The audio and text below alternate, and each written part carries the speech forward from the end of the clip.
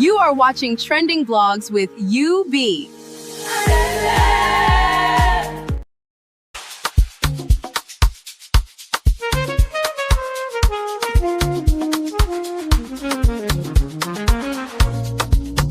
Yeah, yeah, yeah. You be in the building.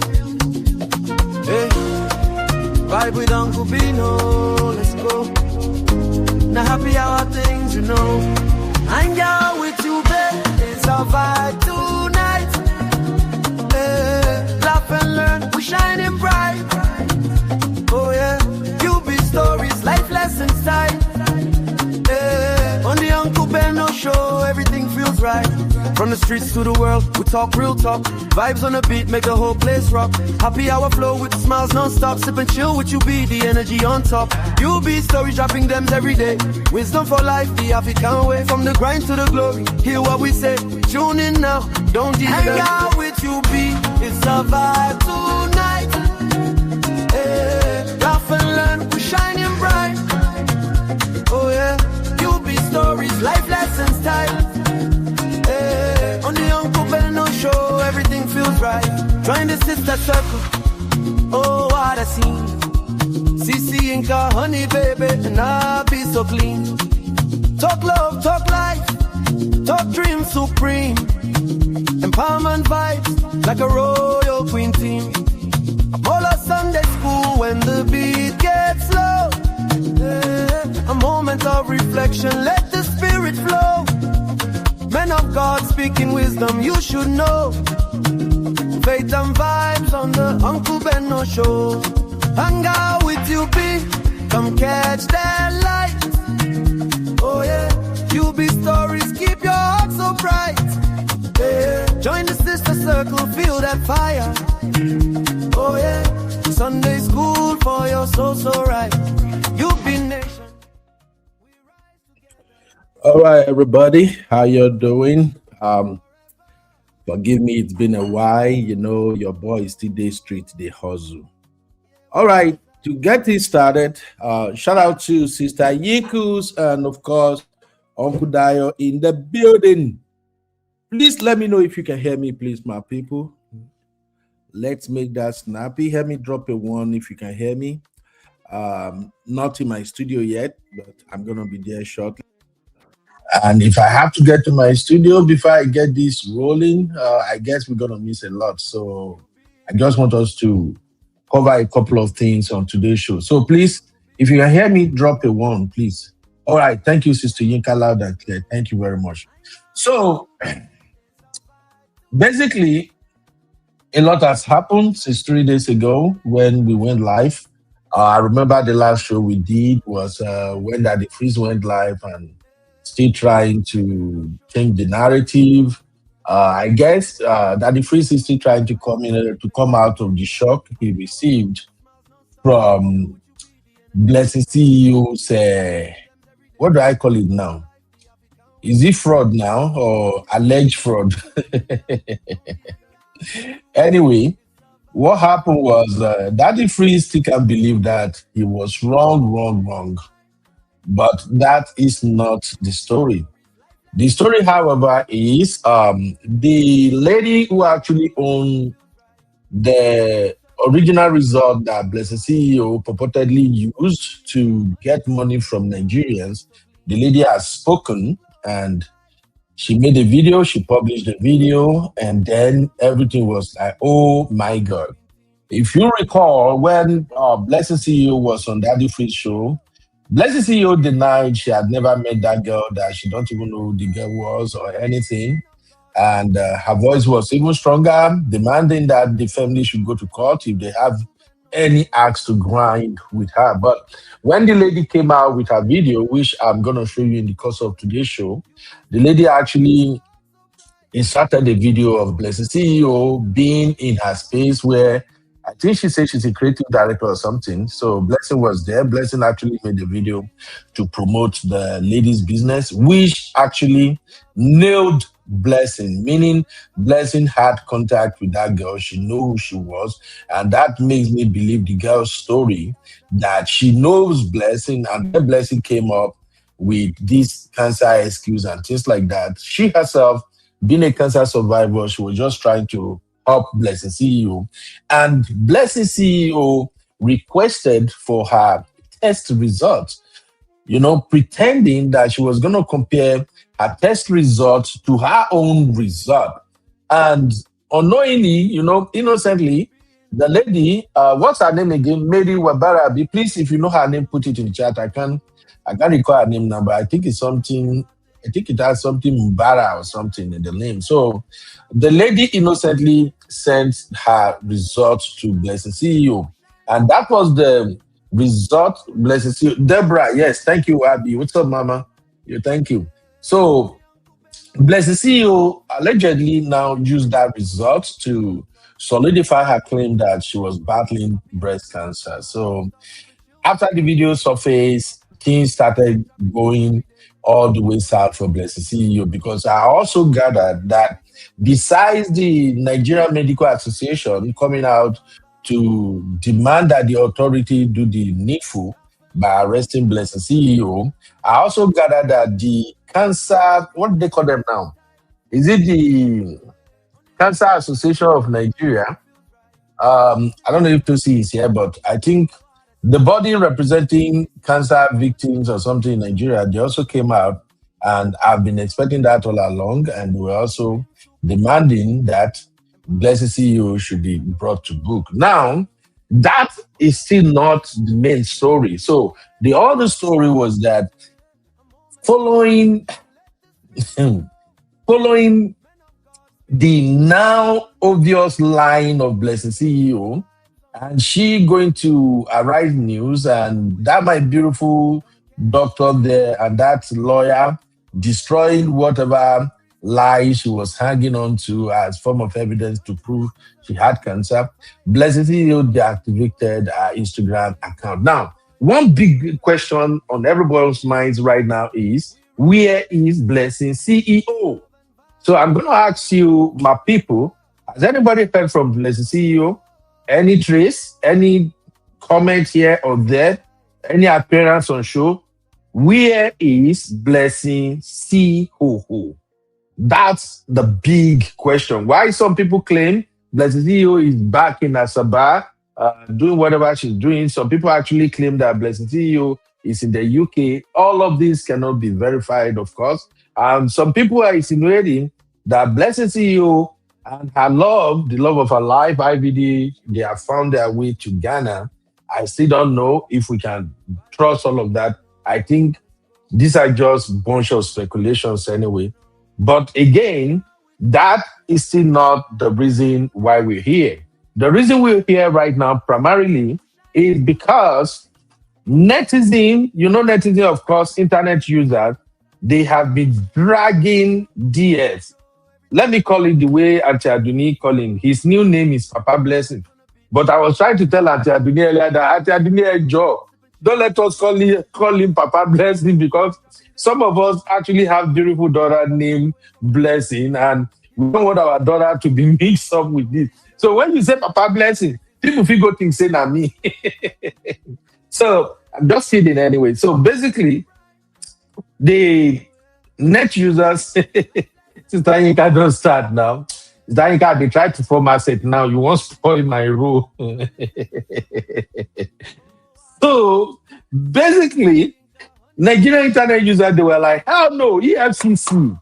If you can't find Blessing CEO, go grab Daddy Freeze. So people started demanding that Daddy Freeze should be arrested. Daddy Freeze is an enabler. Daddy Freeze have done this, Daddy Freeze have done that. And I kept asking myself, why? Why they call for Daddy Freeze's arrest? And to be honest, like I gave my opinion here earlier when we started covering this shit, and Daddy Freeze was doing that shenanigans. I actually said that I respect Daddy Freeze for one thing. Daddy Freeze has shown that when he's friends to some people, he tends to be loyal to them. And to be honest, I'm that type of person too. If I'm your friend, I'm your friend. Your bullshit is my bullshit. Okay? That's just the way I roll. Now, if you fuck up as my friend, I may not join people to roast you publicly or something, but I will definitely give it to you behind closed doors. Oh, yeah, I will give it to you hot and spicy. And I will tell you, if you're not going to mend your way, I don't want to see you around me, because for people like myself, credibility means a lot. It's not something you don't build credibility overnight, and then you don't want to lose it because someone somewhere was acting stupid. So I kind of respect that the freeze for what he's trying to do for his friend. Now, is that right? Absolutely no. There is no way DF should have platform Blessing CEO. And please hear me out. The reason he shouldn't have done that is because we can't take this away from Daddy Freeze. Daddy Freeze is very, very smart. Daddy Freeze is a very, very smart, very intelligent man. And Daddy Freeze cannot tell me that he can't read within the lines. He can't tell me that he did not spot all the loopholes in Blessing CEO's claim. So bringing Blessing CEO on and playing that nasty role of not allowing people to actually hold Blessing CEO accountable on his show. That was where I think that the freeze went wrong for me. Although after everything I've busted now, we don't bust scatter, that the freeze is trying to now spin it, claiming that, oh, I gave everyone opportunity. Claiming I gave everyone opportunity to ask that question. But we all know how it went, that Daddy Freeze did not allow people to ask that question. So basically, Daddy Freeze F's up there. And that is where people are now beginning to speculate that, was Daddy Freeze actually working with Blessing CEO to scam people? Or is he getting return from what Blessing CEO was doing? But we all know that the freeze was wrong. Okay? But honestly, if you ask me, I don't think people should be asking that the freeze be arrested. Unless, let me speak as a lawyer now. Is Missy here already?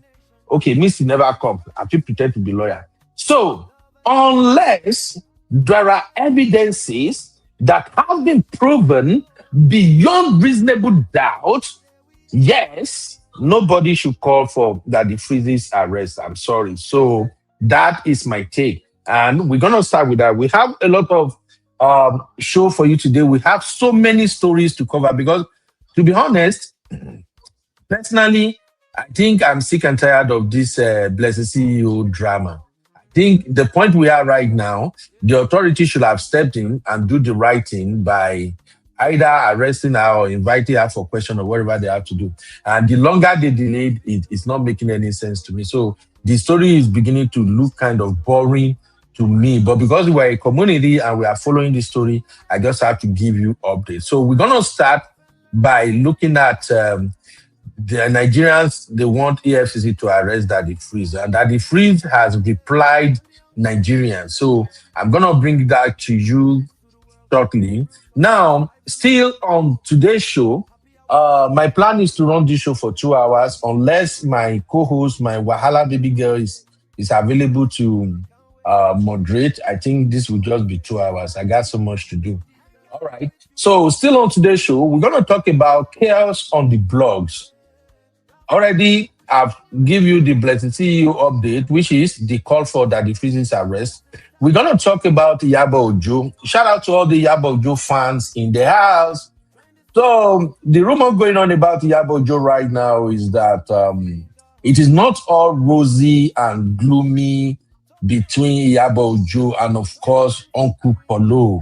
So, there is this AI video that is making the round where the AI, Ahmed Bo, was saying that Iyabo Ojo is no longer with Uncle Polo, that she should just come out and let everybody know, and that she's living in a house in Banana Island now.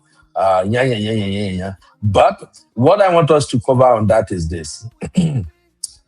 I've always admired Iyabo Ojo and Uncle Polo's relationship. And the reason I admire their relationship is because they are both matured. And the way they presented themselves when Iyabo Ojo's daughter was getting married, I love that. And that is the more reason why I'm more or less like Iyabo Ojo kind of supporter right now. So they both handle each other very well. Let's be honest. And I think that is how single mothers who are finding love again, I think that is how they should handle themselves, especially when you are in relationship with another man who also have kids from another woman, things like that. Now, the separation between Iyabo Ojo and Uncle Polo, yes. Honestly speaking, I don't even know who shared that blogger in our backstage yesterday or today. But after I watched that video, that's when I started thinking that, oh, wait, I haven't seen Iyabo Ojo and Uncle Polo in a while. She has not posted anything about him recently, except for the birthday wishes and stuff like that. So it seems that for real, these two are no longer together. But my point is this, whether they are together or they are not together, if they don't want to bring it to social media, I don't think that is anybody's business. Because frankly speaking, I think this is where a lot of people are also getting these relationship things wrong. Honestly, if you are in a romantic relationship with a partner who doesn't like social media, please thank your star. You don't win jackpot. Honestly speaking, if you are in a relationship with somebody who doesn't do what do they call it now? PDA, public display of affection, and posting each other on social media all the time. You know, if oh sorry, my son is actually giving me headache here. I'm in my living room. Isaac, can you please turn down that TV? Come on, bro. Jesus, this boy won't blow my head. When I even notice that they shout, now not tell me say my voice is not the loud. When a boy they hear loud the whole thing for okay, make I come they go my office self. When I know that man, they go my office. This boy, he just come back from school now. They give me serious headache for here. My God. Man, I know vessel. Because before you know it now, this boy go carry this thing, they go all the way up again. Isaac, can you get me a bottle of water? Bring it to my office. So, my people, what I'm trying to say is that if you're lucky to be in relationship with somebody who don't like social media, who don't post his or her business on social media, you should thank your lucky stars. Social media ruined relationships. Trust me. Social media will create unnecessary tension in your relationship. And it doesn't matter how far you think you can juggle the whole thing, putting your business on social media, and oh, don't worry, my partner will understand. I even see some people used to say stuff like, Shebi, before you met me, I was on social media. You know, I've always been on social media. Now that we are dating, you now want me to quit social media. I'm not going to do that. Honestly speaking, social media will ruin your relationship. Make I no lie. Okay? All right, thank you, buddy.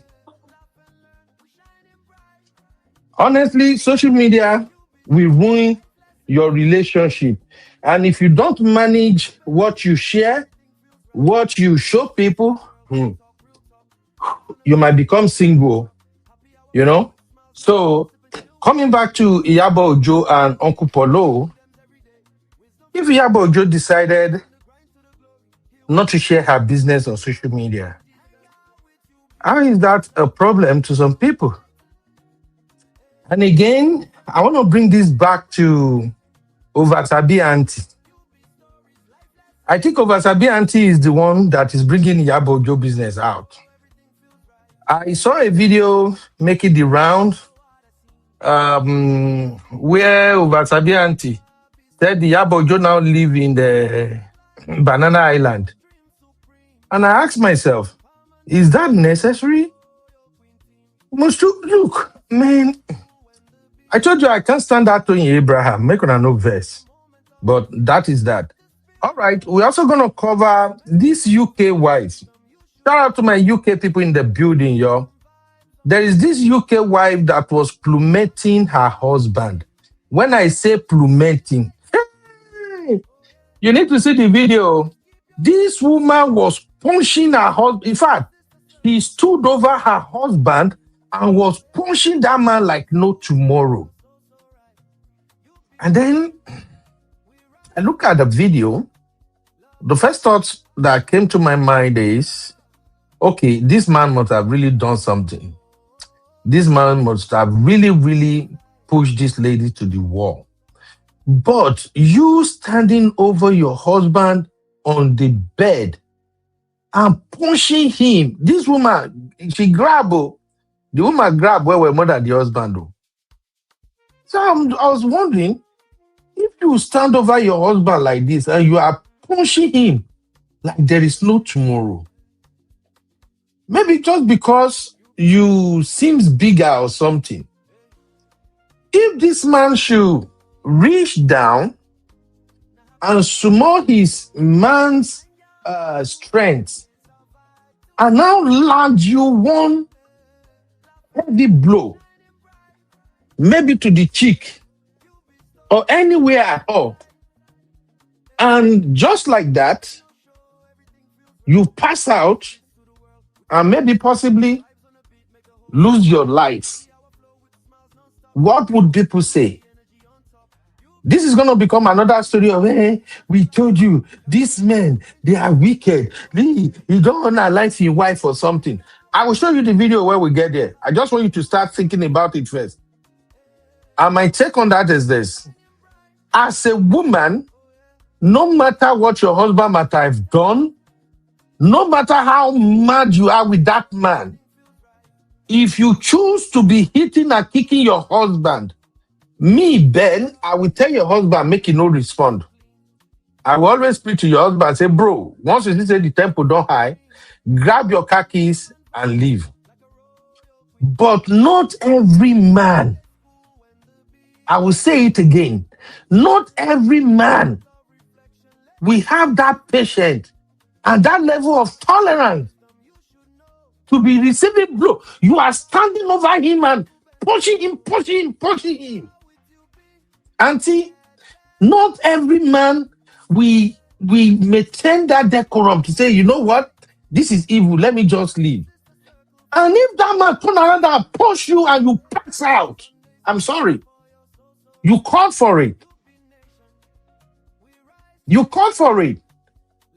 So we will talk about that. And this trend is becoming common these days. Trend of women beating their husband, hitting their husband because they did diaspora, they did abroad. It's becoming something else now.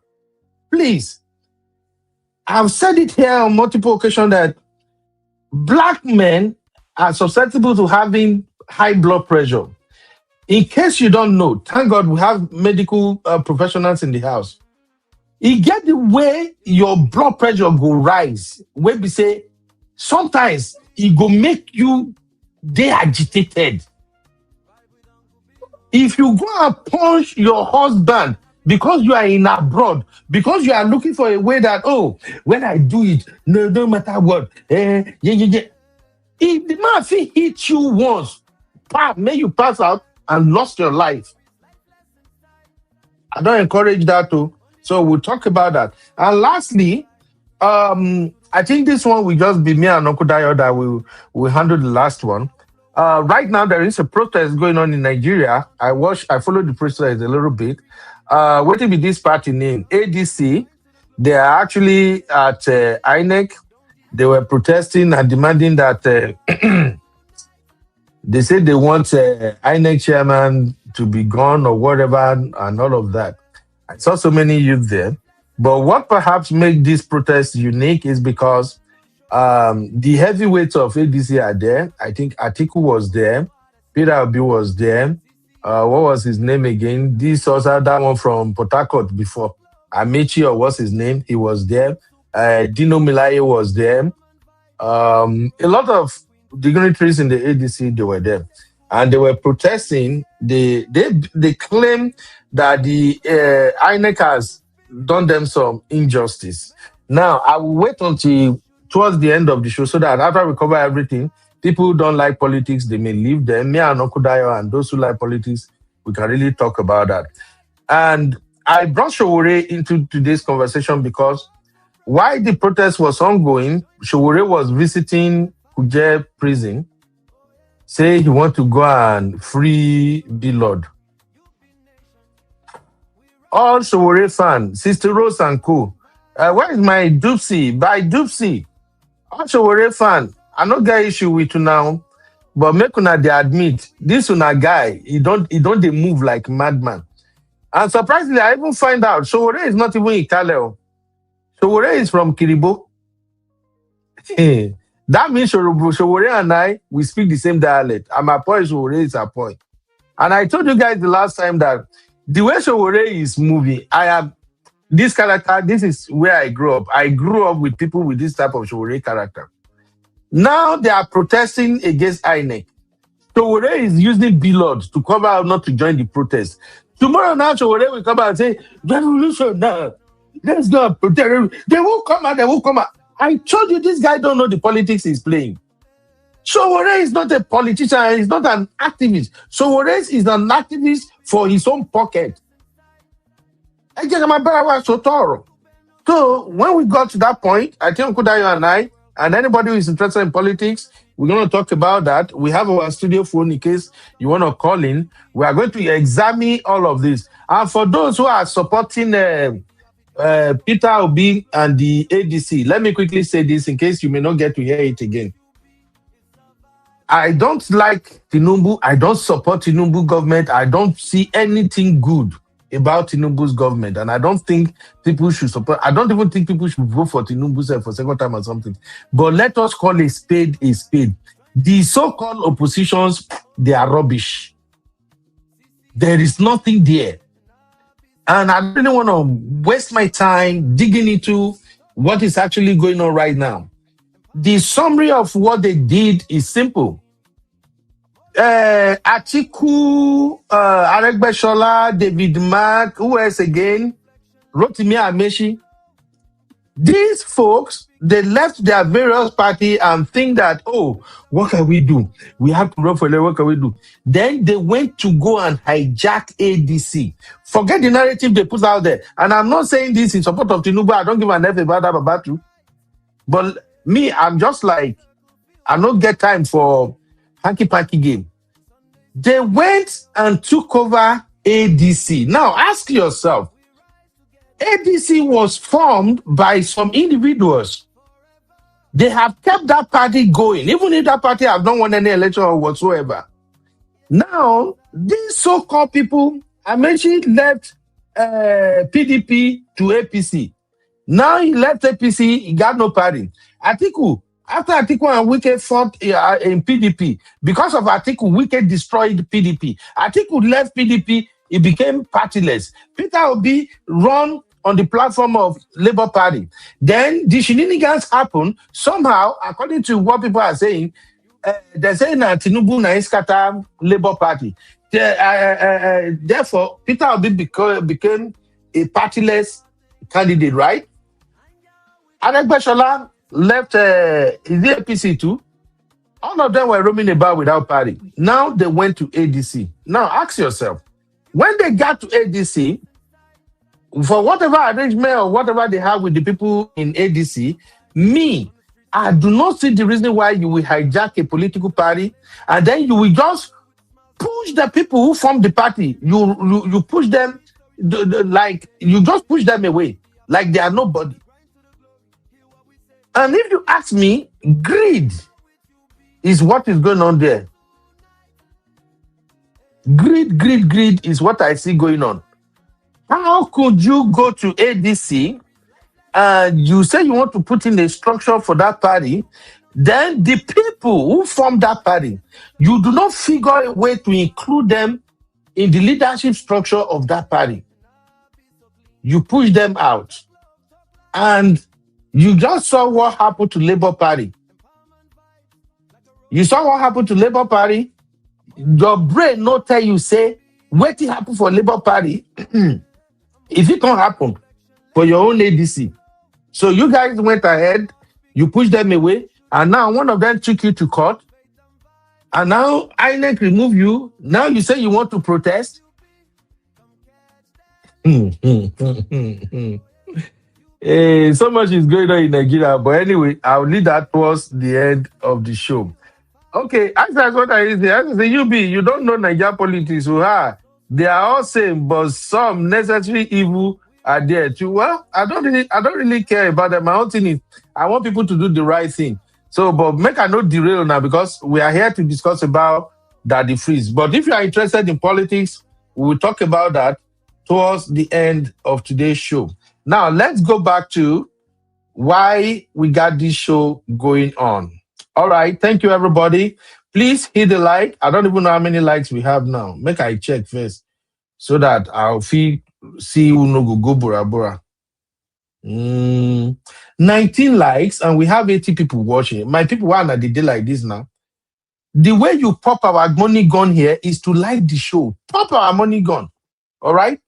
Pop our or else I be Papa Blessing. No, make I give you a Papa Blessing character. Hey, he rapture. Okay, let's get the show started.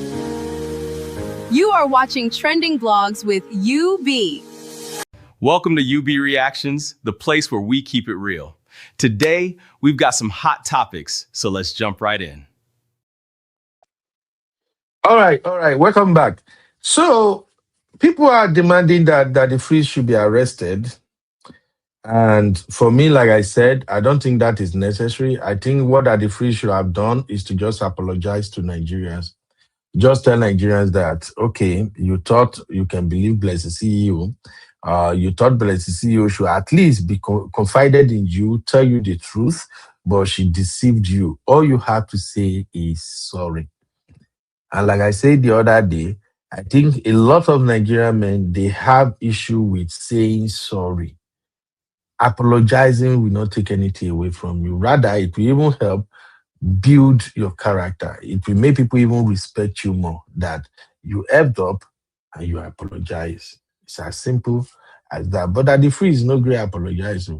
He's still trying to claim that he's the best, he knows better than everybody. Although now he's beginning to throw Blessed CEO under the bus, but that is not the reason why people are saying he should be arrested. People want him to be arrested because they think that DF is an enabler. Now, what shocked me mostly was that out of the blues, guess who came out in defense of Daddy Freeze? Can anybody guess? Guess whose video is trending right now defending Daddy Freeze? Drop it in the chat if you know who that is. Well, no other person than your auntie, Auntie Kem. Auntie Kem came out of nowhere and started defending Daddy Freeze. Then Auntie Kem did what Auntie Kem did the most. Pushing the wrong narrative. I listened to that Auntie Kem audio and the thing they vex me. I don't like playing her shit on my show, but because of this particular cancer incident, I'm going to play Auntie Kem audio for you to hear. From the beginning of the video, she rambled, she was all over the place, and then finally towards the end, guess what Kem did? Kem decided to attack the lady that owns the original cancer resort. Who does that if not an evil person? So I'm going to allow you to listen to Auntie Kem. I think it's about 6 or 7 minutes thereabout. So please sit back, relax, and enjoy this video. I'm so sorry I haven't given my people shout out. Faithsome, Doopsy Hot, Mom Sheen, Isa is my lovely sister. Thank you. Sister Rose, Diaspora Diva, Auntie Grace. I know they sound like Abby now. Auntie Grace. Abby don't cover me. Prince Bliss, how are you doing? Princess, yeah, Princess Bliss. How are you doing, my dear? You're welcome. Auntie Labelle, shout out to you, man. Happy Easter, happy everything. Thank you very much. Of course, my baby girl, Abby, in the building. Abby, Sister Yinkus, love you, mama. You're welcome. Oh, wow. Man of prestige. It be like say Donald Trump finally released my brother. I see Man of Prestige today. How you doing, Baba? You're welcome, bro. Yeah. Let's keep it going, everybody. All right, please hit like. Sister Rose, I see you. Who else is in the building? Life is beautiful. See name. I love that one. Life is beautiful. Let us embrace it together. All right, and my lovely sister Ungozi. Hey. Omanicha, no vessel. If I say for Igbo, they know they call senior sister Omanicha. I beg, one no verse. That's a big call senior sister. How many child for Igbo? I think how many child now for fine girl? Girl away fine small. I noticed that you know, but anyhow, Sister Angie, you be on many child. You welcome. God bless you. And again, I want to thank everybody. Where is my Arikemi? I saw Arikemi somewhere earlier. My Sese, yo, Sissy, I've missed you. You just left me here. Abby, I will report everybody. Abby has kicked me. See, Missy fought me. She think I fight everybody. They are bashing me every day. Sissy, you left me. Eh? Okay, I see FC. Is that LT? I'm sorry I can't pronounce that name, but you're welcome. You're welcome, my brother and sister. Okay, let's listen to Auntie Kem Kem. And I want to say a big shout out to all my sisters and that has came to our rescue so far. You know, like we told you, YouTube have demonetized this channel, so only our sisters and brothers are the one who are giving us support by donation and gift. I don't take it for granted. Thank you very much. I'm seeing your donation every time. In fact, every day, once I just wake up, I will just say somebody don't even donate. So God bless you. God bless you. I'm not taking it for granted. Though. Anything where you put your hand in, it go segemenge, money go yakpa. Everywhere where you go, favor will locate you. Thank you for supporting me and thank you for supporting the channel. And in case you don't know, you are actually helping a lot of people who are benefiting from the channel. So I don't take that for granted. And like I promised, we're always going to be here. Whether monetization or not, we will be here. All right. Let's quickly listen to Auntie Kem Kem. You are watching Trending Vlogs with UB. Hello, everybody. This is Dr. Kemi Olunloyo, Dr. Kemi of Nigeria. I'm a retired journalist now. I don't do investigative journalism anymore. And the most I've done for you guys is to report the insecurity that happened over the Easter weekend. I'm currently on an indefinitely medical leave and personal leave. I rarely post on social media anymore. If you want to follow my work, I'm on YouTube, Dr. Kemi of Nigeria, and I'm on Facebook as well. 2 Facebook pages that are open, which is Kemi Talks and also Dr. Olukemi Olunloyo, my new personal page. Now, this story about Blessing CEO, I was one of the first people to break it that morning because I announced on Facebook that she was going to post a video announcing breast cancer. Now, I did not say cancer, I said breast cancer. When Blessing eventually posted that video, bear in mind, Blessing CEO was a friend of mine in the industry. But when I left Nigeria, December 2022, I literally canceled everybody in the industry. I don't have anyone's phone numbers anymore. I deleted everything and I deleted WhatsApp for 5 years. I literally didn't, I wasn't in touch with anybody anymore. And I don't have any celebrity numbers anymore. So I didn't fight anybody. I'm not a malice with anybody, but I just wanted a new life. Okay, so here's the deal with Blessing. I know I can easily call her and ask her things, but like I said, I don't have anyone's number. Getting to the point. When I announced that she had breast cancer, a lot of you were abusing me on Facebook, as usual, with your daft, moronic, abuses. She doesn't have breast cancer. She said she has cancer. Da, da, da, da. After she dropped that video, she now archived that video away and did a live video. In the live video, she was crying throughout and speaking to you about having cancer. Still didn't say breast until the very, very end. And she said she has been diagnosed with breast cancer. Immediately on that day, Instablog and other relevant media picked it up. And they picked it up as breast cancer. Later during that day, Blessing posted her account number on yet another video. And then when she posted the account number, that generated a lot of sentiments. VDM weighed in, different people weighed in. She posted her wigs, her car, her house, everything she's selling. Now, a fundraiser started. And for some reason during that fundraiser, everything broke down. And she now became allegedly a fraudster. Blessing ran on television to Arise News without a lawyer. She didn't protect her legal rights. She was put in front of a lawyer and a doctor who literally dissected her on television. There was a lot of conflict of interest, a lot of conflicting stories. She spoke from both sides of her mouth and she messed up that interview. I wouldn't go on such interviews without a lawyer. Even Mohbad's wife, who killed Mohbad, okay, went on TV on 5 media tours in 5 stations, and she had a lawyer with her throughout.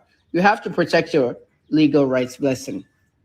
And Ibe Effiong, one of the lawyers on the show, the only lawyer on the show, literally told her that she might get into serious trouble, she should get legal advice, literally promoting himself as well, okay? But good, they let her know. Social media is full of sentiments. You guys are sentimental in Nigeria. This is how you destroyed your Romani case. When that case started, I literally told you that this boy was not bullied and that this boy had a liver issue from a football injury, and the father was filming the boy dying instead of getting the child to the hospital. The father was giving the child the bishop's anointing gum. The father suffered the child and killed the child. But you guys didn't want to see it that way because they told you that, oh, he was bullied. All the people that allegedly bullied this boy were arrested. These children's lives were destroyed. Maybe you don't know, maybe you don't care. But 5 of those kids, 3 of them had paroxysms. Their lives were destroyed. If you don't know what paroxysm is, go and Google it. Because of your sentiments in Nigeria, I stood firm and I left Nigeria for you because of that case. That's the one case that got me out of Nigeria, the Romani case. After that, I would never, ever live in that country again because of your nonsensical stuff. Tonto DK, Iyabo Ojo, everybody laughing at me. People say they'll come to my house and beat me up. People are sending people. You know the ruckus. It's the same thing going on with Blessing now. There's a background of what I have to tell you and beat around the bush before I get there. Now we're getting there. First of all, this case with Blessing CEO, okay, everybody wants their money back. She doesn't have breast cancer. She doesn't have this. She doesn't have that. The last hospital this woman went to, Luz, Lagos University Teaching Hospital, told Blessing that they have to do further tests. Has she done those further tests? Yes or no? We don't know. She deactivated her Instagram. Her partner IVD also deactivated his Instagram because they don't want your ruckus or your noise or anything, okay? Because Nigerians don't know how to handle stuff. The first thing you need is an investigative journalist. It's not me because I've retired. You need to find somebody. I don't know if Fisayo is still in Nigeria, but most journalists have left Nigeria, okay, because of persecution. I don't even know whether Fisayo will even take this kind of case. Fisayo Shoyombo, investigative journalist. Everybody's been arrested. Everybody's been released. We're tired of Nigeria. So at the end of the day, you need somebody who can investigate this. I'm thinking of Ibrahim Adeyemi. I don't know where he is now. He was with Homango and Premium Times, but I don't know. But Ibrahim will do a good job on this case. There's so many fake documents going around. Fake medical report. Blessing doctored my report. I'm the real person with cancer, blah, blah, blah. This woman I'm looking at, Deborah Mbara, is a fraudster. Okay, let me just tell you right now. I don't want to hear bullshit in my comments so that Blessing has paid me, IVD has paid me. I haven't talked to those people for years. The last time I did a story about IVD was when his wife died and Blessing was arrested. Blessing was basically arrested for what I wrote, okay? She said it, I wrote it. And don't think that I got away with it because they invited me too, but I refused the invitation. I did not go to the invitation, okay? Nigerian police fought me back and forth on that invitation. I did not go. Almost 6 months, and then I finally left Nigeria for all of it. All right, so don't think nothing was going on behind the scenes, okay? I don't want to hear any bullshit that somebody has paid her anything. I'm just telling you, this woman, you're looking. Wow, now they do like this now. Why are you people doing like this, real fam? Eh? Kem is the first to break the news. Sister Rose and Sister Yinka, you guys should not start to.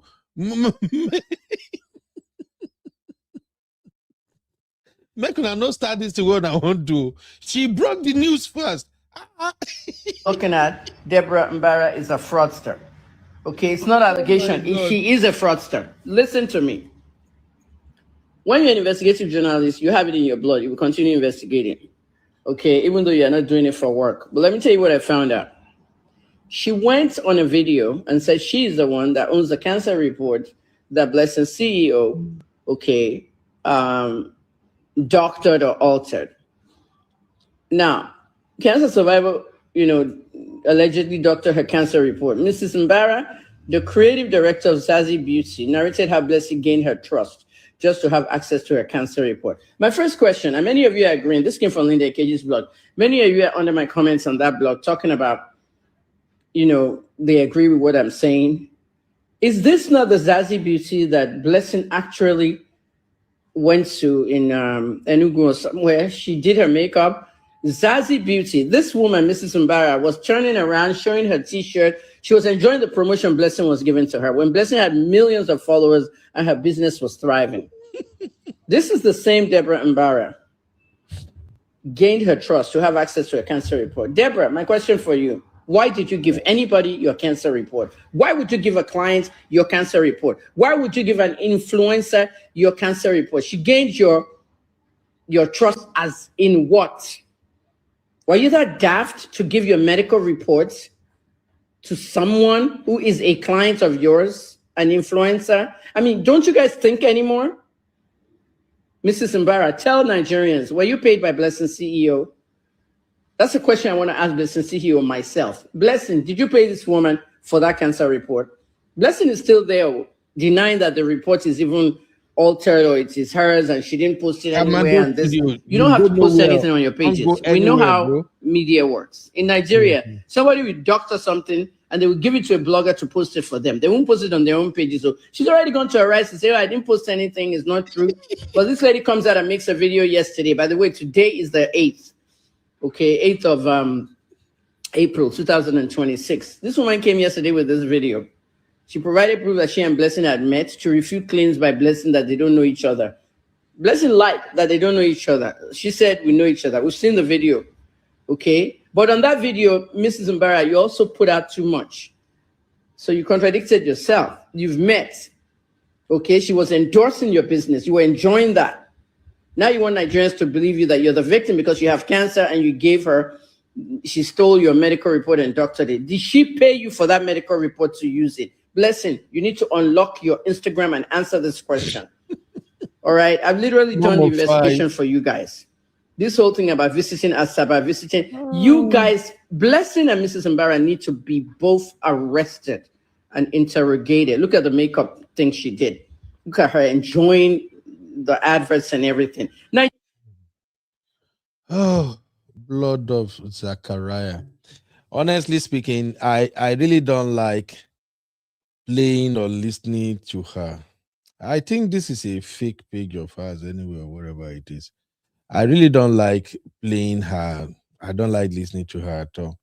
Apparently, she's a smart woman. I think she's a pharmacist, like she claimed. But I just don't know why she always chooses the wrong side of the story all the time. It's crazy. Now, she also defended Daddy Freeze. Shout out to my lovely sister, Dupsy Hot. How you did? Dupsy said, list of Nigerian media personality narcissists. Oh, Dupsy, you will say narcissistic, not narcissistic. That's how you call them. Dupsy say, Kem, Baba bless, oh, Pikin bless. Man, I remove that Baba blessing, I beg. Una know now. I beg, man, I know use that Baba blessing. See, Stray Bullet, don't they meet me where I did JJ now, eh? Now, wait a minute. And they go fight at Aduni. Now, Aduni give this guy this name now. Auntie me, no. Auntie me, I might change your ruko here. Auntie Aduni must change his name. I don't like this Baba Ble when I won't start now. So you guys say, Kemi, I hope they lose nuts in your head are tightening. Because what's with Mohbad issue? His sister cannot move away with that Mohbad issue. Mama Vibe said, when they go to arrest that Bororo, they should get this man also. F5. Make una give anti-Kem some soft landing now. I have a shebe. I tell you, said, even if Sylvester had a liver injury, the injury occurred at the school.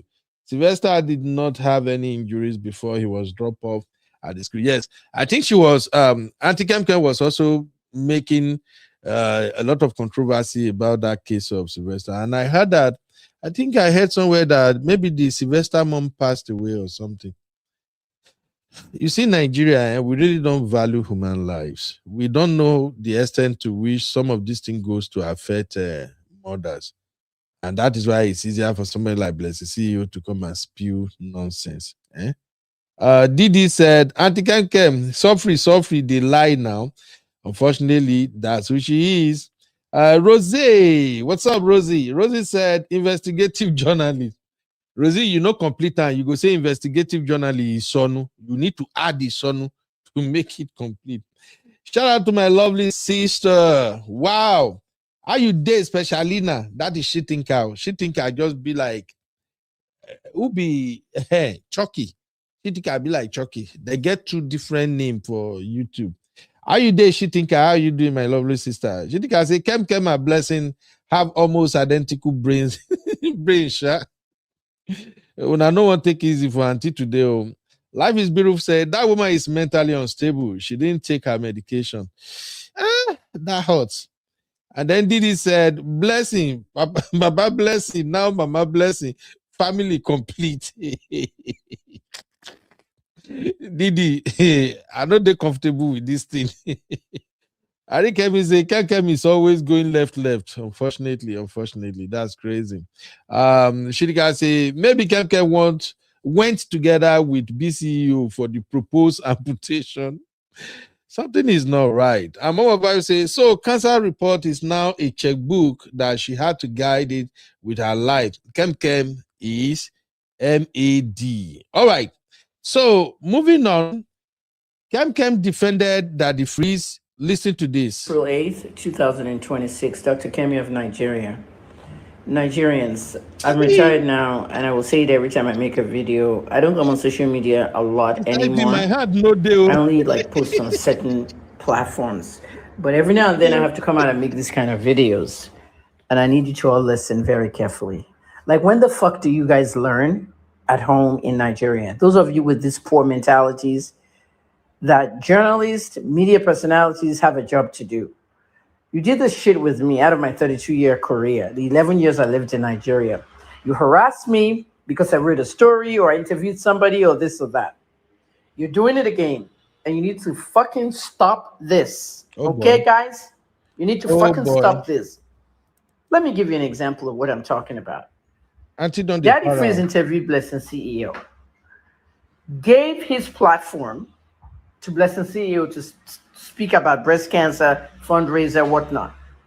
That is the job of Freeze as a media personality, a journalist, a reporter, to interview someone on anything. Now I'm seeing you guys saying that the EFCC must arrest Freeze for what? Because he interviewed her. Some of you don't like Freeze anymore. Some of you that hated him are even hating more on him. Can you stop this fucking shit in Nigeria? This is why your country is not progressing. This is why you can't go out of your house. And if you go out, they'll kill you. Bandits, terrorists, everything. Oh, boy. You're not alert. You're not focused. I was very pissed off when I saw that EFCC must invite Freeze for what? And even if Freeze posted Blessing's account number on his page to help her promote her fundraiser, there's nothing wrong with that. When I left Port Harcourt prison, I had ailments from... Sorry, please. Somebody remind me. I think DF and Kem, they used to be friends, right? Yeah, I think they used to be friends one time. Hey, shout out to Uncle Dio. Uncle Dio is in the building. And at the same time, shout out to my brother, man of prestige. Baba, thank you for that big donation. God bless you. I really appreciate you, Baba. Thanks so much. Uncle Dio, how you doing, sir? Make I hear your voice before I move on first. I'm fine, sir. Thank you very much. It's really a loaded topic tonight. And we have a lot of mad people moving mad on the platform. So I don't know. The thing is just that Auntie Kem has always been like that. Always wanting to divert attention, saying what could not be proven, that only she says she can prove. And I've never seen any facts to everything that she has said so far. Always saying things just to create different controversies. How can she be attacking that Umbara woman? On what grounds? To what end? What has that got to do with her? Nothing. No wahala. But that's we dissect all of them now. May we just hear her finish here real quick. Hey, Abby, I haven't seen Abby in the studio. Where is Abby? Abi, tell that guy to leave you alone now. That guy never give us beer for real fam. Tell him to leave him alone. Eh? If I be on a date, I don't even know. because so much unlike us, you'll have been in studio by now. I just assume say 1 6 foot black tall 6-pack guy don't come carry and go on date. Because usually Abby go not be here with me now. Abby, tell that guy to leave you alone. Tell her say your uncle say I never see beer. If you bring my shinap, then anyway, you can consider. Abby. So is Freeze and Kem. Okay, I see. Oh, thank you, Mufresh. I said they are still friends, so even until Abel said they are friends. Oh, no wonder. She came out quick to come to defend. Oh, I see. I think I know they leave Abby alone. One boy don't they disturb Abby for that place. Abby no one make I know the boy. Anyway, let's listen to how Antique from Daddy Freeze. He moved on to Iyabo Ojo. Nobody way she no attack in a bid to defend Daddy Freeze. I'll be right back. Top to toe. I made a video and I posted it on my platform and told people to donate to help me so I can get better. The same night I came out of prison, let's say I came out of prison at 5 I want to go do something downstairs. I checked into a hotel. That same night, Omoyele Sowore took that video and posted it on Sahara Reporters. Because of Omoyele Sowore, I got almost 3 million naira that very same night in a course of 24 hours. There is nothing wrong with somebody posting my account number on their platforms to help me raise money or anybody else. Even though Freeze didn't even do that with Blessing. Interviewing is just a problem. This is why you guys can never progress. Look at Iyabo Ojo. Look at Biola Adebayo. Biola Adebayo is an actress, director, whatnot in Nollywood. She starts podcasts. The first podcast she did with that lady, she was blaming herself. At that point, I told her in 2024, stop doing podcasts. It's not for you. Leave journalism to the journalist. You cannot interview somebody or do a podcast and then start apologizing after. That's nonsense. You're doing your job. 2 years later, Biola did it again. She went to do an exclusive interview with Baba Jesha. A whole Baba Jesha. I haven't been able to get involved in that case because the judge that sentenced him is actually my sister-in-law. At the end of the day, there's a conflict of interest. But looking at what happened here, Biola Adebayo did an interview with Baba Jesha. Baba Jesha spoke about the case, saying that he was actually innocent. And, you know, people come out of prison all the time in America and say they were innocent, they were wrongly convicted. We've seen some like that. And we've seen some who were wrongly convicted. He's been convicted, he has spent his time in jail, but now he's out. So an ex-convict has a right to do interview rounds or media rounds as they wish. He talks about babysitting Iyabo Ojo's children at one point. He talks about different people. Iyabo goes out and lashes out at him. Keep my children off your mouth. It happened, Iyabo. Fighting everywhere. Look at that Iyabo Funke Tony stuff. They're fighting over what? No one's watching these movies anymore. Only the daft ones are running to the cinema now, supporting one actor and actress. There's no money in Nigeria. People are making AI movies. AI has taken over any movie in Nollywood. Focus. You're fighting over stuff that you shouldn't be fighting on. And that brings me to Tonto Dike. This idiot, who is now an evangelist, okay, at the end of the day, she's still the admin of that Gist Lover. Evangelism or not. Remember that fundraiser that I said I was doing the night I came out of prison? Let me just tell you something. There was a singer called Densia, Cameroonian Nigerian singer. She was the first person to donate 200,000 that night. Remember, 2017, 200,000 was quite a lot of money. After Densia donated, she said she would promote the fundraiser for me. I didn't ask any of them. She promoted it. Tonto Dike saw the fundraiser. She sent 200,000. Yeah, the same Tonto Dike gave me 200,000 that year. I have never met Tonto before. Okay. Tonto did not promote my fundraiser, but she sent me money, but she wanted to be in touch with me, and I was quite in touch with her. And the next day, everything blew up because she and Churchill went crazy on these fights and all that. And I stopped talking to her at that point. But now, her boyfriend, Popogiri, Prince Popogiri, house was demolished, rockers on social media. I contacted him and I said, look, I want to interview you. I interviewed Popogiri. You can see it there on Instagram Live. Tonto went crazy. She went mad. Look at what she wrote. Internet doesn't forget to Evangelist Tonto. It's like Kemi one. Who is Kemi? Am I your mate? I'm old enough to give birth to you. Don't disrespect me. When they want to disrespect you, they start calling you Kemi. Iyabo Ojo does it too. She starts calling me Kemi. It's like Kemi wants me to talk to her or something. Who's looking for your attention? Now go help me put her back for jail. The same person that gave me 200,000 when I came out of prison is now wishing me back to jail. Like, who are these people? Who made these people? Who created people like Tonto Dike? Make we go start to do GoFundMe for you again, Agbaya, Olodo, Mrs. Cloud. She wrote all this because I interviewed Bokogiri, her ex-boyfriend. So can you all stop this fucking nonsense you do in Nigeria, insulting interviewers doing their jobs, whether they're journalists, reporter, podcaster, whatnot. Nobody's going to succumb to this nonsense. Now you have pick freeze because of Blessing CEO interview. What's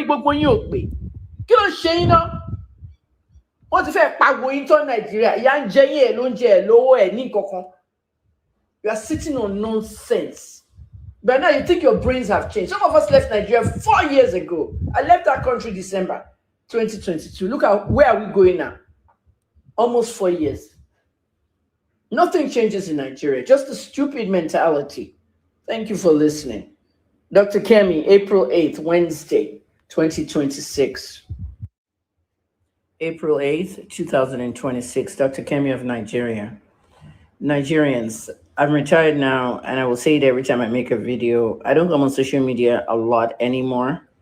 I only post on certain platforms. But every now and then I have to come out and make. There you have it. There you have it, my people. Auntie Kem is on fire. Auntie Kem has blasted everybody. But the one where I like person, I know him. He said, make una leave podcasters alone. Stop threatening them. Abby, you don't hear. Stop threatening me that I'm not Gen Z uncle. That's the part I love the most. Auntie Kemi. Ladies and gentlemen, let us pray for Auntie Kem. I think Auntie Kem is just defending her friend anyway, and I don't see anything wrong in defending your friend, all right? It's just that the matter get as it be. Anyway, Abby, what's up, mommy? How you doing? Good evening, Uncle Ben. Good evening, Uncle Daya. Good evening, real fam. Thank God. I spoke. Good evening, Abby. You're welcome. This is good. The guy hear me. He released my baby girl. This is Which good. guy, Uncle Ben? I was in a family meeting. Which guy? Abby. But it's very funny because I even heard Uncle Daya saying, is Abby on a date? Uncle Daya does not hesitate to send me voice note or prayer that I will find the bone of my bone, the flesh of my flesh. Which one do you want, sir? Which one do you want? Abby, I am just being positive. I'm putting my prayer to action because I was actually expecting to hear the good news that you are on a date. Oh my God. Anyway, so that is it about Daddy Freeze. Hopefully, I believe everybody have cast their votes on the poll I have on the channel. So let me quickly check on the poll real quick so that we know where we did. So the question on the poll is, should EFCC arrest DF? Jesus Christ of Nazareth. 57% said yes. 34% said no. And 9% said DF is just a friend. Why would 57% said yes? Abby, help me out here, babe, please. Abby. We nobody likes him. Nobody likes him. But I'm going to be very honest. I don't like him either, as everybody probably knows. But I don't think that EFCC needs to. I mean, for what? What did he do? Honestly. Does EFCC arrest people for being stupid? Is that what EFCC is there for? So he was just stupid and silly, but arrest him off of what? What did he do? He hasn't committed any crime. He, like I said, I agree. I don't really agree with people that said he shouldn't have given her a platform or he shouldn't have supported her. I just think that if I were in Daddy Freeze's shoes, I wouldn't throw my friend under the bus either. But I wouldn't talk about it. I'll just leave it alone. Yeah. I just would leave it. Because even all these people saying that all them Belinda and them laws, he should have allowed them scrutinize her. Not really, not on my platform. She's my friend. Scrutinize Right. her somewhere else, not on my own platform. Do you understand? I don't agree Yeah. with that stuff. That's not how friendship works, in my opinion. I could be mad at you in private. I can say whatever I want to say to you in private, but I can't do that in public.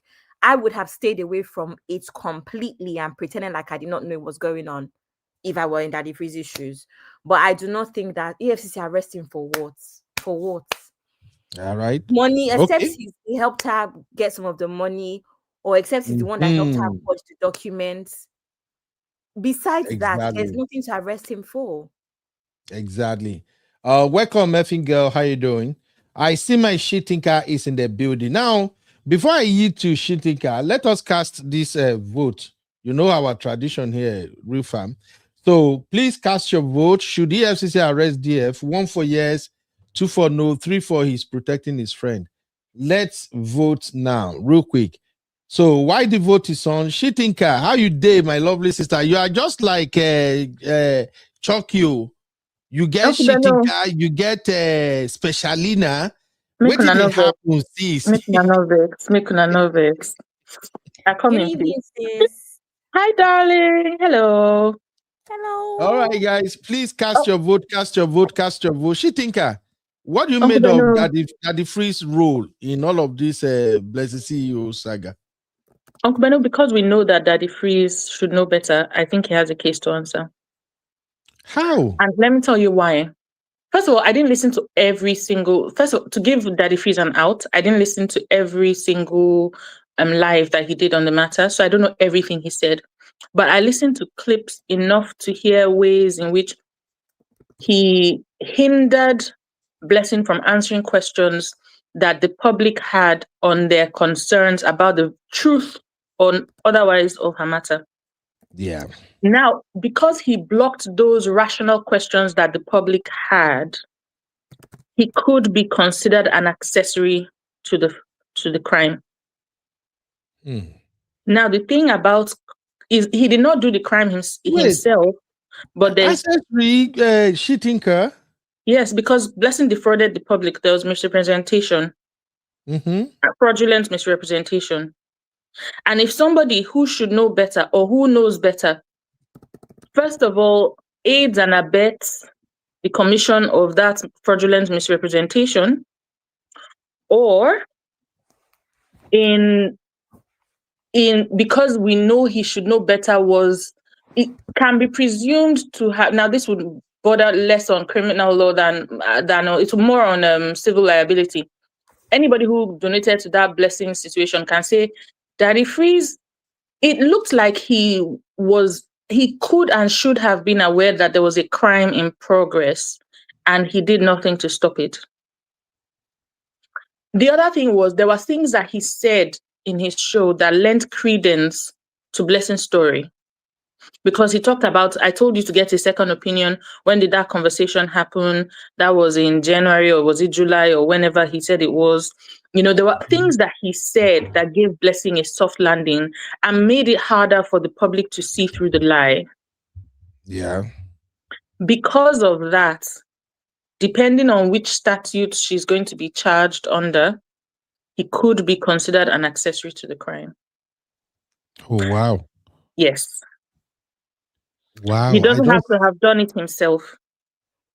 So he mentioned though that the very first show, I think the second one, the reason why he was really, really arguing was because before she even released that result, or before, what's his name, Uncle Ben, Mario Wazobia released that result, he had been giving the pathology results, right? That's why he was so confident, right?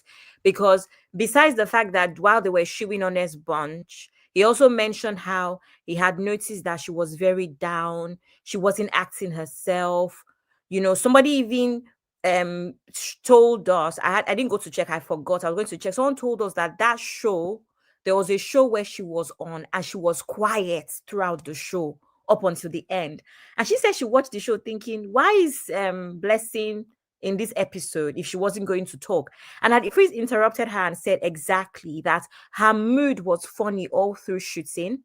He thought to himself, this Blessing is acting very weird. She's usually more energetic. And that was when it occurred to him to have a conversation with her, right?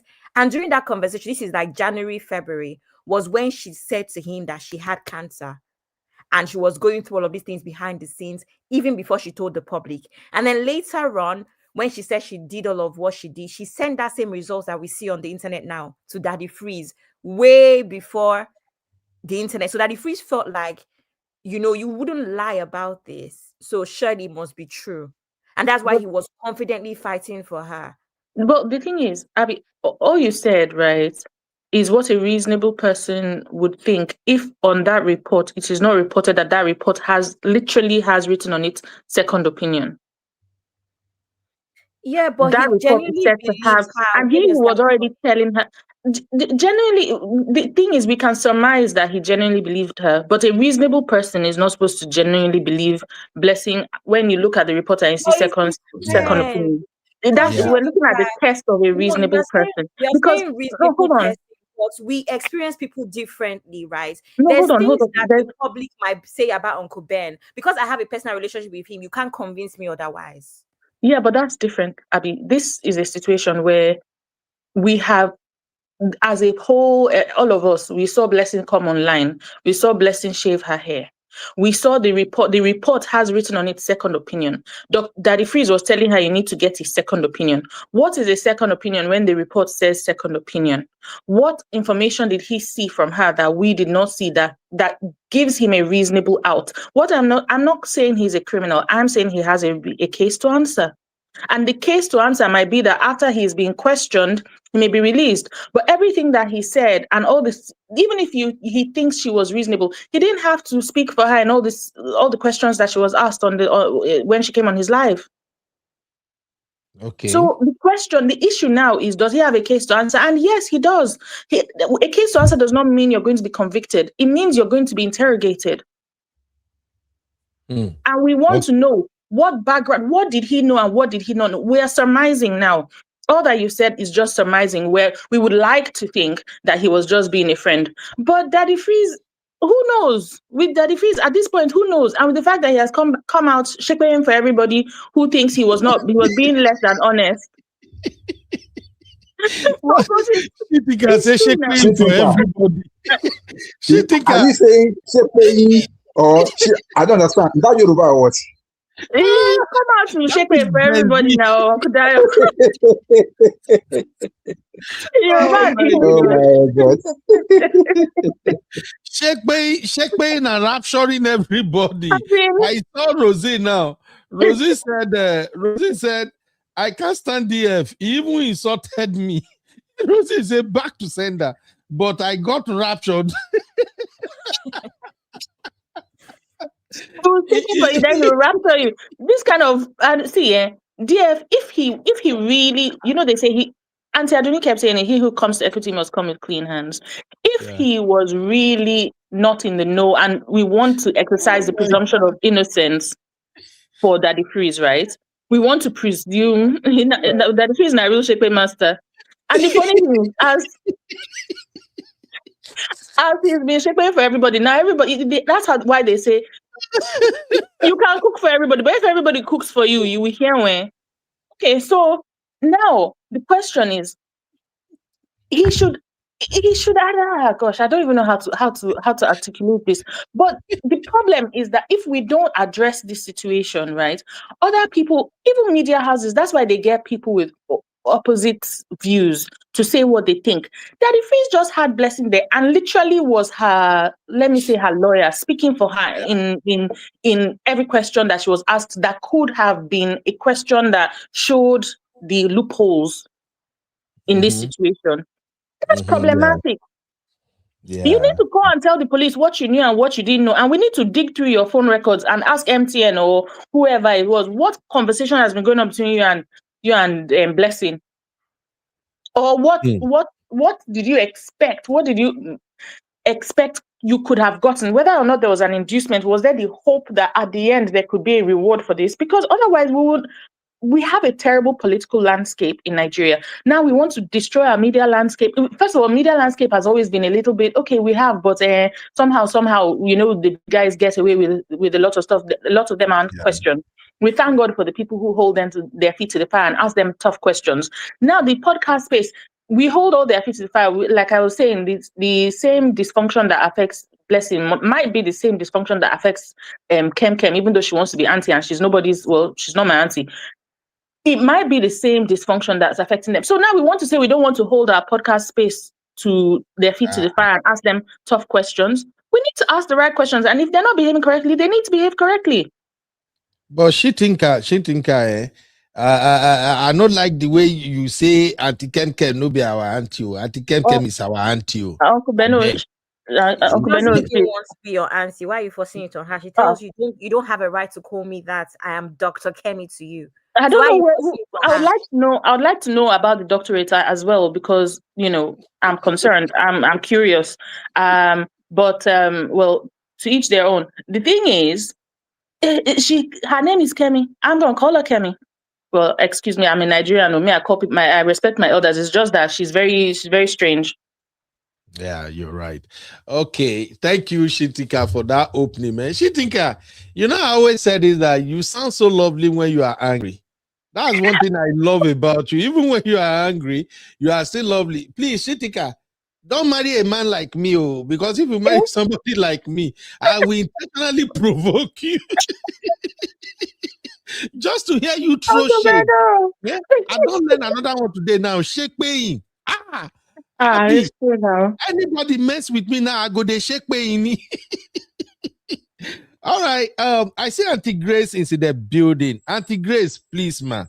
Don't tell me you voted that DF should be arrested, man. Please. Auntie Grace. He should be arrested. That is why I'm even coming. Right? Because he raptured you. No, not that. It's definitely not. Good evening, my dear Shitinka, Abi, Uncle Dayo, everybody in the building. Good evening, Auntie Grace. You are welcome. Good evening. Yeah, good evening, everyone. Yeah, that man should be arrested, because the way he was talking with all confidence, like I put in the comment section that DF and Kem are the same people who believe that they have access to every important information, classified information that others are not entitled, to have. So when he was talking on that day, the way he was talking, I think he said certain things to people, and he was like, look at it. With what I sent to you, what do you think? Is it real or not? If it is this result that he was sending, what I thought he sent that day was like maybe the Bobby that was already, something is already wrong, maybe the scan or I thought that was what he had. They should ask him the information that he actually had that made him so adamant, that made him so believed that this lady actually had cancer. Because he sounded so sure. I have seen it. It is real, like somebody that was in the same house. Yeah. That something that IVD should have been doing. You understand? Yeah. Yes, it sounded so real. So if it is this result that everybody is looking at and questioning, that he was sounding like that, something is wrong with him. And if you see the energy that Auntie Kem is bringing now, it's like they are working together. There is something about them that they knew that they are hiding, that they are covering up. I want to believe that DF knew something was wrong. That was why when they asked him question, he was like, if I ask you about the color of your pant or whatever. Who was asking those kind of questions?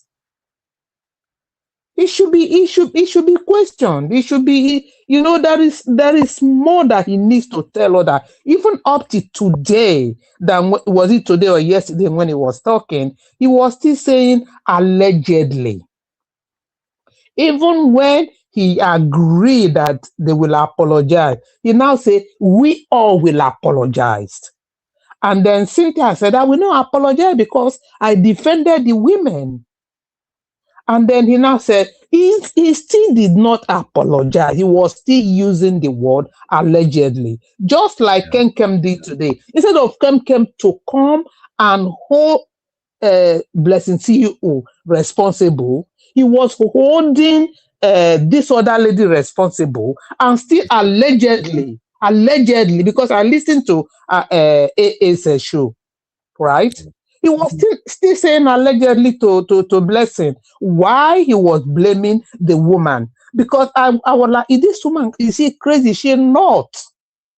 That she was saying, oh, she was showing where she and Blessing met. Yeah, that is what the lady was saying. That Blessing said, I don't know her. But this is Blessing who came to whatever they were doing, and Blessing was like showcasing her work. They have met. It was Blessing who said, I don't know her, I've not met her. That is what the woman was trying to clarify. And Ken Kem was saying, why did she so I knew Blessing? She was enjoying Blessing that was promoting her business. And then, no, is she not? What is wrong with our people? Yes, Ken Kem is not here. They might not, it's not in Nigeria. They might not see her. But DF has questions to answer. He has. You're right. Thank you. Uncle Dio, over to you, sir. Yes, so Uncle Ben, actually, to me, I said I don't want him to be arrested. However, it could be questioned because of the interview that he had with this Blessing CEO. And I believe that when he's questioned, possibly he may know the whereabouts of CEO and he may be able to help in that investigation. But as per his complicity in the whole thing, I don't think he has done enough for him to be arrested, because I want to look at it from another perspective. If your friend tells you a story, except that friend has been telling you life before, even though the story seems sketchy, but based on your friendship, you may want to go with your friend's narrative and believe him or her because of your relationship with that person. However, your being friends with that person may actually blind you from the obvious things that are not aligning with the story. So you may not easily see it. You may take somebody that is neutral, or maybe somebody that is a stranger, to say, but this story is not lining up. But you, that are the person's friend, you may not easily see such things. So that's why I want to give Daddy Freeze a soft landing on that. But what really pains me was that second show, after everything has cast. I mean, when even Blessing herself has come out to say this and that, and then the truth was known, and he was still trying to defend her. That's what really pissed me off, because that means it's either he's being stupid or he's complicit in the crime. So he's trying to protect them.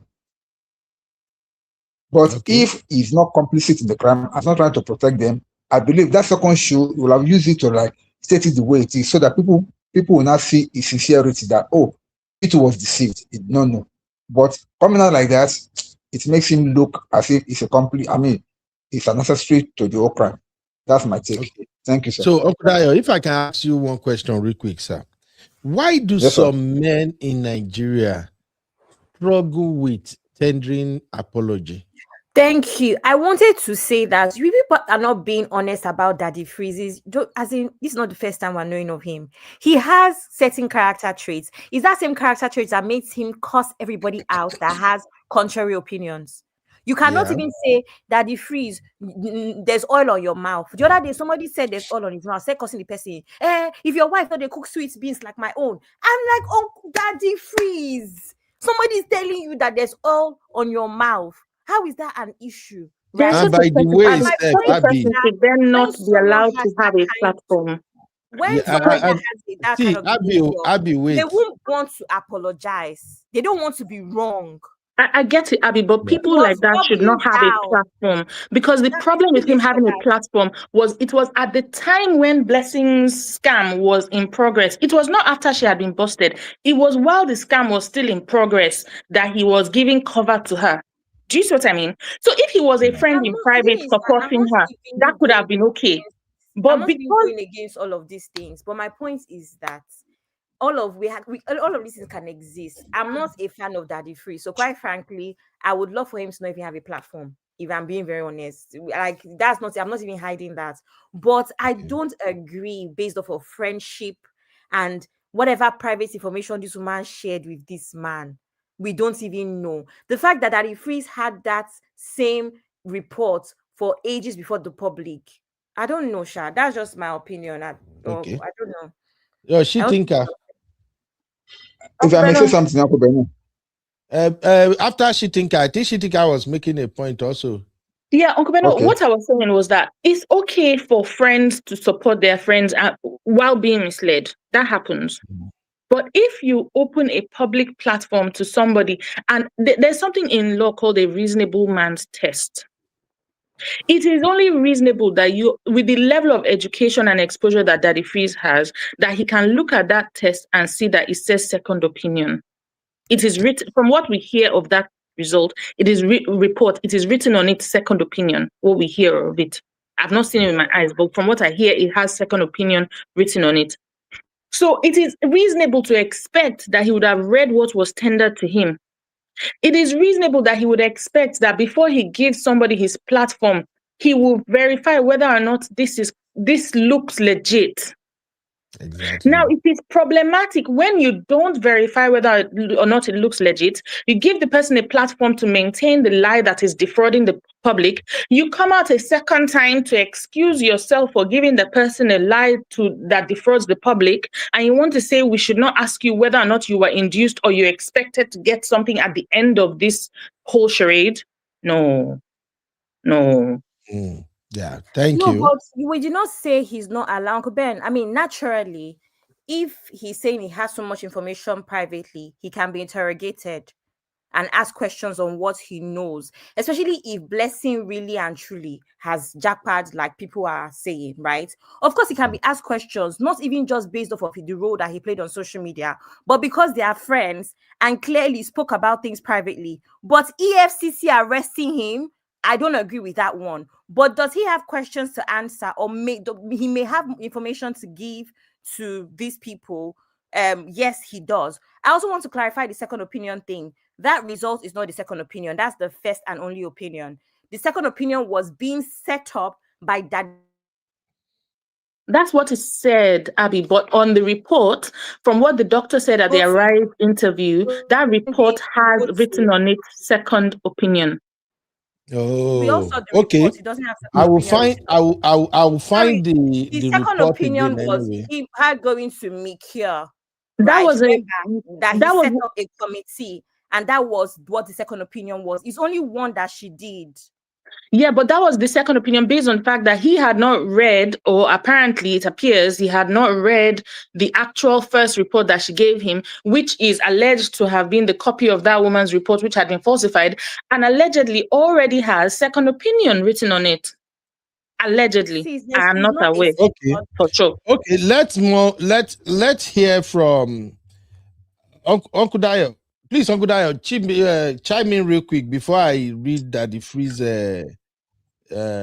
response to the arrest. I wanted to play. Thank you, sir. Yeah, Uncle Dayo. You asked the question that why is it that men find it difficult to apologize when they know they are wrong. I think any man that does that has a chauvinistic mindset, and to me, it is not a good trait. Every man knows that nobody is infallible. Only God is infallible. Any man can make mistake, and then if you know that you can make mistake, once you have been proven to have made a mistake, it is in your place to apologize. If you cannot apologize because of whatever reason you may have, maybe ego, maybe pride, maybe whatever, I don't care. That means you are chauvinistic in nature. And if that is your tendency, you are not a real man.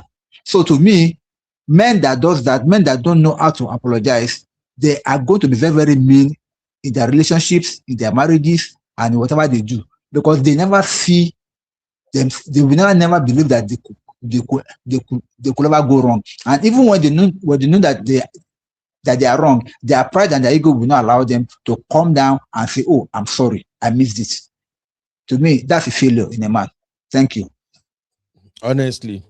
So for the brothers who are listening, because unfortunately we have can I say fortunate itself? We have 67% of men watching actively on this channel, and majority of them are in US, UK, and which other country? Nigeria not even come up real quick. So I know brothers are listening. Please, my brothers, one of the things that make you a man is your ability to say, okay, I'm wrong, I'm sorry. It doesn't take anything away. It goes a long way. All right. Just say, oh, yeah, I'm so freaking wrong. Me, I apologize very well, because to me, I'm wrong is I'm wrong. Okay, no verse, now my opinion. Now where I don't see evidence, okay, I was wrong to have taken that position. I think that's what that the free should have done. And it will be okay. But the way like Abi, Shitika, and even my Auntie Grace said now, the way that he freezes movie, sometimes I just don't understand him. Seriously. It's like somebody who is fighting a demon within himself at times. I'm sorry. You can be very smart. You are intelligent. You are vastly read and all of that. And you will do some of these things that when you do them, even things where we say na Agbero supposed they do for Nigeria, you go do and you just want to like get away with it. And another thing that I think people are not really emphasizing a lot about DF is that I think DF have this caliber of people that because he give them visibility on his platform, they can't really tell him, even if you don't want to tell him on public platform, they can't tell him behind the scene that, DF, you are wrong for that thing where you do. Sometimes when I see the way DF they move, I just feel like, oh, I only God know what your wife will be dealing with. Because I won't lie to you, men that find it difficult to apologize when they are wrong, their wife they face shaggy. Their wife usually struggle at home. You say? Yes, apologize the DF way now. I've told you people that you don't watch DF closely, or you just watch it and everything. DF knows what he's doing. When from the second show, when he started bringing people on, and then he started to eat and play with his phone when they talk, that is him already trying to exonerate himself of that situation. And that's exactly what happened. He was never going to come. Then he will not interrupt them and say, I don't know, allegedly, yo. I don't think she would lie, yo. I like to think that she has cancer, oh. But everybody else will be talking. When his assistant pastor, Victor, came up, same thing, right? He's already, yesterday, Samaria. No, Abi, are you saying he's already apologizing by saying that? Yes, no, he has apologized style since. I'm sorry, baby girl. That is not in how his pocket. That's for his 10 toes. You guys now, you guys should focus. Is Daddy Freeze now? No. That is our society. You want to clean up our society. Oh. We don't really care about him like that. So that you deeply. clean up Daddy Freeze. You clean up Gege. You will clean up. We will clean it. We will do environmental sanitation. I've been saying this across every Saturday. Everybody has given too many people a platform, so it is what it is. It's not that it feels that has had platform for 30 years. Bring them to the public square and interrogate. See, arresting and interrogation. The thing about it is, does he have a case to answer? Yes. Does he have to be arrested? Not necessarily, but he needs to be invited. And if he doesn't come, then he needs to be arrested. An arrest is just compelling you to present yourself. But if you're invited, you should present yourself without having to be compelled. And should he be invited? Absolutely. Because this is about our social consciousness as a people. This crime that Blessing appears to have committed has so many far-reaching effects. Everybody is dealing with it in one way or another because everybody has raised money for one family member or friend or another. And the fact that Freeze gave a platform to it while it was still in progress means that he too should be questioned so that we can clean up the space. And we must not get tired of cleaning up our space. We can't afford to. So thank you, Well, Shitinka. question is So this different is from what. being arrested by EFCC. That's my question. Yeah. Yes, obviously. Anybody So that is our friend and may have more information should be questioned, but not arrested by EFCC. There's a difference. all right. So this is what Whoever is going to be invited, he should be invited and questioned. That's just the main thing. Because Okay. he So this sounded is like he had so much information. Sorry about that. thank you, ma. Thank you, Auntie. This is what Daddy Freeze said in response to the call for his arrest by EFCC.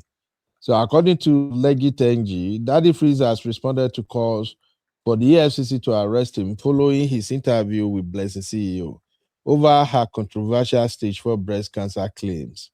During a live session, the media personality said, "People have tied me to it. They said I help her raise money. By the time she came to my live interview, she had raised her money. Someone said I lost my credibility. The day Pastor Toby, Reno Mokri, or Apostle Suleiman says I shouldn't call them again because of Blessing CEO is the day that I will know that my credibility is affected.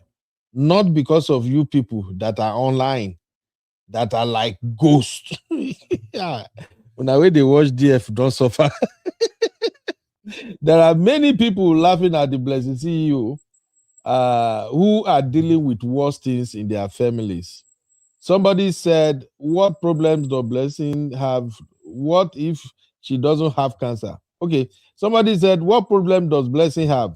What if she doesn't have cancer, but she has financial problems and her brain didn't tell her how to handle it well, and she came and used it as a way to raise money?" I am not saying what she did is right.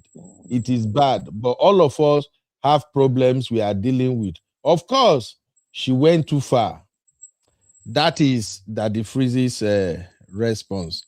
And if you ask me, I will just say this to fellow men out there. It doesn't look good when you are wrong and you are still claiming that you know better than anyone else.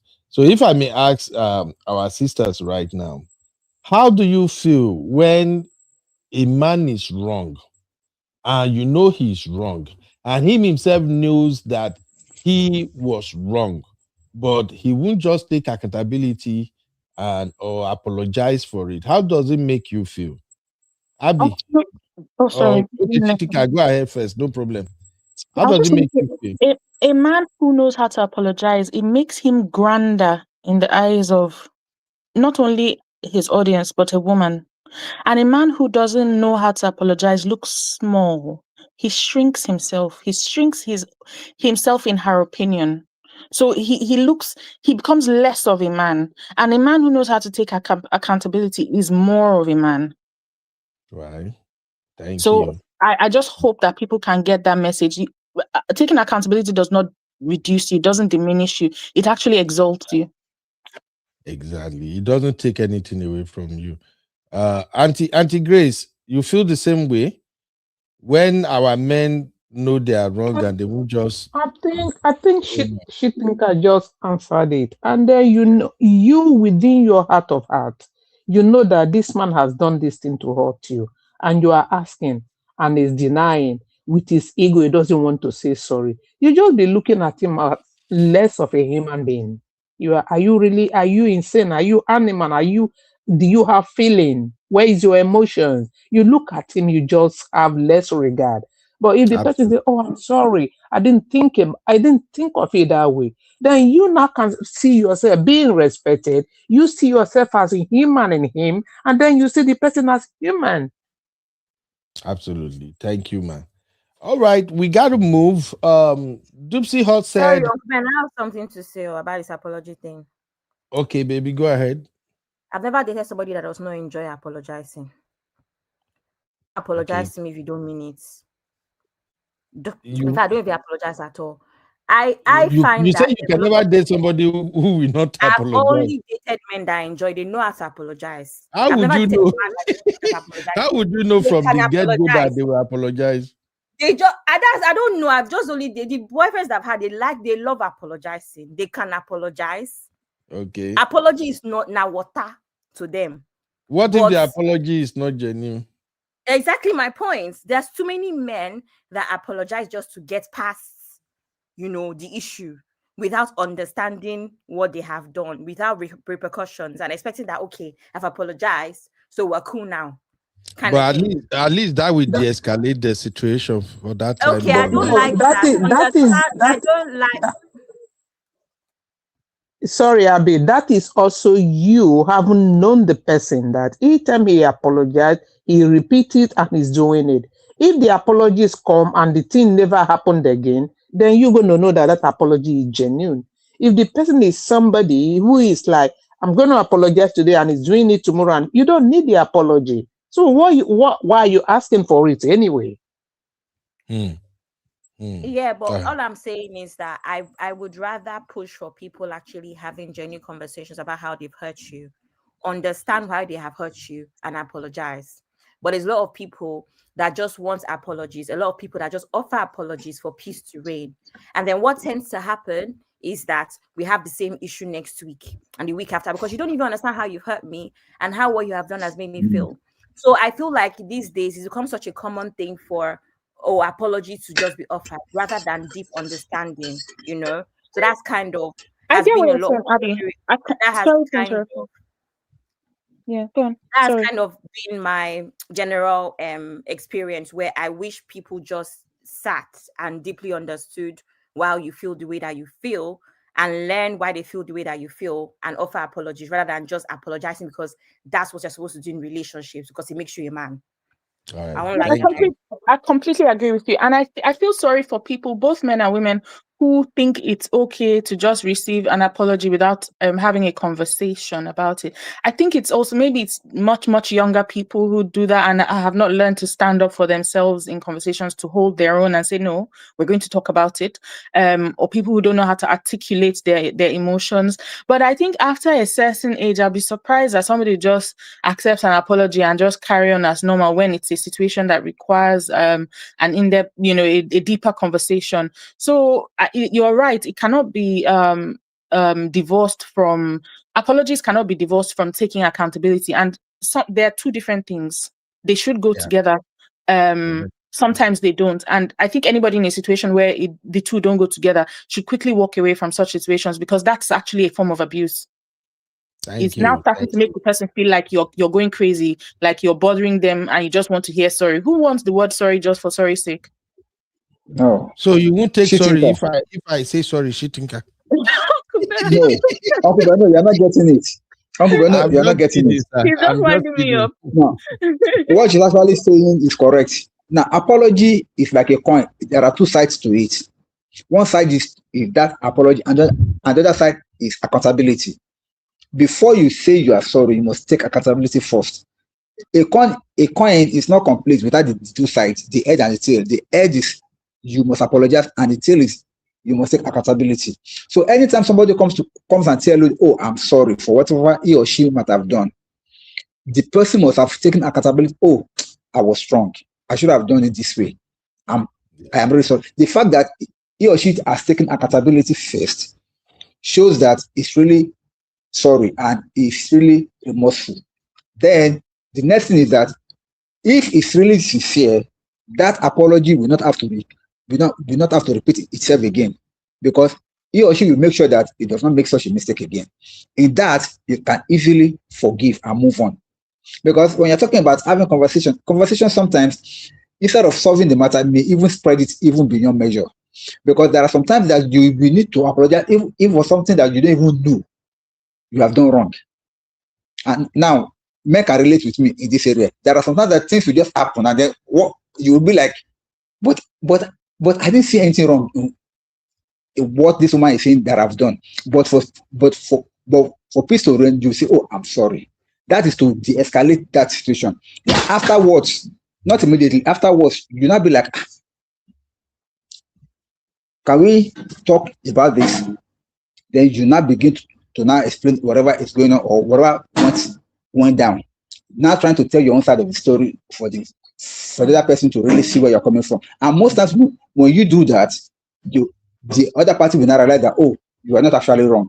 But if you don't accept the escalating apology, you will not be able to get that space. You will not be able to get to that space where you can have that conversation. So most times, even though now this is for Abi now, even when the man tells you I'm sorry, I know that it does not really mean at that point in time. Afterwards, have that discussion with him. Let him open up and tell, I'm not saying it from this angle. This is where I saw it from. And then you may realize that even from his own angle, it may be right. Even though you are right, because two can be right sometimes. So we need to really have that space and give each other a little bit of space also to be able to understand ourselves better. Thank you. Thank you, Uncle Dayo. All right, taking some comment now. Dupsy Hall said, I believe DF undermined Bless. So he thought he could control her and the narrative. As soon as he realized she was out of his control, he began to backpedal with Agbaku Agidi. Dupsy, you are just dropping us the heavy Yoruba today. Wait till we do you now. Okay, and Sister Yiku said, I look at everyone with that trait as a fool. Such person looks like an ant in my eyes, and I lose all form of respect for such person. Absolutely. I actually want women to really tell us how they feel when men do that shit, knowing fully where they are wrong, and just to say, I'm sorry, my dear, I'm sorry. They won't just say it. And I think that is why we're having a lot of issues in different homes. Marriages. Rosie said, slight digression. This Daddy Freeze came for our Uncle B because of his honest opinion on Obodo Yimbo. Remember, he's so rude. Oh wow. Yinkus Pepe said accountability and understanding should be included in the apology, not just to say sorry and move on. Auntie Bami Ali, she's sorry. Now small now. We will get there. Make una just accept the small sorry first. Gradually we will get there. Messi said he's very rude. Everybody already know. Rosie say arrogance too. Kilo day. I hope all of you have not collected rapture. Uncle Ben, at this point, I'm the only member of Real Fam that has not collected rapture. At this point, because the way I always see them shouting, I don't have rapture. And the next thing I'm just seeing, I don't be seeing their comment disappear. I'm like, it's happening. I don't collect rapture because I can't really stand listening to him doing all those craziness. He get where he reach. I'll just say I don't want my day to be messed up. Commenting when you know your comments will not be appreciated. Just listen. Go and be doing something and not be listening. No need to interact. Why even listening to him? I don't know the people that listen to him. That's great. God bless you. What took me to his page was just this Blessing CEO. And the way somebody is using their own money to listen to you, even if it's ordinary life, that is why you are there. Then the moment they make one comment, you cause them to their first and second and third generation. Auntie Grace, if you really understand Yoruba deeply, some of the course way that the freeze they cause, now made me talk, they ain't no be pastor. When I just forget them. He was never even a pastor anyway. I think he did that thing to create traffic to make money. Because if you see what AA was saying today, AA was saying, you are the one who is even antagonizing pastor for collecting tax. And then you are asking people to pop your money gun. But it is because of these people that you are there. They are using their own money to make you sell, and then you are earning. That is what you are doing. And at the same time, when they now do this one, you say, all these people in abroad, how much do you make when you go to that your office? And then he made the mistake to say how much they earn. And at the same time, you are the one we are saying you are paying 200,000 to pay for data. And as a result, you are asking people to pay for your data. And Tadunu was like, okay, so you won't fuel your car to go to work. You won't buy gas to go to work if you have to go to work. What about the what you are making? And then you are the one blaming pastor for taking tithe. What do you think you are doing here? You are indirectly collecting this same tithe for these poor people. Yes, I think that's his hustle anyway. That's why when I finally decided I'm not going to listen to him unless there is something critical ongoing, was when he was doing those Jackpot series, and just the same attitude he's showing right now with this Blessed CEO case, this Mr. Know-it-all attitude was what he was doing when he was doing those Jackpot series. Initially, he sounded reasonable, you know, it seems like he know what he was saying. Then, as he progresses, I began to notice that it's like this guy is jealous of people living abroad. He is kind of mad at people living abroad because I don't understand. He started like putting everybody where they are abroad down. Then I started to he said that you live abroad, at a point you'll be asking yourself that, guy, yes, there are people suffering abroad, but the way you are generalizing this thing is so freaking wrong. Can you be jealous of people such as this? So one day he did a show where he spoke about there are people working 3 jobs, some of them 4 jobs. They don't rest. They work around the clock. They don't even sleep. Yeah.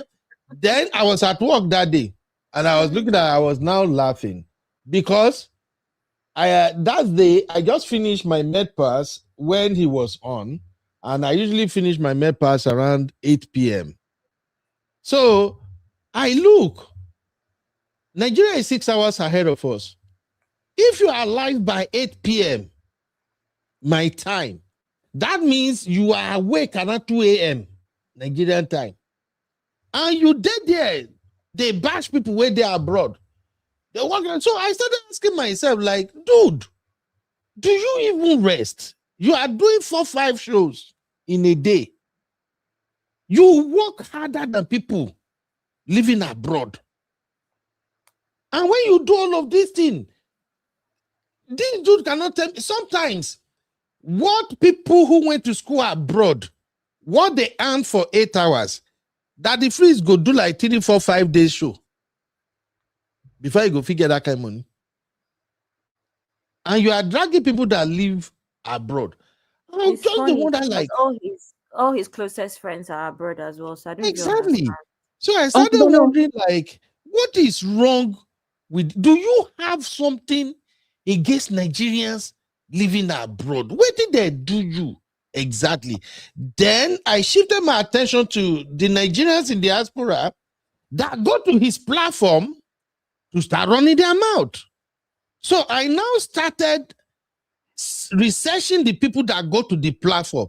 I now found out that many of the people that go to his platform, some of them are really suffering too. Not all of them. Some of them are really suffering abroad. Because that is why it was so easy for you to go and be receiving insult from somebody that is living in a country where they no boy in papa where to walk out for street between 11 to even 1 a.m. And where they live for this abroad? Look, I don't walk out go gas station where they near my house 2:30 a.m. in the morning before. That time when I thought say I won't get 6 pack, I won't get 6 pack. I study. I come and say, wait if you make me there awake. I need coffee. Now so I come out, I just walk out. And it takes like, when I trek, it will take like around 8 to 10 minutes before I reach that gas station. And now, road everywhere. I waka go, I waka come. Here in abroad, we know they get night, we know they get day. Make I tell you now, for those of us where they work here, you pick shift where you like. You go work where you want go work. You come back where you want go. But yes, there are some areas where we say, if it be hood, maybe things will happen. But mostly, the vast majority of Nigerians where I know, where really they also are abroad, we know even they live in all of those areas. All those the way you they see for movie. Like maybe you see you get this side for New York when they say make I no go. Oh, if Sister Rose there, you know there. Like that kind of place, they feel remove your tire, remove everything. There are areas The Bronx. like that. The Bronx, thank you. There are areas like that, but majorly Nigerians, I know. When you first come, maybe the first 3, 4, 5 years, maybe you see the go school, you never did balance. Now you go to live for 8. You know, even they said the crime not today like that. So many of the things that the freeze was telling people in Nigeria, I started wondering, like, is this guy for real? Then I started questioning him. Sorry, go on. Sorry. My sister. So I started questioning him. You live in Nigeria, you have never lived in US for 3 months at a stretch. Have anybody had any record of DF living in US for 3 months? And you are describing what's happening in US. So I don't know. And that's why I just feel like I can't listen to this guy, man, because he's pissing me off with those in jackpot. You did there. The whole money where you they make in the whole month. Because sometimes first you need to brag for this guy MF at times. The whole money where this guy they make in the whole month. Some people make that shit within 4 or 5 days here. The house where they live, where you no go let us hear word. Some people's mortgage is $3,500-$4,000, depending on where you live. If you live for like place like Maryland or California itself, some mortgages is all the way to $5,000, $6,000 freaky dollars in a month. And these are still Nigerians. If you see Nigerians, the kind of money where these people they cash out when they don't go school, get better certification or something. Here go you. But at the freeze go there. Just they blast everybody. Yeah. I'm like, what is wrong with this dude, man? The cars and everything where that the freeze they down are there. Nobody give a shit about those cars here. Una where they are abroad, Mona tell me if I'm lying. You're not lying, Uncle Beno. You're not lying. I told you guys, the first time when my hand go touch Ferrari in my life, now from my apartment. As soon as I finish nursing school, the apartment where I go rent, that's why anytime I see my sister Bipama, I always enjoy her name. It's called Palmer Lane here in Austin. When I went to that apartment, almost 70% of the people where they live for that apartment, now people where they work for Samsung. Samsung factory is closer to me here. Big factory. We were living there together. And you know how they bring all these tech guys that come. This motherfucker, they drive Ferrari, they live for the same apartment like me. He parked the Ferrari. I go Wakanda. I say, yeah. Now, you know when you come from Nigeria, the way with the hype motor, I one day now, every time, even me, my daughter, if they walk around, that I bless is this small. They say, Dad, why are you always looking at that car? I say, Blessing, you won't understand, girl. You won't understand. One day I got there, I touched the Ferrari. I said, I just won't feel it. Wait till they this Ferrari. So over here, nobody give a crap what you drive. Nobody cares. G-Wagon now water for year. Go to Dallas. Nigerians, when you go one party for that's what they go pack G-Wagon. You go take that's why you know I said it one day. Say I'm not really impressed with G-Wagon now because I don't see a tire. So all those things that they yeah, you see. One day he was even talking. He said, "Well, I invest in wash. Let me tell you something. People have nothing. Now then they brag about many of this shit. These are broad where we day. If you know what it does, some people 401k, you go tell that the freeze to shut up. All these auntie, uncle, where you they see, we don't work for long here. If you see load where they are 401k, if some of them show you their investment portfolio, and these uncle aunties where you see, they go still come work. Sometimes, some of these aunties here, they not get time to do hair. They look good, but unlike Nigeria, where no. If you know what they did their account, you fear go you, and yet DF go sit down there, they tell Nigerians just look. Let me tell you something right now. I believe in destiny. If God says your destiny is in abroad, they're abroad. If God says you go blow for Nigeria, you go blow for Nigeria. But don't let anybody discourage you. If you see opportunity to jackpot, run. No, Nigeria is not a place for you. If you not say you not get connection, you not get base, you not get front, you not get back, and you are talented. If you see opportunity to jackpot, don't wait second time. So please, don't listen to DF. DF, they regret saying they're Nigeria. When I see DF talk about Pastor Toby, all I hear is a guy who envies Pastor Toby. He want to live the life Pastor Toby is living, but he can't. He don't have the money.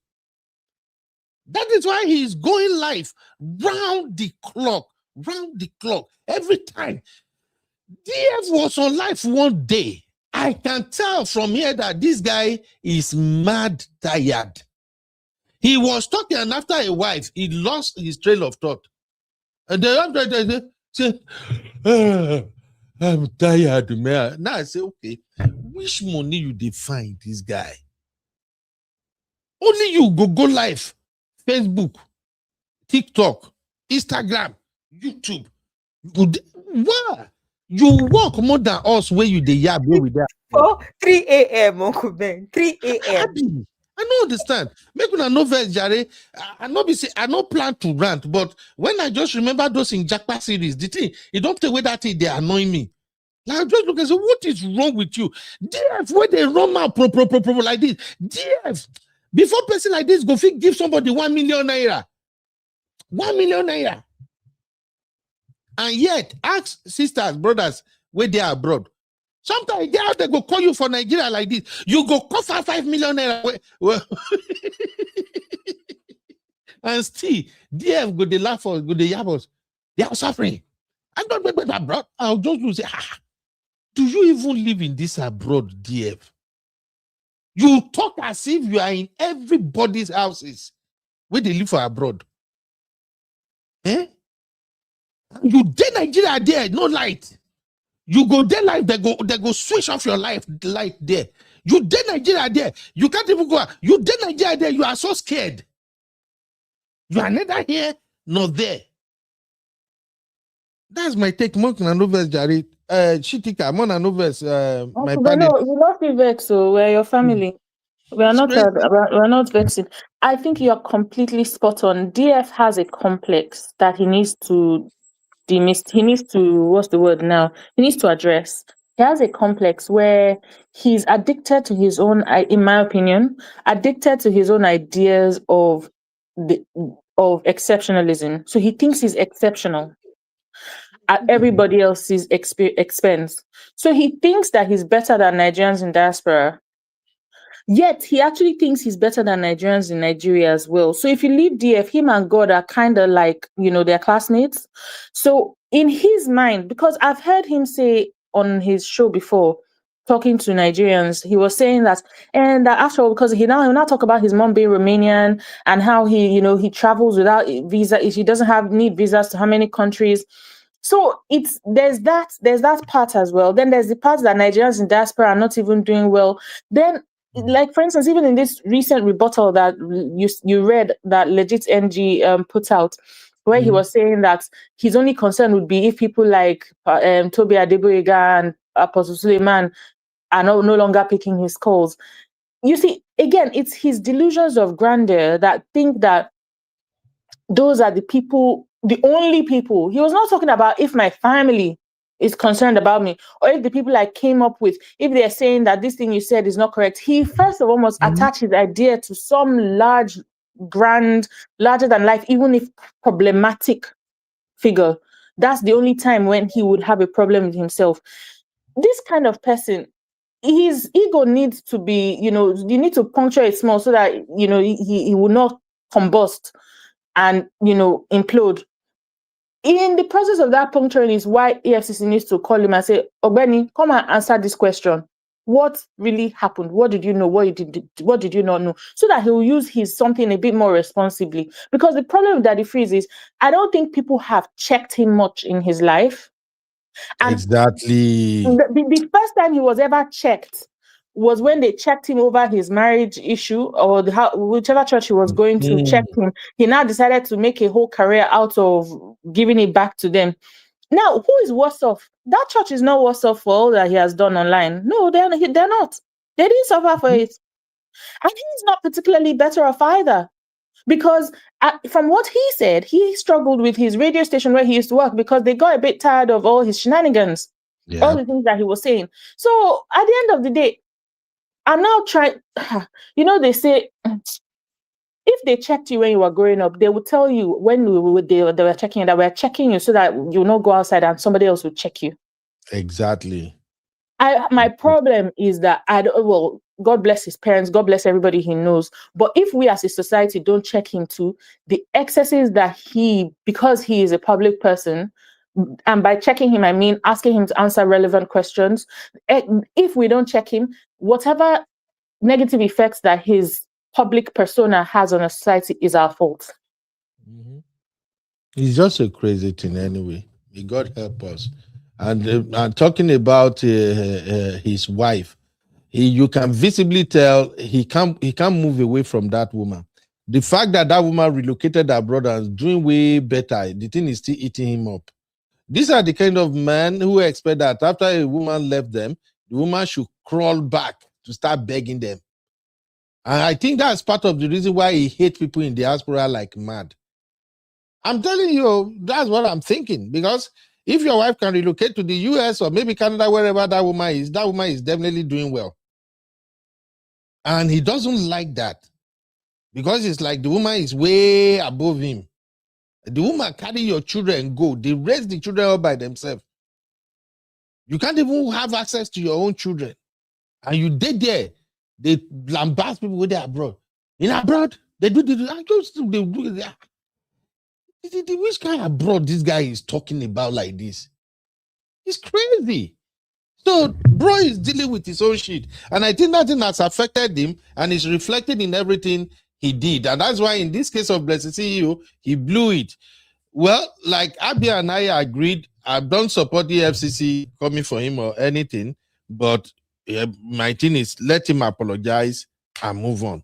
So that will be it on Daddy Freeze. What Mom she said? Mom she said, Uncle Ben, no, DF said that Romanian passport is better than American. He's deluded. He's sick. He's dreams. He's dreams. See, let's be serious as a society, I beg. Romania as a country that is not even rated, even within Europe. As in, please. Romania. They are literally like the Nigeria of Africa, always known for bad things. You know, one advantage that the Freeze is enjoying in Nigeria is the color of his skin and the fact that he worked in the TV station where he was able to speak fluently and, he flows and all of that. If you take all that away, frankly speaking, if he's a very great guy, if I don't blow by now. So because light skin privilege is real and accent privilege is also real in Nigeria. Yeah. That's just what you can actually say that in Nigeria that whatever he wants to say, and then they will buy it from him. That's exactly. just it. He just have to work on himself. And part of why he hates Nigeria abroad so much is that he can't survive here. Let me just be honest. People like DM, and also part of why he's online all the time is because people with the kind of skills he has in Nigeria are often called to host corporate gigs. So they have proper hosting careers. Think about Ike Sakerdua. Think about Tools. Think about quite a number of people who have great, foreign accents in Nigeria or who speak well, or even the guy who used to who wants to be a millionaire. Even though that one too is a shekpe master. Yeah. Master, but he doesn't come for you unless you come for him. Daddy Freeze, if you greet him good morning, he fits abuse all your whole ancestors. So, excuse me, it's just the thing where he needs help.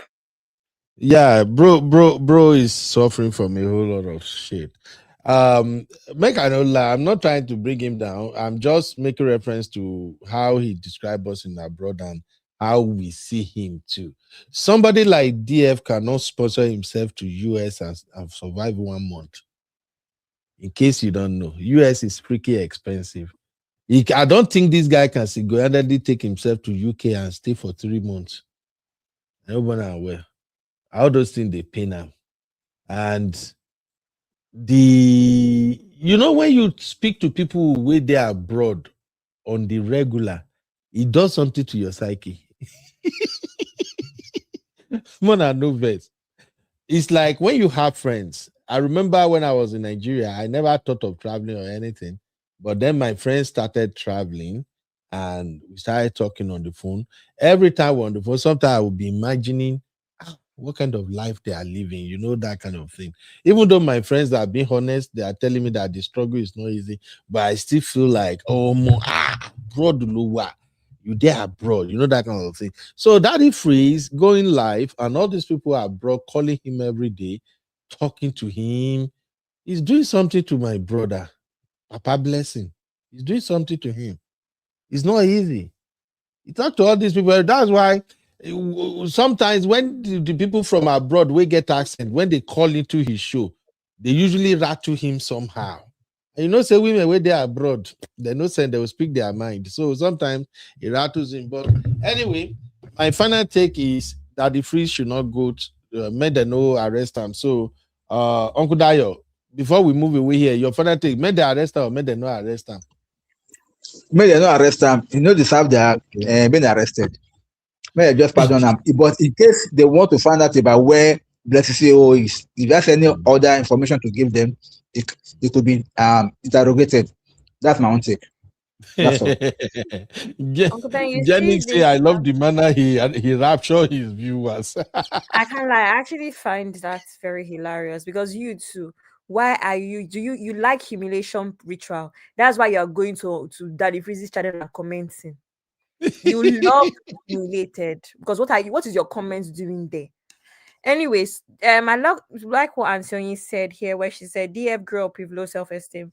If you've ever heard DF talk about his dad and his mom, their relationship after his dad married a second wife, etc., you would see that people can actually be damaged from childhood all the way. And even him starting his career at Cool FM is basically as a result of him really wanting more from himself and wanting to run away from his family situation from Ibadan, I think at 19 or 20. So he's been damaged for a very long time. A few years later, after that runaway, he met his wife. Clearly, early 20s, not even ready for marriage. He got married to her because she was pregnant, pretty much. So my point is, when you really hear him, you will see how people can be damaged from even their home. And it seems as though, from the story that I've heard, it seems as though his dad is not a great guy. Like, his dad is everything that he is. From the stories that he's told us, not even intentionally throwing his dad under the bus. So just gist, Uncle Ben, gist. It seems like his dad is a funny character, quite narcissistic and all of that stuff. He seems like he's the son of his father from the little stories that he has said in between. And I also have saying this from a point of view of how people can be damaged for a very, very long time if they don't catch themselves and want better for themselves. Need healing. And I feel like that's what's going on with DF. He needs healing. From child. I don't even think he had a great relationship with his mom. Honestly speaking, how many times have you seen him post his mom? Oh no, I don't think it's about posting. He's posted his mom a lot. He's posted his mom a lot. It's not that he does. I never see. Oh, he does. Go on his Instagram. I post his mom. Even like his mom even goes as far as coming for his children's graduation. She comes to his house all the time. Even taste buds. She comes to his house randomly. She comes for children's graduation. I think he does have a great relationship with his mom. Of course, his mom is a super busy woman based off of her career and being like dean. Is he dean of a university or law, head of law, whatever, law faculty, dean of law faculty or something, whatever university. But no, he clearly adores his mom. The way he even speaks about her, that one is no. But you see his dad, there's so many issues. And even from the polygamy and from the polygamy itself, he there's so many issues. Is his dad polygamous? Yes, now. I never had that's why he says he does not support polygamy. He can never support polygamy. Do whatever he wants. Even that during Edochio's situation, he said, if you want to marry 2 wives, that's it. But he has seen what polygamy does and he can never support it. He likes peace. Romania. Is it his dad or his mom? His mom is Romanian, his dad is Yoruba, from Ibadan. So what is he pissed off about? The dad has the right to marry as many as possible.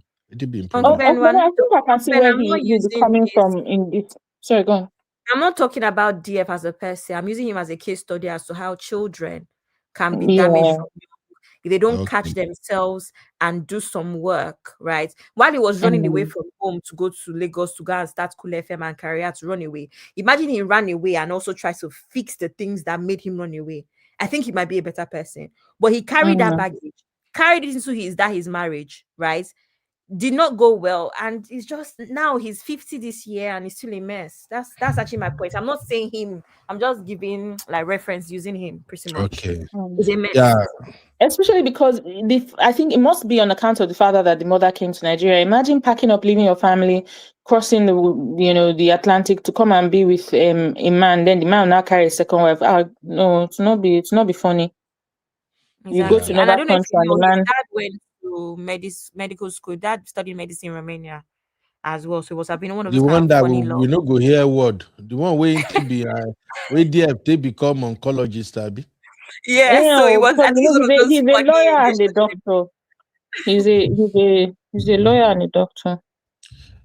What I see generally, I think Abby is really right, but one thing, the other thing I see that this man is suffering from, I don't even know what to call it now. But you know what happened when you move with big boys? I'm talking about big boys that they tear money, they scatter ground. You know what I mean? When you move with them, it will do something to your psychic if you don't take time. I think DF have had access to a lot of people who don't blow for Nigeria. Why he himself never get to blow like that. And that is affecting him too. He has mixed with these guys that either they do yahoo, they do whatever, money they flow, and he just can't get to that level. That daisy. He get how they scatter people. I remember even back then when we were younger, and yahoo was starting to gain ground in the around 2001, 2002, 2003, when golf they reigned that time. Sometimes when we go to the feed, some of our friends don't they do yahoo, they will show up and they go bring their golf, just park everywhere. And those of us will be saying, fear, no, let us go do yahoo. We look somehow inferior in their midst. We know it's not a bad thing that they do, but when you look at the kind of babe when they pull, I remember that time, some of our guys, they'll go Unilag, they'll carry babe, come all the way from Unilag. You know what it means when they carry Unilag babe, come meet you for a jangbadi? Those the get as it be now. So then to buttress your point real quick, one of the things that he claims that his dad always said to him is how he will never amount to anything. His dad wanted him to do, I think, medicine or something. And because he rebelled pretty much and decided that he wanted to do entertainment, right? His dad insisted that he would never amount to anything. So I wonder if he also holds that against his dad, where it's just like, maybe I would have done better as well if I got your blessings or if I got your support, in a sense, just based off of what you're saying with the people that he makes use of versus where he's at and how he could have done way better than he's doing, which I get your point. So I wonder if he holds that against his dad, because his dad, he keeps saying how his dad kept telling him he will never be great, he will never do any well, blah, blah, blah. Okay. Oh, well, he's damaged. In light of what you said, Abby, honestly, I would like to propose that we spend the last few minutes of this show doing a prayer session for Daddy Freeze, because, and this is not even a joke. Proposal not accepted. Sorry, please. This is not even a joke. Abby, you're the one that is saying all these things that consent. Me now, I want to convert my consent to prayer. All this consent that you've raised. No. I'm not willing. We don't pray Why for do you guys want to pray for? No, good night, so my people. How do I she fight think the I do no you, start? I no carry us where we know what go. Auntie Well, Grace. good night. I fight the Yeah, good night, Auntie night. Grace. Have a Good sweet night, night, Yeah. man. Auntie why Grace. do you, Bye. Yeah. Good why do night, you man. guys want to pray for freeze?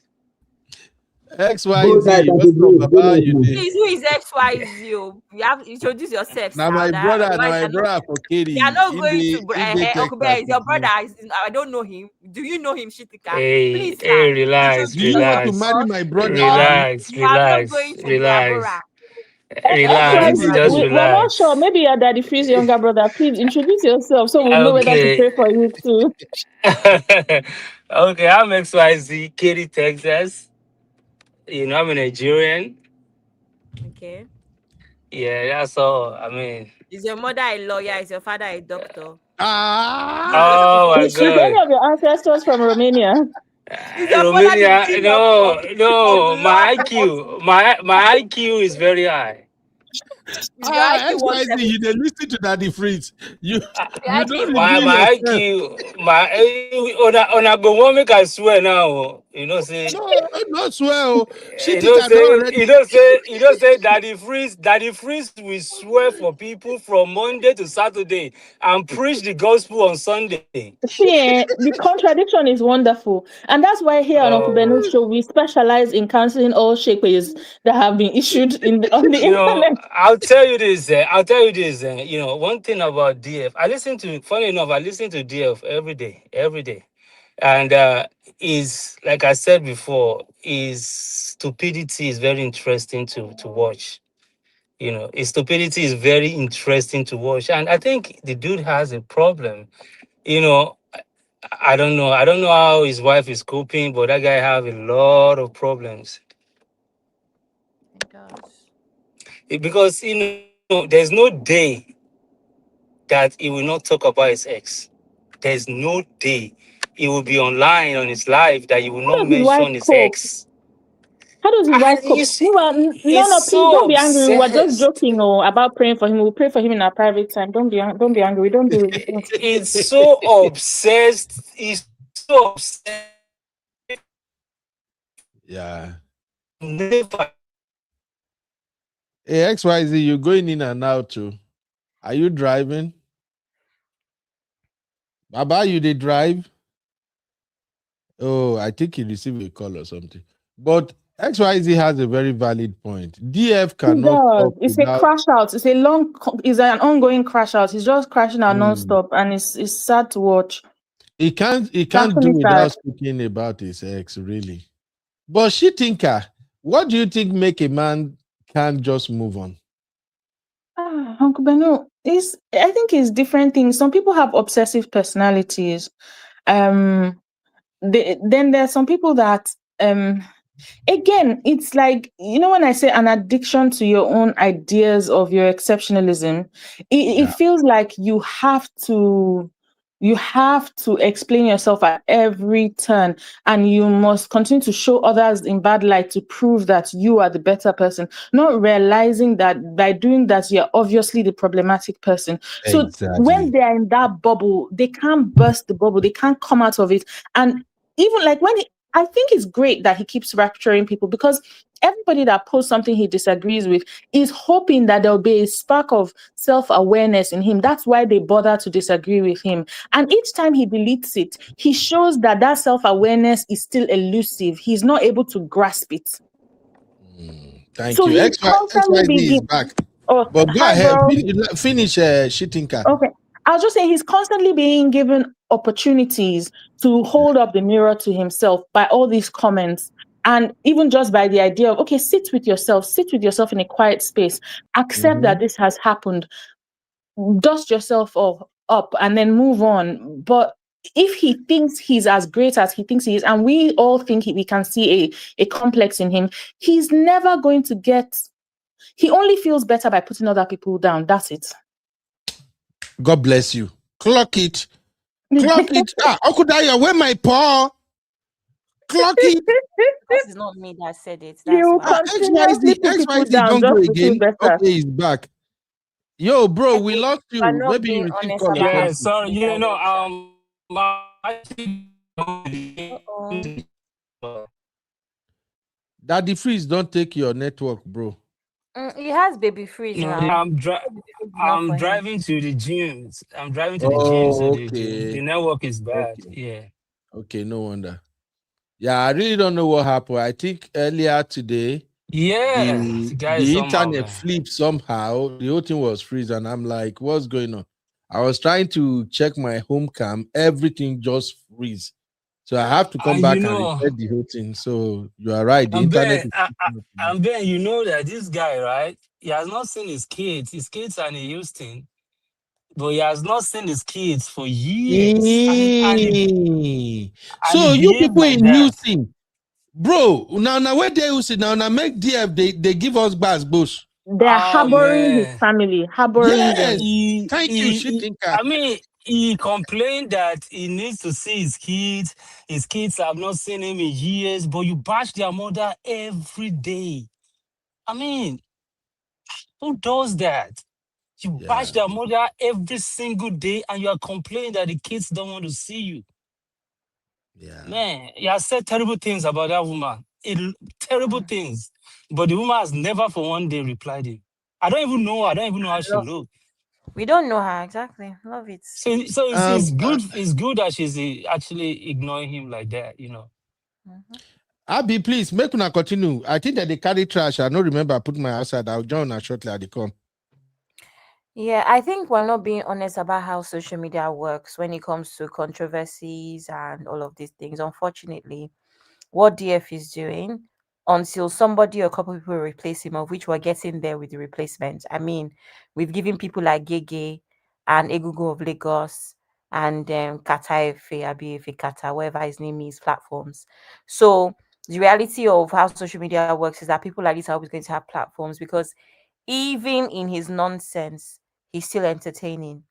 Even in Oh his yeah, that's what nonsense, I. Yeah, that's what he I still mean. has reasonable people that come to his platform. He still has doctors and lawyers Mm-hmm. and Mm-hmm. quite a healthy balance when it comes to his panelists. So he's not going anywhere anytime soon, unfortunately. So, like I said, across shows, one of the issues that we have right now on social media is that we give the wrong people, we've been giving the wrong people platforms. I That's mean, what it is. it's But not. It's not about giving wrong people platform. You know, social media is not a place of morals, right? It's just a place of entertainment. And human being, we just like entertainment. You know, we like gossip. Those things are entertaining. They are easy to process, and that's why people gravitate towards those kind of things that he always speak about. So you know, people will always have. I mean, people will always have platform. You can come online and just behave like a crazy person. You know, you have a platform. People will listen to you. So if we are looking for morals, then social media is not the place to get morals. You know, it's all about attention, and yeah, attention but is the currency. unfortunately, social media has become so multifaceted in the sense that you can do your math lesson on social media now. Literally, there's math teachers on YouTube that help children out or help Mm-hmm. people out. You can Mm-hmm. do if you have any Mm-hmm. what's that immigration exam, you can get tips. So I Yeah, feel like of yes, course, we can say it's entertainment, but we are past that now with the internet where there's nothing you cannot find on the internet. If you're learning of to drive, course. you can get more tips on the internet, I whatever agree. it is you can get on the internet. So I don't think that we can just leave it at, oh, it's a place of entertainment. We also need to be honest I about the impact mean, a couple of people yes, are making on the yeah, internet. Maybe young, yes, I impressionable people agree. as well. Yeah, I agree with you, Yeah. but when we talk about morals and we talk about being, educate ourselves on social media, like I said, it's all about attention. How many people we actually tune in to a proper educative program is going to be very low. People are not interested. Only few people will log in and actually, be part of it. But when you want to talk about, gossip and all these things, you see thousands of people. Why is that? Because when you talk about math, you talk about immigration, you talk about exam, those are logical things that the human being needs to reason. We have to reason and think deep to apply ourselves. But gossip is is quick. We don't have to like reason for anything. So people just want to entertain themselves. That's why we have all this crazy people online with a lot of followers. They're like they are saying crazy things, but they have millions of followers. And you see people that are teaching math, like you said, and they don't have followers. So Yeah. I mean, that's just how Yeah, it fair is. enough. Yeah, but it's fair enough, Sha, because at the end of the day, I have to be honest and say that life is already tough. Like we go to Mm-hmm. work, we have busy lives as adults. I don't think people are Mm-hmm. often looking for serious things afterwards just to relax. So, and it Exactly. just makes sense that Exactly. people are looking for easy things to engage themselves with while they Exactly. get on with the rest of their chores and stuff. So, it's the reason why we're here as well. So after work, Mm-hmm. I will now go and start, So really, there's a time and place. But Yeah, internet so is just we have to social media is so interesting. You just filter it and just know one. Because at the end of the day, you can spend 5 hours and actually, we can't hear you anymore, sir. but can Well, you Uncle hear Ben, me? are you back? We can't hear you, sir. Can Okay, it's better oh now. no. Okay, good. Yeah, like I was saying, Yeah, it's not working again, sir. Sorry, you stopped again. You're now going in and out. There you I go. I think it's mean, his where I'm network. at The network right is going out and in. now, yeah, Yeah. yeah, the network is bad. Anyway, Uncle Ben, I I don't know what's think going you on, should sir. connect. Uncle Ben, let's wrap up It's the quickly. network that is misbehaving. We still have Iyabo Ojo, something, something, Abby. Then, Yes, we we have Iyabo Ojo, and then we have, I think, one more other case that the he said that we are going to round up with. UKYPD. And then you and him are doing Sowore and VDM. Yes. Uncle Ben, are you back? We spent way longer than we should have on this. Where are you actually connecting from? Can you hear us? I can hear clearly, but I don't know if you guys can hear Okay, me. yeah, it's better now. You're back now. Yeah, I said, where are you connecting from? Me, Abby, from London. Oh, okay. Okay. From the UK. Have you UK. visited US? Have you come to US before? Many times for work, for leisure. Oh, okay. That's Yes. nice. I have come. Oh, I don't like you guys' country though. Don't like it. Why? I don't know. It's just a country that does not resonate with me. It's never resonated with me. The reason for it not to know with you. What is the thing that I don't know. I don't have a reason. When something doesn't resonate with you, you don't always have a reason. But you don't have a reason, but you just know that it feels odd. Uncle Ben, did you hear what I said about your country? I What do don't you like say your about my country, country? man. I mean, It this does is not the best. resonate with my This is the. spirit. You know, Abi no XY, yab I my can't hear you country. again. Oh. Uncle Ben, I know that you want me to move to Houston. Abby, where do you want to move to? So bad. Will it work? Can you hear me? Yeah, we can hear you now, sir. It's tomorrow. It's today. It's his birthday. Abby, it's tomorrow. Which birthday? Has it not done birthday already? Okay. Abi, Is it VDM's birthday? I don't know if it's VDM birthday. I know follow. Yes, today is VDM.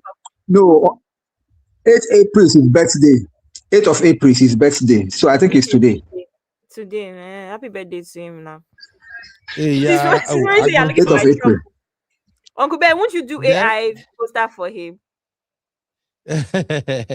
I will celebrate him tomorrow, Birthday to your depending on my boy. mood.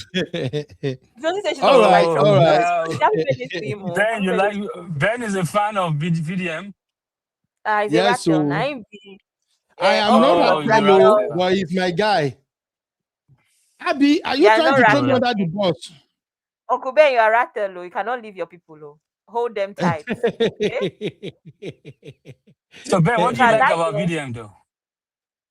I like what he stands for. I love the fact Like, that out of nothing, he created a niche for himself. I love the fact okay. that in a country where voices are suppressed, people are afraid to speak, he speak up.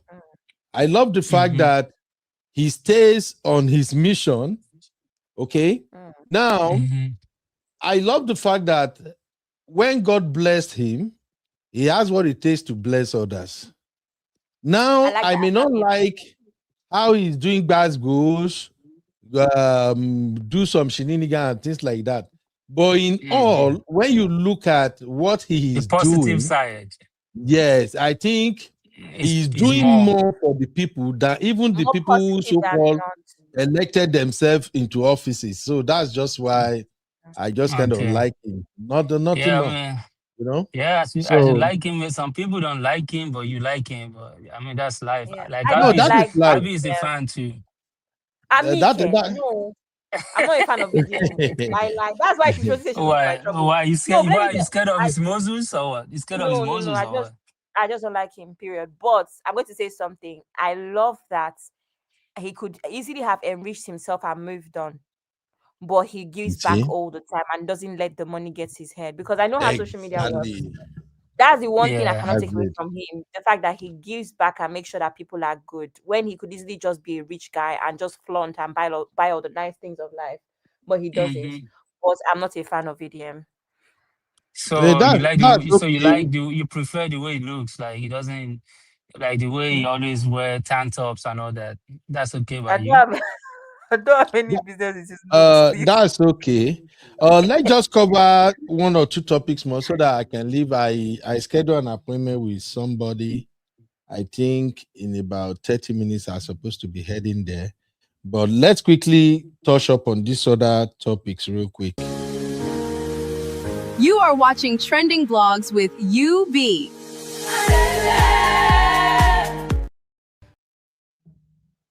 Welcome to UB Reactions, the place where we keep it real. Today, we've got some hot topics, so let's jump right in. All right. I want us to quickly examine something about DV. I'm going to show you a video, so everybody please pay attention. I will only play the video twice, and then I may not play it again because of the level of violence in that video. So watch this, please.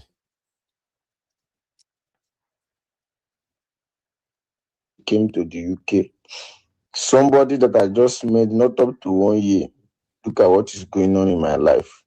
We have been fighting. We have been fighting all day and night. Can you see it? I can't even drop my phone. She go and pick it. When I rush to collect my phone, she starts fighting me. She starts slapping me because here in UK they don't beat women. If I beat her now, they will deport me back to Nigeria. Everything that I have worked in my life will not belong to her.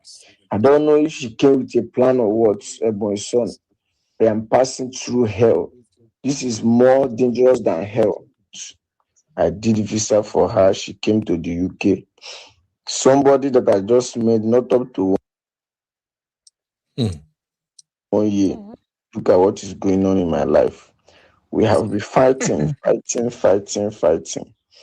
have been fighting all day and night. Can you see it? I can't even drop my phone. She'll go and pick it. When I rush to collect my phone, she starts fighting me. She starts slapping me because here in UK they don't beat women. If I beat her now, they will deport me back to Nigeria. Everything that I have worked in my life will not belong to her. I don't know if she came with a plan or what, my son. I am passing through hell. This is more dangerous than hell. I did visa for her. She came to the UK. Somebody that I just met not up to 1 year. Look at what is going on in my life. We have been fighting. All right. That guy now, Mumu. Hold on, XYZ, please. I'm sorry for laughing. Why are you laughing? Uncle Mary, who is holding the camera, please? I guess maybe their son or daughter or whatever. But Yeah, guy, they should beat him more, man. The lady should beat him more. That guy deserves You serious guys, I don't beating. like what you are doing. This is not funny, please. It's not funny. That guy deserves serious beating. Never beat you, well. That now. Ah, Sis Rosie, why are you laughing? Don't laugh now. This is not funny. Oh, don't make me laugh. I bet no Because I would verse. not laugh if it was a woman. No, Uncle Ben. No, no, no.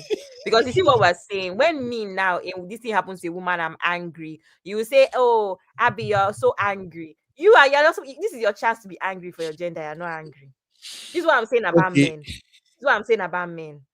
You're not angry. If it's me now and I'm boiling, you will say, "Abby, you're so angry about women," as I should. As I should. Abby, no verse. You don't understand why they laugh. You see, he get he get reason why for Niger they get this parable where they talk say, cut your coat according to your size.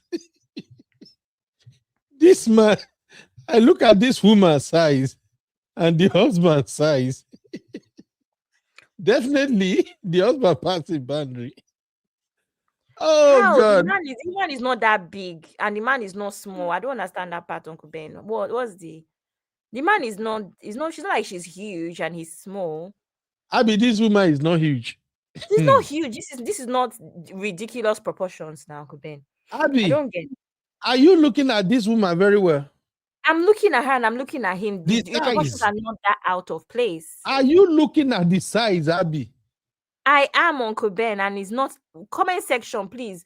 This is not what you're making it seem like she's like some size 20 something, size 22. No, and look like, at the size of the woman to the man now. I don't think he's any. I think he's just a normal skinny guy. He's not that huge, please. Uncle Ben. Okay. It's not Okay, I'm sorry, but I have to say this. I'm not a fan of a man with small frame going for a woman that is almost like twice his size. And that is by the way. But on a serious note, this is domestic violence happening in the UK. Exactly. She just has some. And now we don't have the context to what went down. Definitely something might have provoked that woman really bad that she actually think that that woman, in the way the woman is moving, the woman is like, look, I will beat nonsense out of your head today. You really done something.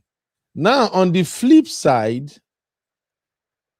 I don't want to say I blame the man, but how could you, as a man, get yourself in a position like this that your wife is implementing you right on top of your bed there? I don't understand. I'm just why trying. Why on the bed though? Why not if they beat down for parlor or something? Why the bed? Probably I'm thinking maybe the man don't go work, come back. It's bedtime. So it was And beat maybe down they were having argument. They might be having a conversation that degenerated to argument. Maybe the man feed get girlfriend, the man feed they cheat, because some women, when you cheat on them in a very bad way, they can really get so pissed that it's going on. You know what I'm saying? Which one is bad way again? Cheating is cheating. No, you get some cheating where really bad. Okay. Bro, you be man now. You know how we do move at times. It doesn't matter though. It doesn't matter. Oh, sorry, Abby. Uncle. What's up, Uncle Ola? Uncle Ola. Uncle Ola, why you say now when this woman they hammer this man, now you can't enter? Me, I just hear this. I just laugh now. You know, rich make someone laugh. You know, the Lilu man is don't for carry the you. thing. Well, it's just because of the country is, you understand. But normally the guy supposed arrange for the time the lady will come to Nigeria, so you can give in a born again and life changing beating in Nigeria. So you know, it's funny. It's funny. It's really funny. But And Uncle, looking at this image, how can a man put himself in such a tight corner that a woman is this dominatory over him? And but no, there's no, how can you measure if that lady really, that woman is really stronger than the guy? It's not by the physical look now. You know, the thing this is, woman it's not is a good to fighter, Uncle. This woman, she's a fighter physically. You not see the blow. Ni Uncle Ma show you again now. See the They blow have been now. fighting all day and night. Can you see it? Just see the blow. Watch the way you see. See the way they release the blow, Sherry. Okoko fi aso yen, he take that cloth, hold the man, then he take one hand, hold and can't take the other one, they punch him. See, you see, boom, boom, boom. Uncle Beno, you like violence. You understand? Let me tell you something.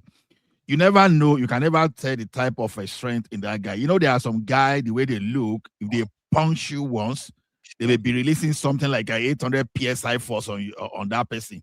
You know, whereas some untrained person may not be able to get more than 150 psi, but trained person just one small punch, 800, 1000, and if you just punch that lady in a bad area now, before you know, if you don't fight someone, so exactly, sometimes it's good to refrain yourself. Even you will see that the position that woman is taking, that woman is vulnerable. You know, if you are really a fighter, if you understand what I'm saying, there is a particular place you will hit there, that woman will just be back on the flat immediately. So sometimes the best thing is to avoid fighting. Don't just fight because you don't know what might happen. So kudos to the guy, really, to be honest, irrespective of the embarrassment. I give kudos to the guy. And but the guy too, Uncle, the guy too may lost a rib. But we can see that the guy is standing up properly. You know, that guy does not look like someone that that is getting suppressed under the punch, whatever the lady is doing. So I think the punch is weak, because if it's a serious punch, that in fact that guy will not even wait. The guy will run outside. We run outside immediately. So for him to take it, I don't think he's immediately threatening. So kudos to the guys again. You understand? There's nothing shameful there. No, for you not to beat woman, there's nothing shameful there. It's actually kudos to the guy. And for the area girl, well, shame on her. That's, I'm not judging her, but based on what I see, shame on that lady, based on what I'm seeing, and kudos to that guy for not responding. Because sometimes they say whenever the pot is cooking yam, nobody they hear. Well, now when the pestle started pan yam, at that time the entire shit go here. Say something they happen. So this is good. This is good for the guy. Yeah, it's good the guy did not respond. I like that, to be honest. Now, basically, when I was doing my monologue, one of the things I spoke about was no woman should do this at all, because the man may snap. And when a man snap, like Uncle La said, only one blow. If you know, if you waiting with the talk, so it's just like here in America. Remember one time where we were having men hang out, and we were talking about how some of these people where they live for their country, they believe, say, they can put hands on you or something. And when we were talking, I was telling my guys, like, look, whatever happened, just remove yourself from the situation. Because one of the things I've noticed with them, they are bullies. They will try to put hands on you. But when you release one blow, remember, these guys, they are always on medication.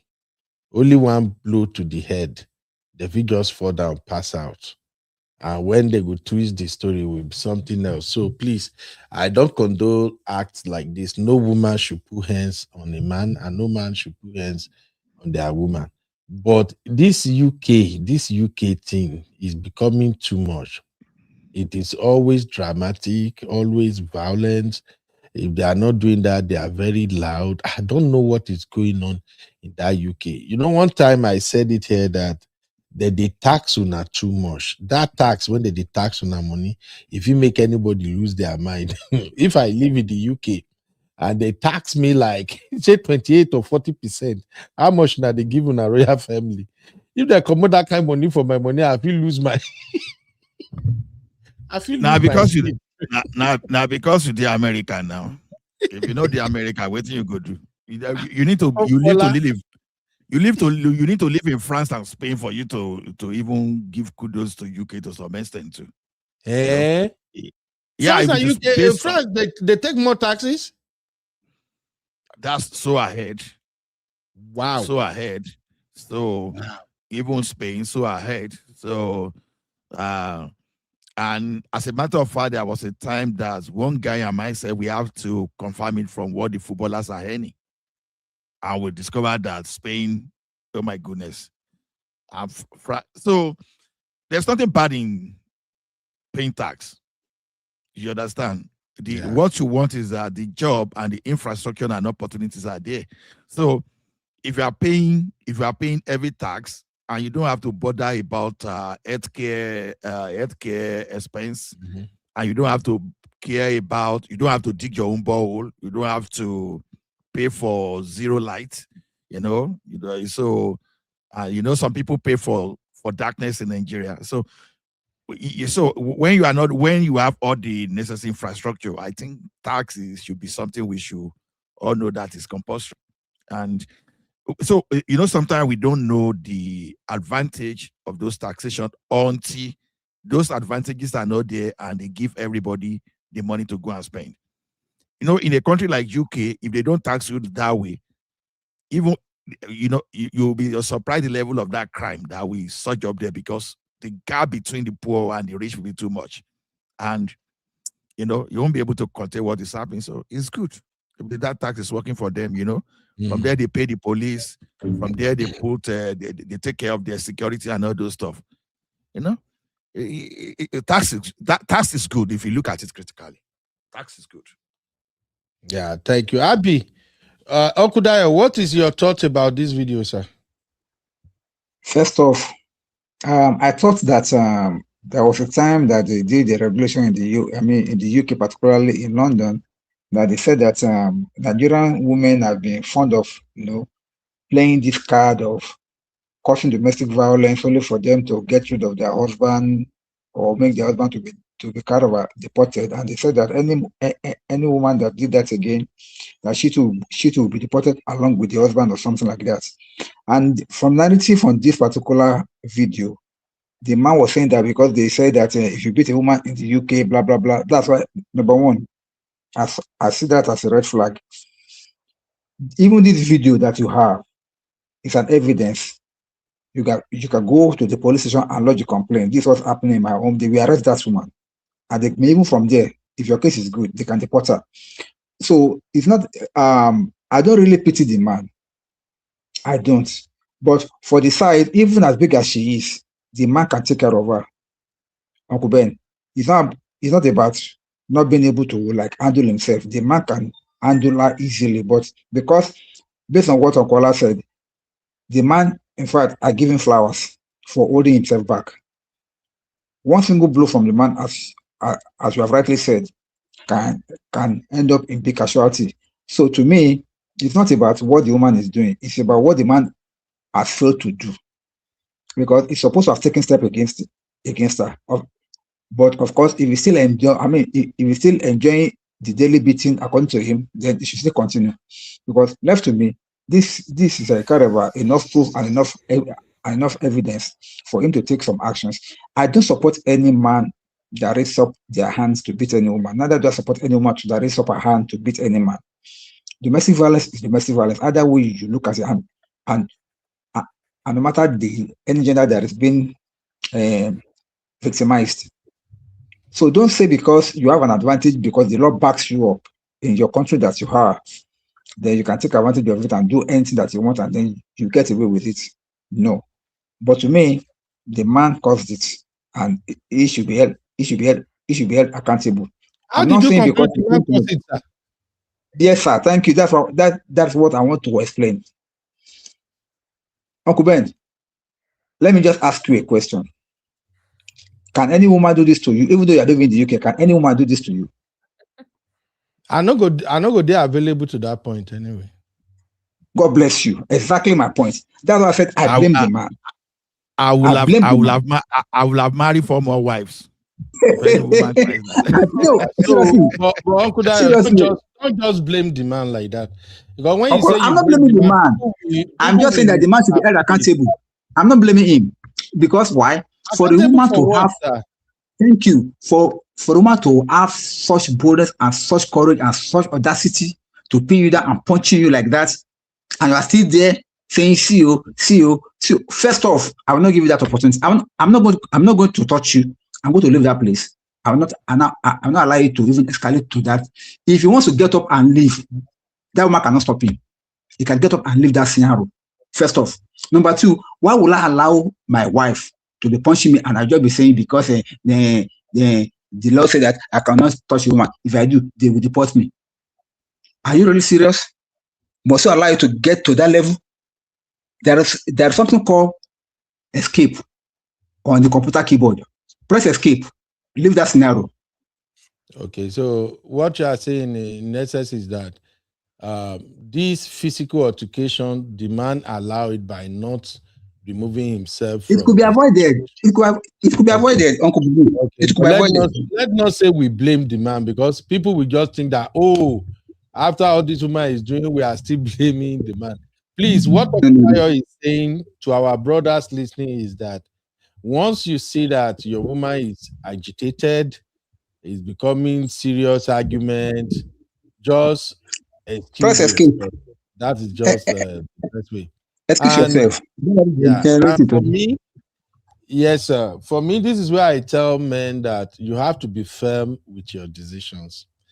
That is why you have to train yourself the way you communicate, that when you speak, your woman get it. You don't have to yell, you don't have to shout. You are the man. Uncle Bernard, can I say something, please? Yes, ma'am.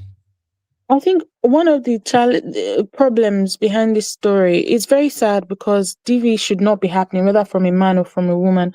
But in the narration of the video that you played, he said he just married her not too long ago. He brought her from Nigeria. And 2 things stood out to me. Long distance relationships, sometimes people don't talk. Well, all relationships, sometimes people don't talk about the things that matter. And sometimes people don't really suss out who they're dealing with. They don't get to understand the person they're dealing with. Because it could be that he exposed her to a lifestyle that she now feels such a sense of entitlement that she feels she can hit him because she's never seen this level of freedom before in terms of what she thinks she can get away with. And she may become with aggression from her past. So there's the issue of long distance relationships. There's the issue of, are they in the same... Now, what I'm going to say is going to trigger some people, but please don't let it trigger you. Think about it rationally.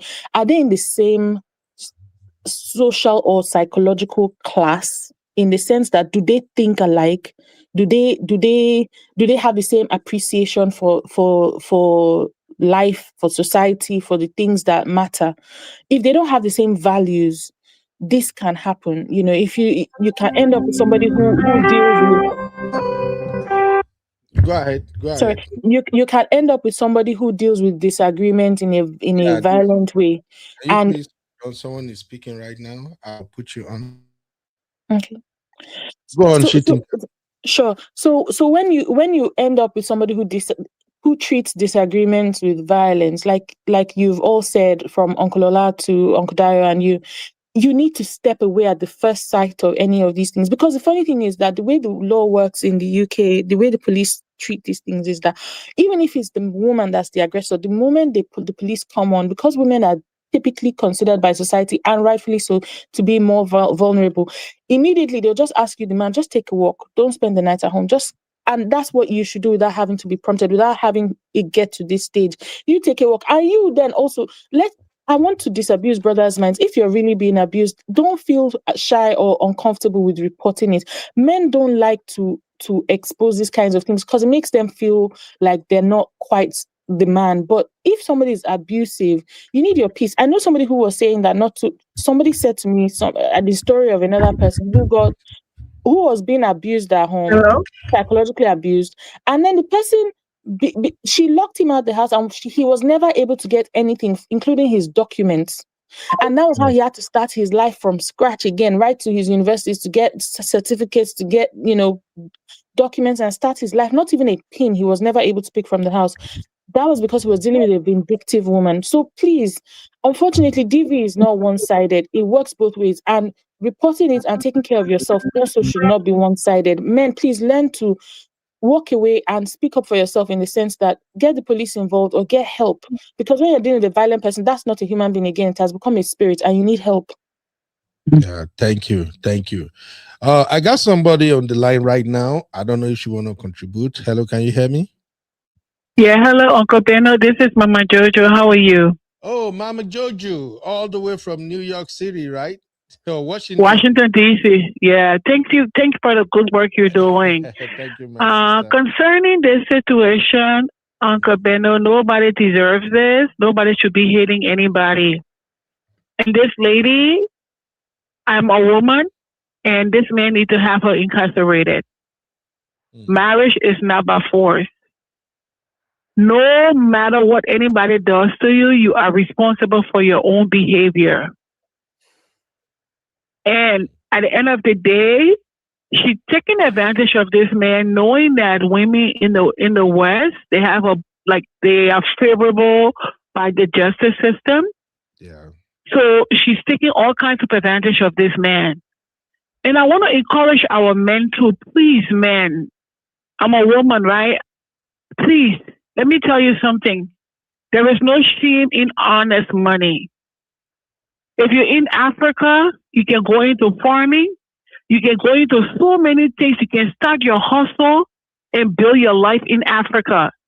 Because sometimes when these men come here, they are in living hell. Because a man has ego, right? And our African men, majority of them were raised to be providers. And when they relocate, they have the culture shock. It takes time for them to become acculturated to the society. And if you have a woman who is paying the bills and everything, sometimes it triggers their ego, and they don't really want to. It bothers men that are responsible, right? So honestly, for me, I can't tell anybody where to find love. But if I were a man, I don't know if I want a woman in the diaspora though. Because exactly what happened when these women help these men to come here, I'm a woman, they want to control your every move. They want to remind you that they brought you from poverty. And I don't know, because some people want to come to America, but I would just say this, look, as a man, in Africa, you can hustle. They have many in Africa that started farming, went into different industry, that even started cutting grass, cleaning homes, and gradually they build their life. Don't come to America and do this. If my son's wife was doing this to him, trust me, I will move my son from there. And I'm not going to say this man is weak, because what I'm thinking going on here, this man is thinking about the consequences of the law. Whether he beat her or she beat him or whatever, at the end of the day, knowing how the justice system favors women, she may end up pulling one on him, and he will have to go to prison or whatever. Yeah. So if I were this man, if this whole thing is not fake, I would just take my thing and walk. You're right. Thank you, Mama Jojo. You have a very valid point there. Thank you very much. Thank you. Abby, you want to say something? Okola is still in the building. I just want to say that I wish men would take abuse very seriously. Those in it and those that are what's the word, observers of it, right? And Earlier, for instance, we were laughing. Oh, we're laughing because it seems like a weird concept for a man to sit there and a woman hits him when we are aware that men are actually usually stronger, meant to be the stronger gender, right? So, and that's one of the issues, and that's why men don't speak out, because even us, it's a shock to us to see this, because as a man, why are you allowing a woman to do this? It means that you're a weak man. But the reality is that we say this all the time. A lot of times before it even gets to physical abuse, it starts from emotional abuse, Uncle Ben. It starts, and we say this for women. I can imagine it's the same thing for a man. A woman that can hit someone like this will tell you you're mad, you're stupid, you're foolish, you're not man enough, you know be man, you are this, you're that, right? So to even get to a point where you're not able to fight back physically, you're actually depleted mentally and emotionally, right? So that tends to be the way it works most of the time, and that would apply across the board. So it's just really unfortunate, and I hope that it is not their children that's filming, because it's not a camera that is stable. Somebody's holding it for sure because of how it's moving. And I do think that it's very important that other men should also have compassion for men in this situation. Yes, it may not seem like the norm. It may seem like something that's funny, but it is, everybody should be angry. Like I said, if this was the other way around, you all know that I'll be fuming. So there's no reason why this should be acceptable at all. I don't care what he did, because at some point as well, it's like, what could he do? What does somebody need to do? Because the worst part about physical violence is that one wrong move, you've actually killed somebody. That's the worst part. Move funny, hit your head somewhere, is done. Right? So what Even does somebody even have to the do? I way, don't care if sorry, he cheats. Abi. Sorry, Abby. Even the way she's standing on the bed, I just wanted to point something out here real quick. The way she's standing on that bed, if that man should push her, this is a very heavy set woman, kind of. If he should push her, she will either hit her head on the floor or something. Exactly. And And that then he would will be, not be the one going to jail for something yep, that he didn't even start. yep, So yep. I really, and I say this all the time. I know that everybody even has the way that they play, the way that they relate to people. But at what point do you even draw the line at what is it, play, or is it verbal abuse? We say this all the time on this channel. I say this all the time on this channel, you know. So Uncle Ben, it's just unfortunate, and I think that men should be more angry about things like this. You're not angry enough, and that's why I'm not realizing that. That's why men cannot even appreciate why women are angry about the things that men do to us. Thank you. Thank you, Abby. We have to move on to the next story because I want to call out when we talk the political part, but we have one more. We're going to talk about Iyabo Ojo. On this domestic violence thing, my take still remain my take.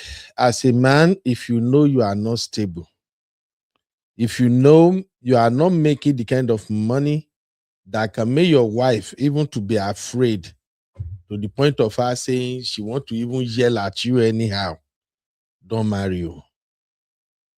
Especially in this diaspora, don't marry you.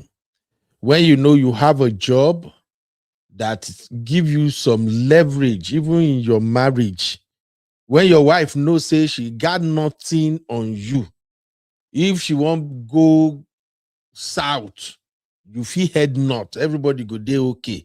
Sometimes go degenerate to this kind of situation. I am not saying that not some men that even with their job, with them making good income, that their wife may not be abusing or something, but somehow it controls some of the level of this madness. Okay. Let me take this. Hello. Hello. Hello. Yeah, who's calling? Hello. Yeah, I can hear you. Who's calling? Am I on to Daddy Freeze program? This is not Daddy Freeze program. This is UB and the Road Farm. But we were talking about Daddy Freeze earlier. And your YouTube is loud. Please lower your YouTube. Yes. I can hear Abby's that. Yes, I thought that the program is still ongoing. Yeah, the program is ongoing. I see. I just want to contribute something about that free. Okay, ma'am, go ahead. But Yes. First off, who is calling and where are you calling from now? Yes, I'm Success. I'm calling from UK. UK? Okay. Let's go, sister. Yeah. Yeah. Yeah. In it, people. Give it to me, sis. Yeah. Can I go on now and say what I want to say? Yes, go on, ma'am. Go on. I started the program with you guys then, and I think I dozed off. Then I woke up and said, "Oh, these guys are here. Let me put in a word." Right. Fortunately, I stumbled on Daddy Freeze during this what's this girl's name? Blessing CEO's matter. Yes, ma'am. Some years back, I stumbled on his program, and at that time he was busy destroying people who pay tithes, who do not pay tithes, and all of that. And as a pastor that I am, I just got switched off from him because I saw it then like, okay, even if you are a devil itself, and must you look for people who are innocent to go down with you. If you don't believe in tithing, why are you making it a big show? And you know, it seems to talk it on and on and on and on and on. So I got switched off. Again, I stumbled on him again, this time about Blessing CEO. I looked at him, I was interested because I felt like, okay, this is an adult. Among journalists, broadcasters, if you count his age, he's an adult. So I expected him to make more sense. Then when I discovered also that he knew Blessing and he was able to bring him for interview, I said, okay, this is a step forward in the positive direction. Then I kept following and all of that. So I knew everything that he said and he did. I watched all the programs. In my own conclusion, I think that he's a confused man who have a misplaced priority. Yeah. According to him, Blessing stood by him during his divorce matter. No matter what a friend did or is doing or does, whatever, I think that you should not use somebody's, you should be truthful to your friend. The fact that I stood by you does not mean that you should not be truthful with me as a friend. So he feels that he owes Blessings, one. And how he comes to the conclusion that it is this bad case he needs to use to pay back for what Blessings have done is what I'm unable to understand. Blessing was there for you during your own divorce. So you now want to be there for him when he has made a terrible mistake. A good friend should reprimand. You tell your friend, no, you've messed up. This is too much. Why did you do this? And you will even say, let the world know that you are not supporting the friend. That alone will make people to even want to be a little bit kind towards the way they will judge Blessing, because they will feel like, oh, right beside it is a friend who will put her in the right direction. But it didn't look like that, so I stopped watching. Oh, wow. So that's what I think it's a misplaced priority. Yeah. Yes, man. Everybody blamed him. Man, do you still think Daddy Freeze is a pastor? Do you think he's a preacher? Do I think who? He's a preacher. Daddy Freeze, do you think he exhibits the character of a preacher, of a man of God? I don't know that I call himself a preacher. I thought he said that he's a Lucifer. The last time I listened to him, he said he's a Lucifer. He said he doesn't allow his children to go to church. So how can he be a preacher? Well, by the way, those children are not his children. So I think only one boy. Of course. And what he's doing to them is unfair. Yeah, I think only one boy he's his own. It's misleading them. So he's misleading them. And I think he also need to do something about touching that girl too often online. Touching the girl? The daughter, the stepdaughter. Touching her 10 times online. I don't know what he's trying to push. It's his daughter. It's his daughter, man. It's his daughter, but then you don't need to do that online. Show love to your children in the house. And if you must do it online, do it once or twice. Not 10 times, 15 times in an hour's program. Another angle. Yeah. Auntie, no carry me go where my hand no go touch grandma. Okay. Do not say I say. You not say I say so in that case. Well, thank you very much, man. Thanks for calling. But you know, look, you are in the US. Yes. Look at what happened between Obama and Trump. When they were discussing last week, I think in the Congress or something like that, and Trump started discussing negatively about Obama's wife, Michelle. Mm-hmm. And Obama answered and said, why don't you tell I forgot the name of Trump baby boy that he carries everywhere. Or what's his name now? Can you please remind me? You mean Trump? Hello? Yes, Trump's son, that small boy. What's his name again, Gary? Baron. I just forgot the name. You don't know your own nephew's name. He's not Baron. my nephew. And Obama told Trump, why don't you tell Baron who the real mother is? Hey. You didn't hear that program? You didn't listen? You didn't watch? I didn't listen. Since the man, they fight all over the place. The man don't okay, so it's like, why don't you tell Baron who the real mother is? Wow. And Trump, meanwhile, he was destroyed. He was talking terrible things about Obama, Michelle. That he just writing books. All she does is talk. They couldn't do anything tangible. Blah blah blah blah. And Obama got up and said, "You say you will not bring families into this discussion, but you use all the half of the hour and time they gave you to talking about my wife. Why don't you tell Baron who the real mother is? Because we all see how you used to say that if Obama now mentioned Trump's daughter, if I forgot the name of that girl too, if so is not your daughter, you will have married her. That you said it more than once." Then Trump got angry and said, "What? That was just a joke. So you are joking about your own daughter, and you keep saying it, that if it's not your daughter, you will marry her. So who exactly is Baron's mom?" So from there, we can learn one or two things.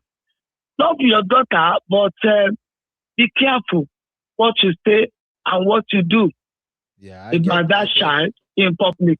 You get where I'm coming from? No, absolutely. Yes, so I'm not saying that the truth. I know that the truth is trying to be a good father to that girl, and there's a cordial relationship between them. I didn't even know it's not the real dad, but judging from the way people talk and see things, look at that Obama and Trump case, I'm just saying he should watch out, or else we will use it against him in the future. Thank you, Andy. Yeah. Thank you for the time. Yes, ma'am. Just for clarity, I'd like to tell our elders to please don't pay attention to most of the things you see on social media these days. There are too many AI clips out there that it looks so real, you will think it is true. So that's true. I will look into what you say about Trump and Obama now, but from what I know about US, and I will be happy if you can confirm if it's not AI. I will. There is no way. I don't think it is AI. We will have heard about it. Yeah. Auntie, it's gonna be difficult to get Obama and Trump in the same room. It got to be a high level. It got to be a high level meeting or ceremony or something before both of them can ever be in the same room. But I'm I face get to what face. you're saying, Ati. Thank you very much. Because the lesson All there, right, thank you. the lesson there, based on what Ati is saying about Daddy Freeze and his daughter, is that the life we live now, as men, we have to be very, very careful. I have two daughters myself, 18 years old and 13 years old, and they are grown. They are like girls now. So even in my house, I have to like lay down some rules for my own girls' self. You see what I'm saying? Mm-hmm. Because girls, they don't send. Sometimes they feel wear short from their room, they run, come down, they don't send. So that just Yes. like, guys, go back, go wear something, you know. So as men, especially in this day and time, you got to be very, very careful. I do tell men, I don't know, I think I did a show on it, maybe on my other channel. I used to bait my daughters. As soon as Blessing hit 6 years old, I stopped baiting her. I would just put her in the bathroom. I'll put her in the bathroom and I'll be telling her, oh yeah, you bath, you scrub this, scrub that. So one time, back then we were still living in an apartment. So my wife was home one day and my wife discovered that she was in the bathroom. I wasn't there baiting her or something. I was just telling her. So my wife was like, babe, she not go fit bath herself like that. I said, no, she's 6. Very soon she will learn how to do it better. So even my second daughter is even faster. As soon as she hit like 5 years, I did one day, I was just coming and she did bathroom. She was just saying, Dad, I'm in the bathroom, shut it up. 5 years old. That's the day I told my wife, Yes, hey, I come home, I'm like, babe, nope, I'm not giving the children any bet or anything again. No, I'm not going to bath them or whatever. They are grown. But the reason is because these children, if you are in Western world, sometimes as they grow up, they start hearing things and they may misinterpret it, even as their dad. Even when you say, oh, he's a girl, now she be a she's just 4, she's just 5 years, and you are baiting her. Sometimes because of the crappy and crazy thing that is going on in the world now and what they are teaching them at school, some of them, they have this retentive memory that they can remember that, oh, my daddy used to beat me and they might misinterpret. So please, may we not go enter look, trouble. yeah, look at Simi now. Look at what is happening to Simi now. Yeah. They are now referring to me to early years. Exactly. What she did in her mother's school and what, all those things that the girl must have taken for granted. Yeah. I heard it. I heard where that meeting was going on too, and I just feel like they probably, and Nigerians are the one doing that crazy thing. Many Nigerians knew exactly what she was saying, that nothing like that or that kind of bullshit was not happening. But everybody want to be politically correct. But please, especially we as men, you got to be very, very, very careful. Please. I'm a marriage counselor, and I've come across so many young girls who this kind of things affect later in the year. You see them, they keep telling you a counseling table that they want to marry somebody like my daddy. I just want to marry somebody like my daddy. And nobody seems to please them. They are busy looking for their daddy all over. Yeah. And that is because the daddy did not have a time up like you did.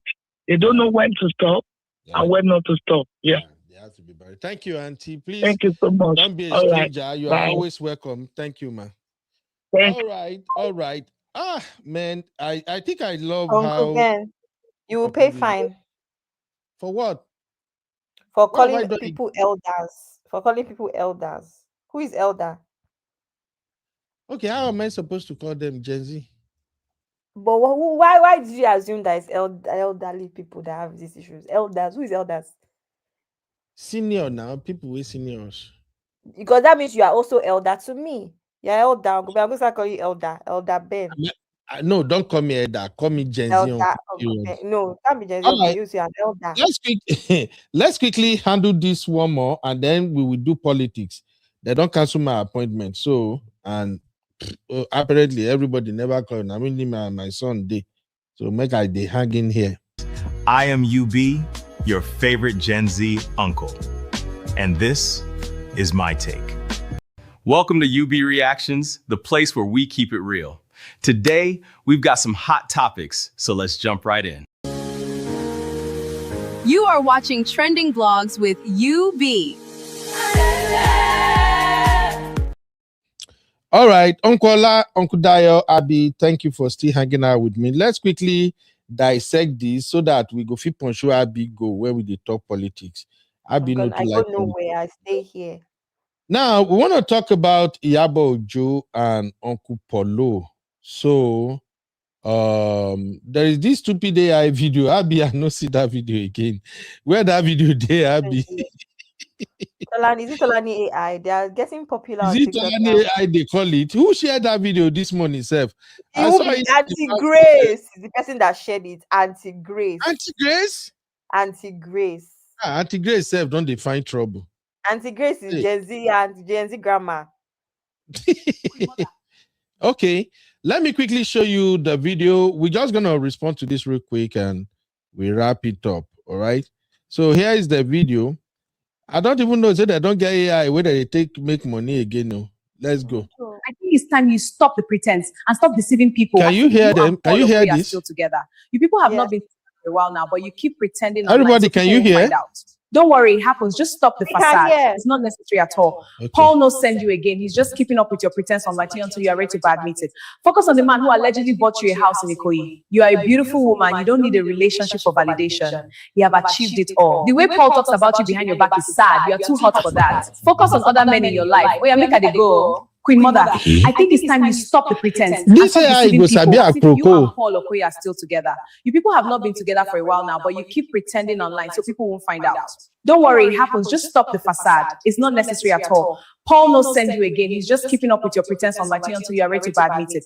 Focus on the man who allegedly bought you a house in Ikoyi. You are a beautiful woman. You don't need a relationship for validation. You have achieved it all. The way Paul talks about you behind your back is sad. You are too hot for that. Focus on other men in your life. Oh yeah, make her dey go. All right. So, Abby, my thing is this. If Iyabo Ojo and Polo are no longer together, is it a big deal if they don't make it public? Do they have to bring it public? They don't. However, Ben, this is honestly, celebrities must have it really tough because it's the fact that once you announce something, people now always expect an update, right? But whose business is it? However, Uncle Ben, can I ask why you won't be together and you would put up the kind of birthday post that Iyabo put up? Is that not deceiving, misleading the public? If you're not together, yes, you may be friends with your ex, right? And you can still say happy birthday, Polo, darling, something, but to not start doing Obimo and all those things, is that not deceitful? Because don't get me wrong, I'm not opposed to her posting him if you're still cordial. But by the time did Iyabo post him on her page? Yes, like 2 days, 3 days ago. Iyabo Ojo first. How do they pronounce that? Yet is a first priest or first priest. I actually don't even know. When he first priest, how do they pronounce him? I don't know. That Iyabo Ojo page. Make I go I don't there. know if it was an Insta story or if it was an actual post. But it was trending when it happened, Sha. If anybody remembers. So was it Insta story or was it an actual feed post? I'm going through her page. I didn't see anything. But anyway, based on the conversation, do you think they are no longer together or you think they are? Uncle Ben, this AI is doing too much. They know too much. They know everything. I wouldn't take what they are saying seriously, because at the end of the day, it's now becoming a new thing and they can just say anything they want, right? Without repercussions and without having to prove anything. However, I have a feeling, my feelings may not be valid, that they are not together. I have a feeling. Okay. Especially during this period of Arinzo. And we know how supportive that Mr. Polo usually is, so I don't know his role. He just seems quiet on this one. Maybe he's not strong. What do you? There's that as well, but also we know that he lives in America as well. Actually, I'm just watching his Insta story. Out now at Iyabo, whatever, fire. That's on his Insta story right now. He's promoting it. Well, You know, Iyabo Ojo. yeah, he's promoting the film. Still has Priscilla's picture on his page telling her happy birthday from March. He still has her on his page. Happy birthday, my Ezinwai. Blah blah blah blah blah. From Oh, December. Polo still have a Iyabo, right? Yeah, we can share it. Let me share my Insta. Okay, Yeah, then why are people now saying they are no longer together? I don't know. Just because they don't see them on social media? Yes, but Uncle, yes, but that's what I'm saying. That I have a feeling, but it's more of an inkling more than anything else. Do you understand? It's not anything else. It's more of that, but it doesn't even really matter, does it? Um, Okay, let me now ask the question to everybody watching right now. Should celebrities announce if they are no longer dating, or they should just do it codedly? they should, they may. I don't know, Uncle Eh? Ben. They do you Which know one is why? Abi? No, do you know why? I want to say no because have boundaries. I want to share what I want to share when I want to share. This is Polo's page. You can see this is Priscilla for her 25th birthday in March, right? Mm-hmm. You can see this is still her for her birthday or something in December of last year. Still has it there and all. Um, yeah, I don't know. No, Uncle Ben, the reason why I don't really want to come here and say what people should do and shouldn't do, even still have stuff from the wedding, Priscilla's wedding, I know.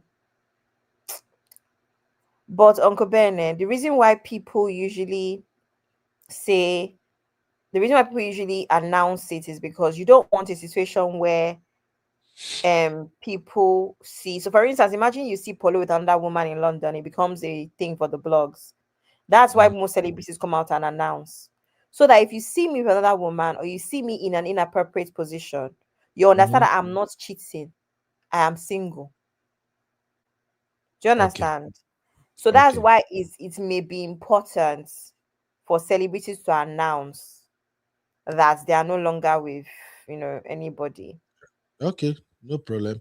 But I've always seen Iyabo Ojo as somebody who is kind of discreet. Before this Polo, I don't think I know anybody Iyabo Ojo was dating.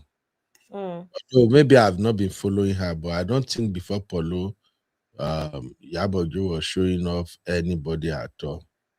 I don't think so. So, but anyway, that's their own problem. And like I said in the beginning, if you are lucky to be married to somebody who is not into social media like that, please don't say, he's boring or she is boring. They are actually saving your ass. If you are on social media, your husband or your wife is also on social media. Sometimes una to go past on a boundary. But that's all we can take on this one. We got to keep it I moving. don't know why I can't find the post though. For the birthday? Yeah, so that means it's Insta story or what? Oh, I found the post for the birthday Okay. on Facebook. This is it. Can you see it?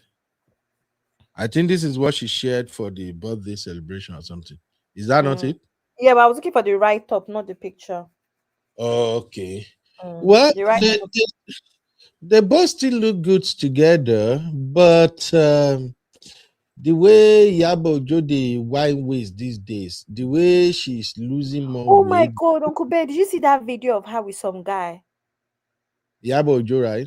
That video where she was visibly under the influence and she was touching him funny. Did you see that video? I I thought that didn't video see it. was this was on like last week or something. She was touching him funny. His hand was a bit too low on her waist area. I didn't like it at all. I didn't like it. I No. think She that's where look that rumor started from. Gonsev. Abby. Iyabo Ojo look snatched. Not be so that I talking for Gen Z language now. What's She that got to looks do with snatched. a random man? Her allowing a random man It touch doesn't her like matter. that. They are under the influence. She looks sexy. Honestly speaking, So where she's packaged right now, she looks sexy. You know, she look take away. She looks snatched. It be like, you know, I found the video, but I don't know how to share it now. Let us see. I found it on X. And share it from X now. I don't have Uncle Bear. I told you that during my social media life is I don't have X on my laptop. I don't know my password. Okay, send the link to me. Honestly, Iyabo Ojo is looking really, really beautiful and sexy. I think there is something about women after they don't born finish and their children don't grow. Let me send the link to you. They go repackage. Then I hear say you get one injection when they take for Nigeria. Now it's not Ozempic, it's not all of those, you know. I saw it with this same crazy AI channel. He said, I waited the short well, then they take now, but so and they are dropping a lot of pounds within a month. But to be honest, I saw Iyabo Ojo and I'm like, oh wow, this woman really looks sexy. This is where this gist started from. Like she was maybe a little bit drunk, like tipsy. I don't under the influence, it could be anything. That's why I said under the influence. But let's say tipsy. She looked like she had drank, and then the other guy, I didn't like the video for someone that is in a public relationship. This is where this rumor started from. She's not married now. What are you saying? Let her enjoy herself. We all know. It's not by marriage. It's not from marriage. You start showing. You start being faithful. So how old is she now, Abby? How old is Iyabo right now? I don't know how old she is. Is Iyabo 50 yet? She should be now. You think so? Lie. Yes. Uncle 48. 48 years old. 48. No, she's not up to 50. She's still young. 49. She's still young. 49 this year. Okay, Uncle Ben, play the video for us. It's okay. She's young. Iyabo Ojo was 1977 or thereabout. Play the video for us. She's 48, sir. I will mute the music. Music. We don't need the music. Look at her. Please remove this thing. Yeah? Uncle Ben, this is not so much to you. No, this one is not too much. Waiting the no problem. Let my answers in the comments judge. But the way the guy hold remains much would have kissed the guy. Just kiss him. Maybe they don't do something together before. It's even worse. But remember, she wants to eat him. Abby, remember her movie is in the cinema. She need to do stuff that will make people to keep talking about her. Uncle Ben, look at her eyes. Look at her face. What is she not sexy? Uncle is she not looking sexy, sir? I'm a pastor. Uncle she wants to eat. Do you know, Uncle Ben, in the comment section, I said saying that she's ovulating, she's on heat, she really needs this. She really wants it. That's the whole comment. Go and check the comment section. We are on the X. Check the comment section. No, Iyabo is beautiful. That's a fact. Anyway, honestly, so we're not talking about her beauty. We're talking about the way she and the man, their interaction. Okay, what is wrong with that? Why are you telling us about her beauty now? Okay, you are saying the way. The way she's looking. She's lustful. The way they are holding each other, the man kept bringing a hand over his shoulder. The whole interaction for somebody in a public relationship is somehow now. Even Iyabo Ojo, she's lustful somehow. So, and both of them will be like, say, do you understand? This is where the rumor started. If I may say something, Abby. Yes, Uncle Dario. See, this man that I'm looking, there are two possibilities, okay?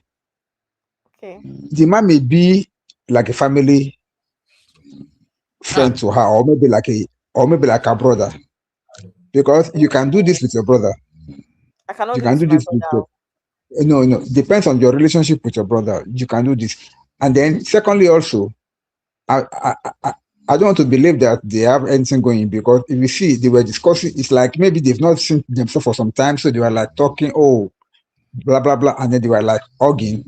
To me, I cannot read any meaning into this. As per the line that you are like somehow at the point that guy is not comfortable.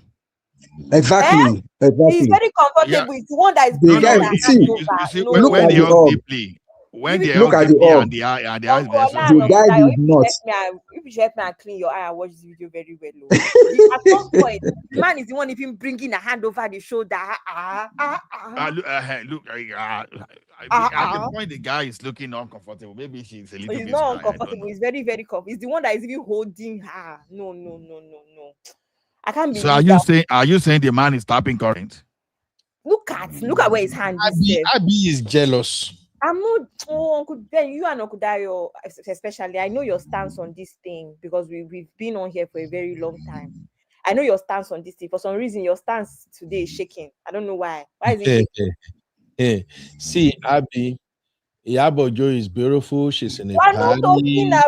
about her beauty. Beautiful.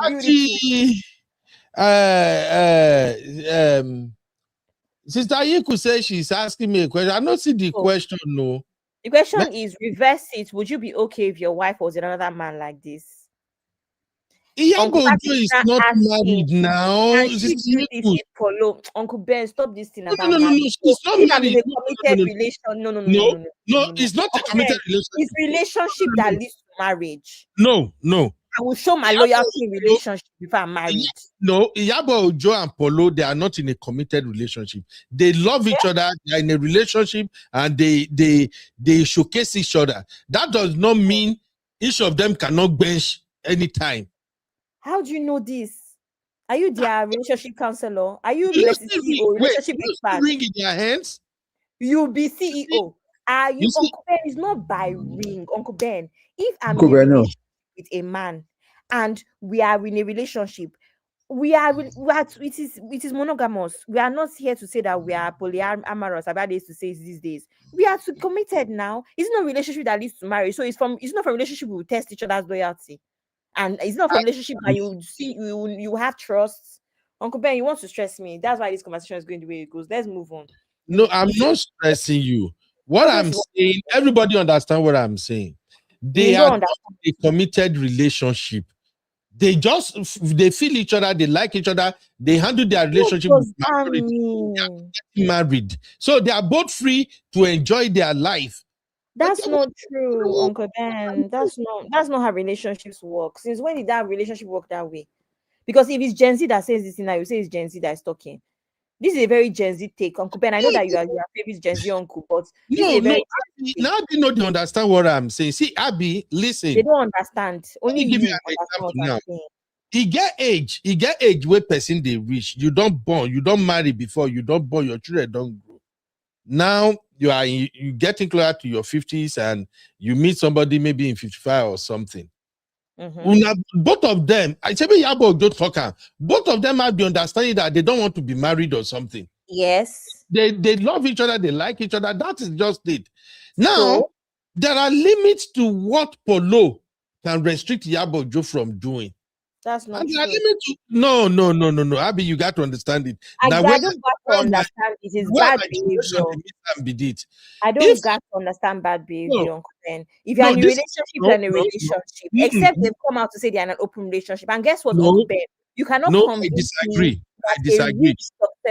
you cannot convince me that a rich, successful Igbo man like Polo that splurges on this woman, looks at this woman, will be okay with public embarrassment like this. No, this is not public embarrassment. That is why we always said people should define their relationship.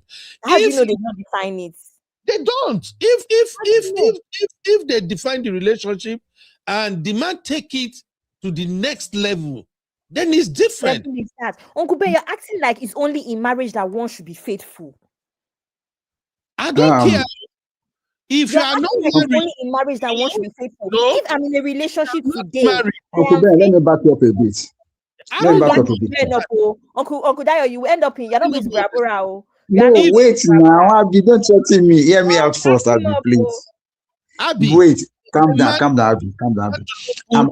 If a man do not put a ring on it, that man does not have the right, especially at this their age. Uncle Ben, that's not true. That's Uncle Ben, calm down. Now, from from a relationship, you should be loyal and you should be faithful. Make Uncle Dayo talk. No worry, no wahala. Please, I know Abby, you are correct. However, if you notice something, ever since Iyabo and Polo have been moving, we have not seen or heard any scandal We've not seen Polo with any lady. We've not seen Iyabo with any guy. Yep. Not even on social media. We've not even had anything as per maybe they met Iyabo at a party. She's like doing hug up with some other guys. They kept it sanctimonious, so to say. They were for each other to the core. Everybody knows that she has only the one eye for Polo, and Polo has only one eye for her too. So no scandals between the two of them. Now, if for any reason something like this happens, while supposedly they are still in the same relationship, and something like this happens, my take is simple. It's either this guy is family or this guy is an old acquaintance, maybe an old boyfriend or maybe an ex-boyfriend that they have lost touch, or maybe an old schoolmate that they've lost touch, blah, blah, blah. And guys tends to take advantage. Yes, Iyabo may be tipsy, allegedly. However, whatever is happening here is not beyond the norms. Okay, as per maybe Iyabo can bench anybody, even though she's in a relationship. I don't think she wants to do that. Neither will Polo also do that also, because they know the consequences. They know that their social media personalities and I no defend anybody, Uncle Daya. I beg. No, I'm not defending anybody. I'm just saying my own thoughts. Because why? If they have done anything like that, you will have seen on the social media. And from what Nono High said earlier on, Nono High said that allegedly that they have broken up ever since Iyabo went to do preparation for her daughter's birth and whatever, maybe in Canada or so. That was when they were actually separated. After that is true, I don't know. But if that statement were to be true, that means they've broken up for a long time, and maybe this is just an aftermath of it. Maybe she's continuing with her own life. But apart from that, Uncle Beno, Iyabo is not somebody that would know to be like frolicking like this with guys openly. So I think there's something to that rumor, if at all it is true. Thank you. Exactly, Uncle Dayo. That's the reason this video is up. This reason is up because I was saying that that blog may be, and I asked Uncle Ben, have you seen this video? So that's even the point of the video, that clearly they might not be together. But Uncle Ben is not trying to argue that this video does not mean that, because even if they could, there's no commitment, so they could be doing this anyway.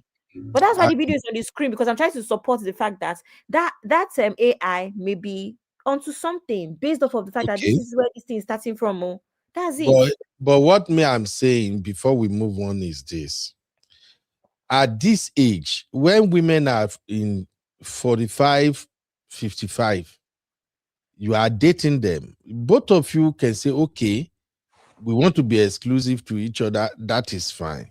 But my thing is, for a man, if you don't take it to the next level, maybe buy her a ring or just something to indicate that she's for you and to let her know that you are both in this together. You can't do shit. If the woman decided to sleep with anybody tomorrow, remember, these are successful people. They are rich. And women in their circle, they do whatever they want. Also, Uncle Polo can do whatever he wanted. That's why I love what M. Jones is saying in the chat, that Iyabo Ojo might just be maybe Uncle Polo Niger babe. These are mature people. They feel go different way, go bench it today, tomorrow they come back again. So it's not a big deal, especially at their age. You get where person go reach where be say if you are actually, do you know what's mad, Uncle Ben? I actually think it's the contrary. This thing that you just said, I think is the opposite. It's the opposite of what you're saying. If you're at this age and you've decided that we have grown children, we love each other, we travel the world, we enjoy each other's company, why would they come on? They are too mature to be frolicking and be doing all this kind of nonsense now.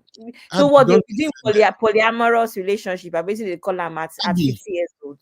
Abby, don't defend them. Where Polo they live? Not be Atlanta or something. Is Polo not? He lives in London, he lives in America, he lives in Nigeria, he lives everywhere. All over the world. One thing is, I no go defend anybody. They can do whatever they want to do. They are mature adults. Of course they can. What's my own? But I'm just saying that I don't agree with you. And Abby, I also know that when a woman look like the way Iyabo Ojo they look right now, the hormones is always on fire. And they like to fire down. I'm sorry. I've told you, those your sisters from 40, the way that they fire down, Men in their 55 to 60, Iwoloma say, even men in 50 self, you Yes, go Uncle need to Beno, you are correct. 100%. you go the gym extra ni. Uncle Dayo, I get 100%.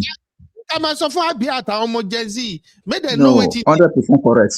No, it's actually not necessary information for us to know. You think about you it. need to know. You need to know. And the You young know, men listening to us it's now, not they need necessary to know. information for us to know. No, Uncle it's Ben. necessary And I even information. want, and I even want to, I want Saka to even do something about this, about the libido of the ladies between 45 and 50.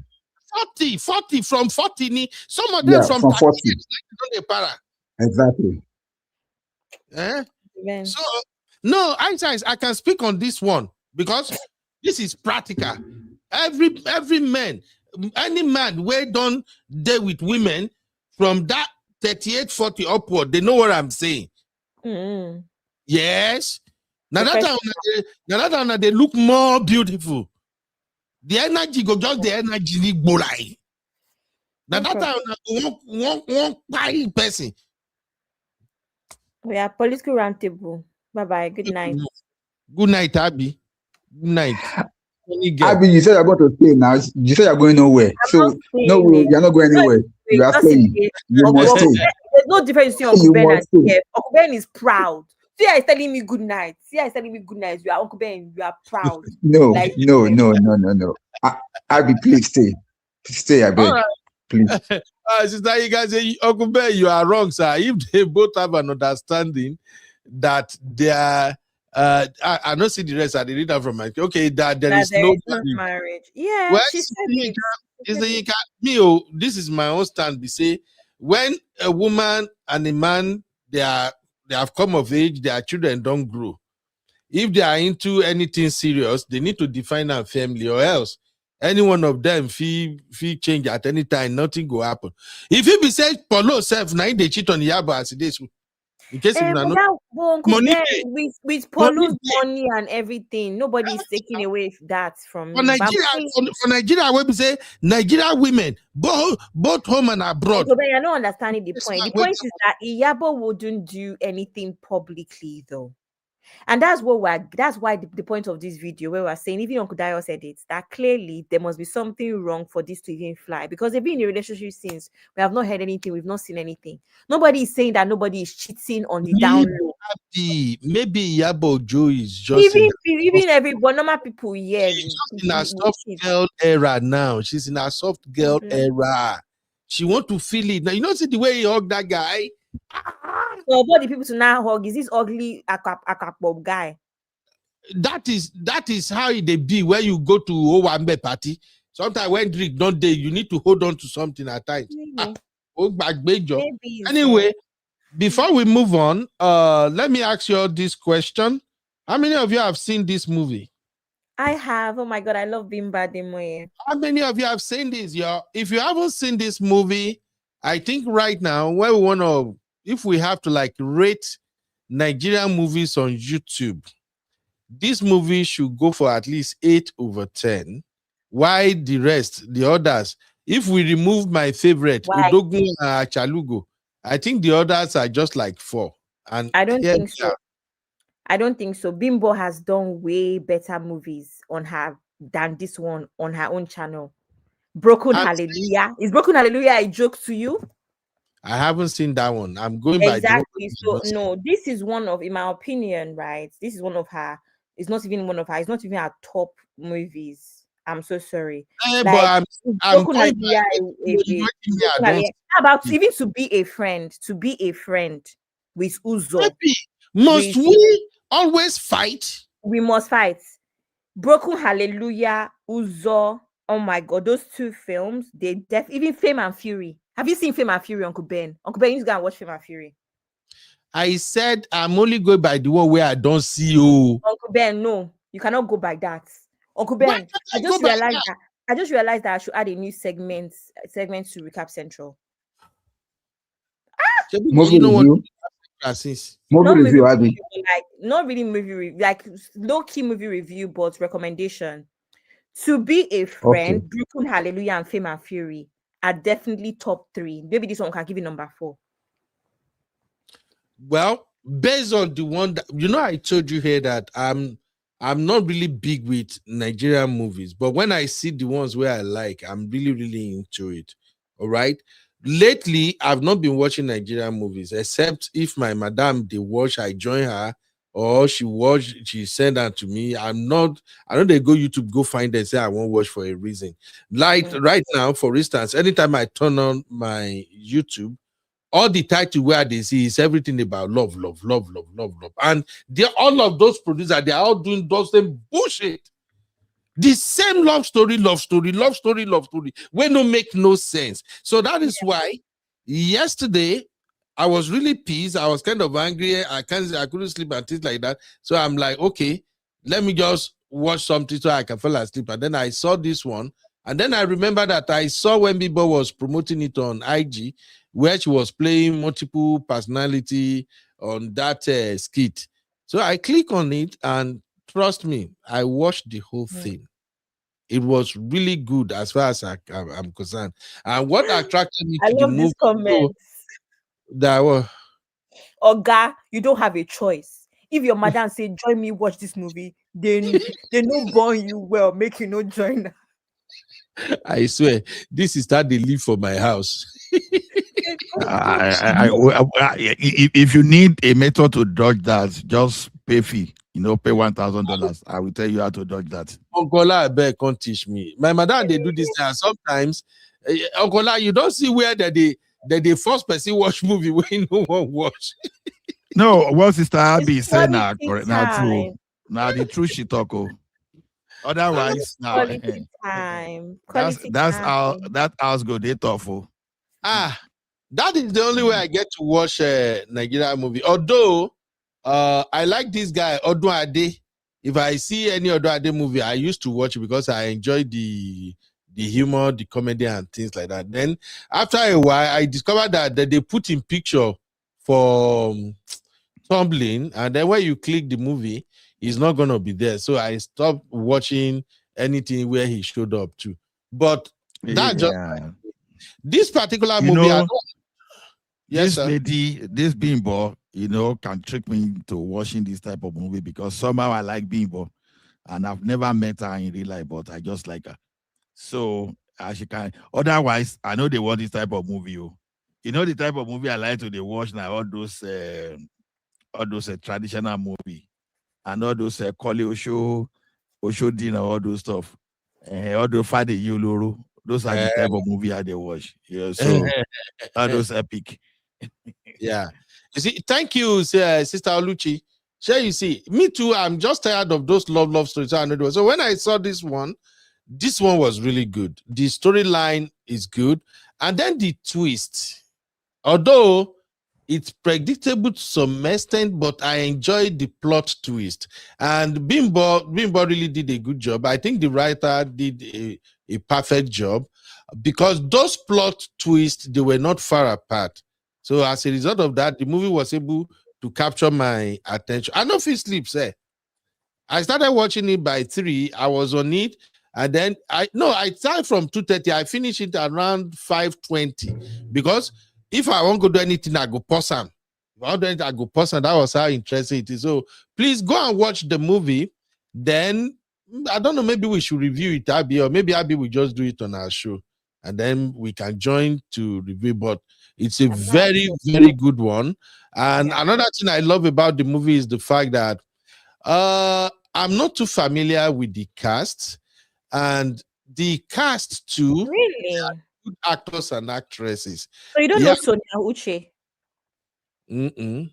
She has a very big channel on here, and her mother is also like top in the production, whatever. She broke out from, so her and her sisters, the Uche family, all of them are actors, and her mother is like a producer, director. And you don't know this. I told you, I'm not really into Niger movies. So you don't know Osas? Which one is Osas? Osas Godaro. You don't know this Osas babe, the nice curvy babe. I thought you would know her because she's a fine babe. You know you like fine women. I thought you would know her. The one that was playing the role of a partner in the law firm. Yes, in the law firm. Yeah, I thought you would know. I like her courage. I think they all act well. That's why I say if I have to rate the movie, I will give it like 8/10. And that 8/10 is coming from a place of me being honest. The movie is really good because my own thing is I have this critical mind. I have this critical mindset, and if I can watch your movie, if I can watch 10 minutes into your movie and you are able to hold me, yeah, yes, then I know your work. So the movie is good. And this Bimbo, honestly, this Bimbo is a great actor, man. The girl, she nailed it. I enjoy how she switch. She can go from being a local girl to this high class, girl.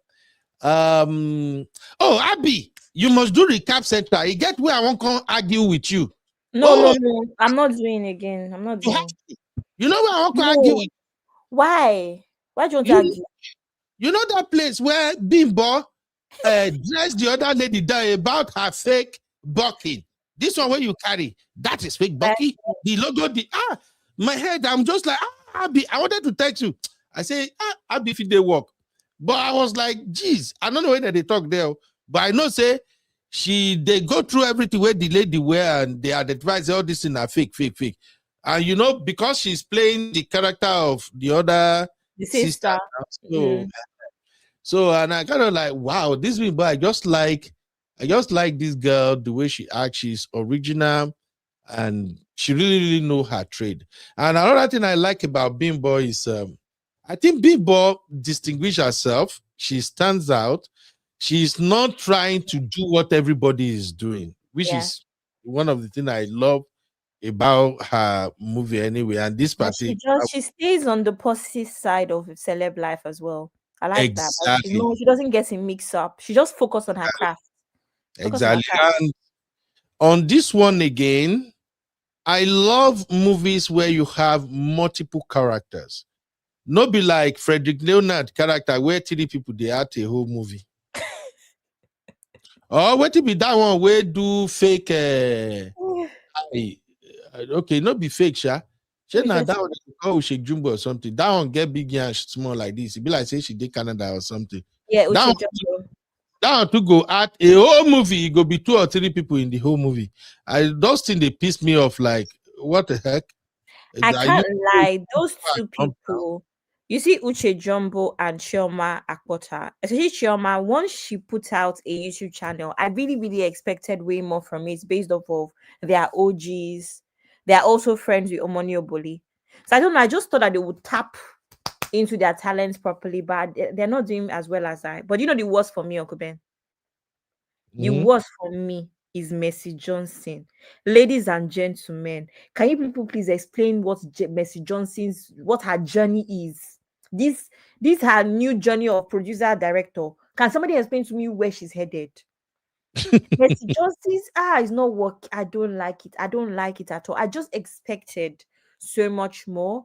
And if you guys remember, when she got married, she moved on to cooking content. So she had a cooking show on YouTube. I was watching because I love cooking shows. So I was even watching the show small. Then the show now started doing talk show, cooking and talk. And then now she went back to film. I'm like, I don't that Mercy Johnson, where are we headed? Why are you Abby, always... Oh God. She wants to be like this girl, Ruth Kadri. That one has made a success of her own career as a movie producer. Maybe that's what she wants to be like. But no, Ruth Kadri, at least Ruth Kadri is not taking us to South Africa. That's her new location for filming. Uncle Beb, have you watched Mercy Johnson's YouTube channel? Her movies are very... I don't know what to explain. It's like olden days Nollywood when we used to watch Patience Ozoko. That's where she is. You mean Mercy Johnson? Yes, and then she features I don't know. Should I be honest with you, Abby?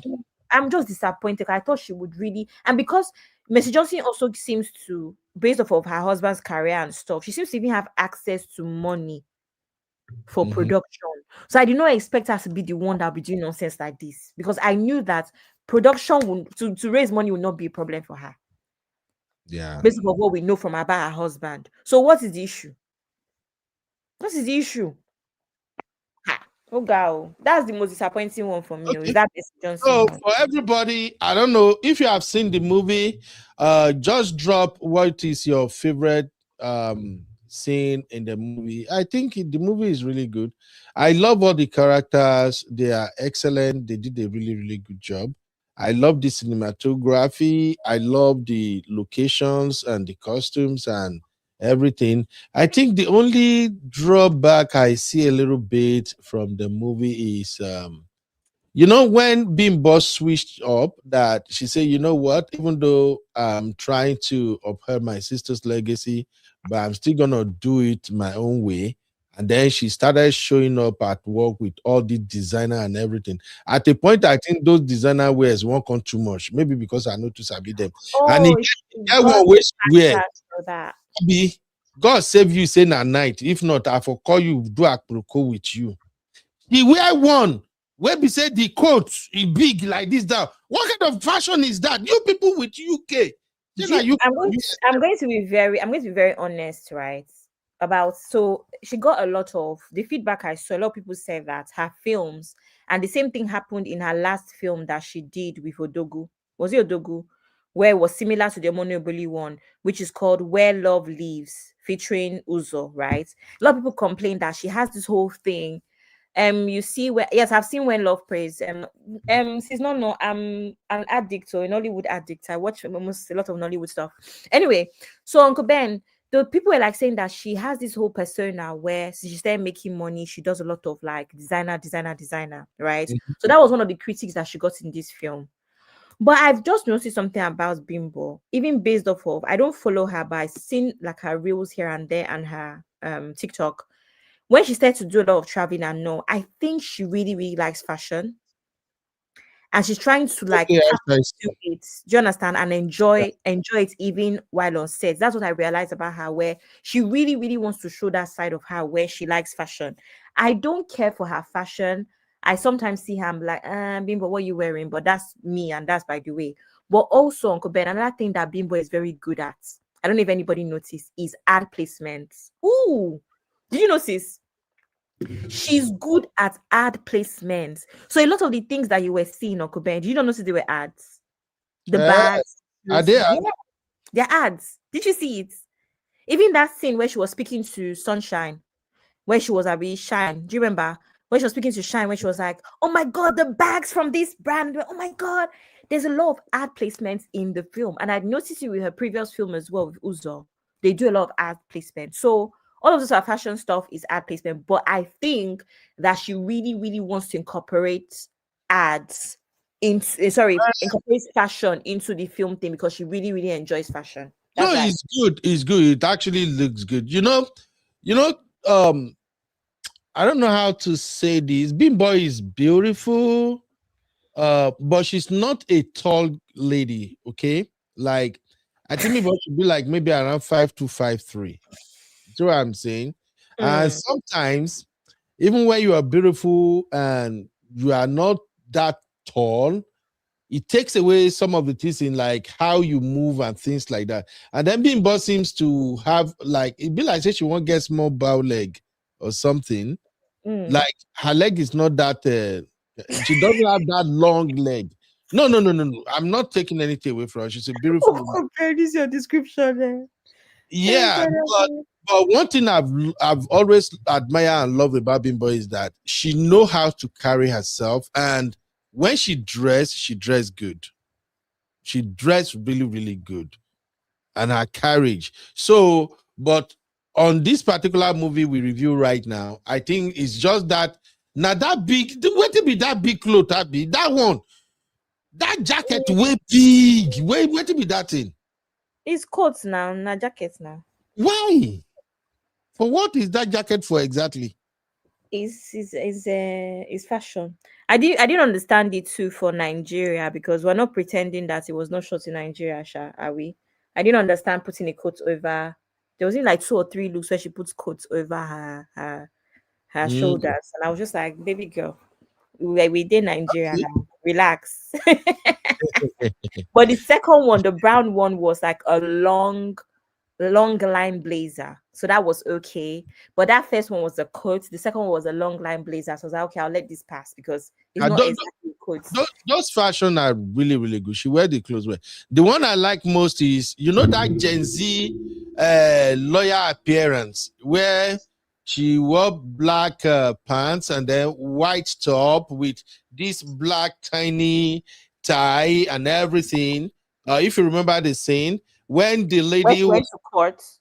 Before she went to court, before she met the wife of that man for the first time, the wife who wanted to divorce her husband, before she met her for the first time, that clothes where she be like really Gen Z. I did like her when I see her for young girls' body. Like it look crazy, it look ras, but I just like how it fit her. Automatically, it turns out to this young, beautiful, cute girl. And then when that lady who happens to be the partner, when she was complaining to the main boss, saying, I really don't like what she's doing now. Yeah, this is not a fashion home or something. Yeah. And then the lady now asks their boss that, what do you think? And then they was like, oh, wow, she's good. I don't have a problem with that. I'm like, okay, I love this because me too, I'm like that. I don't care what you wear or anything. So far, it's not revealing. You look okay and you deliver on your job. What concern me? Now money are fine. I don't care, you know.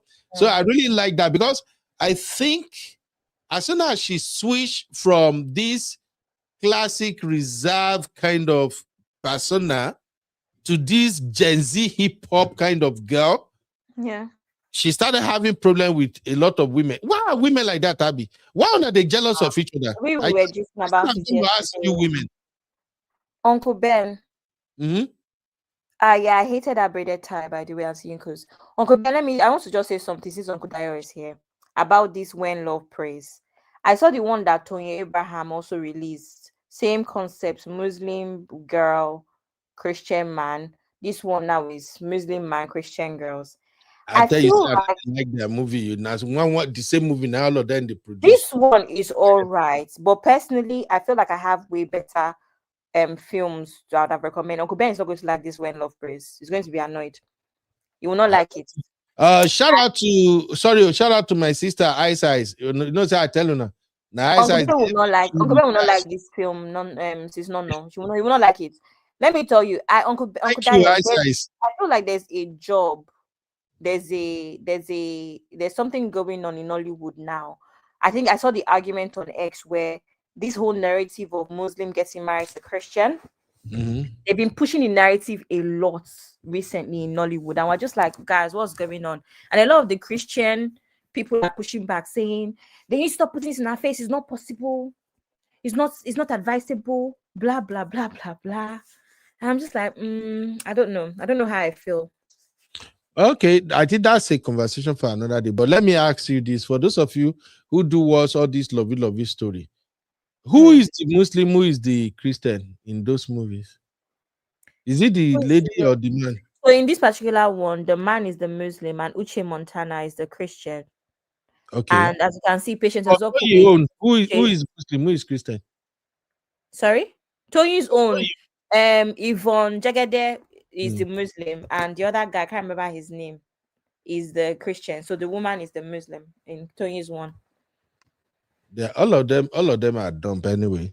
For Christian marrying Muslim marrying Christian, honestly, I don't have issue with that, but I know you both are on a very long thing. So may God help you in that.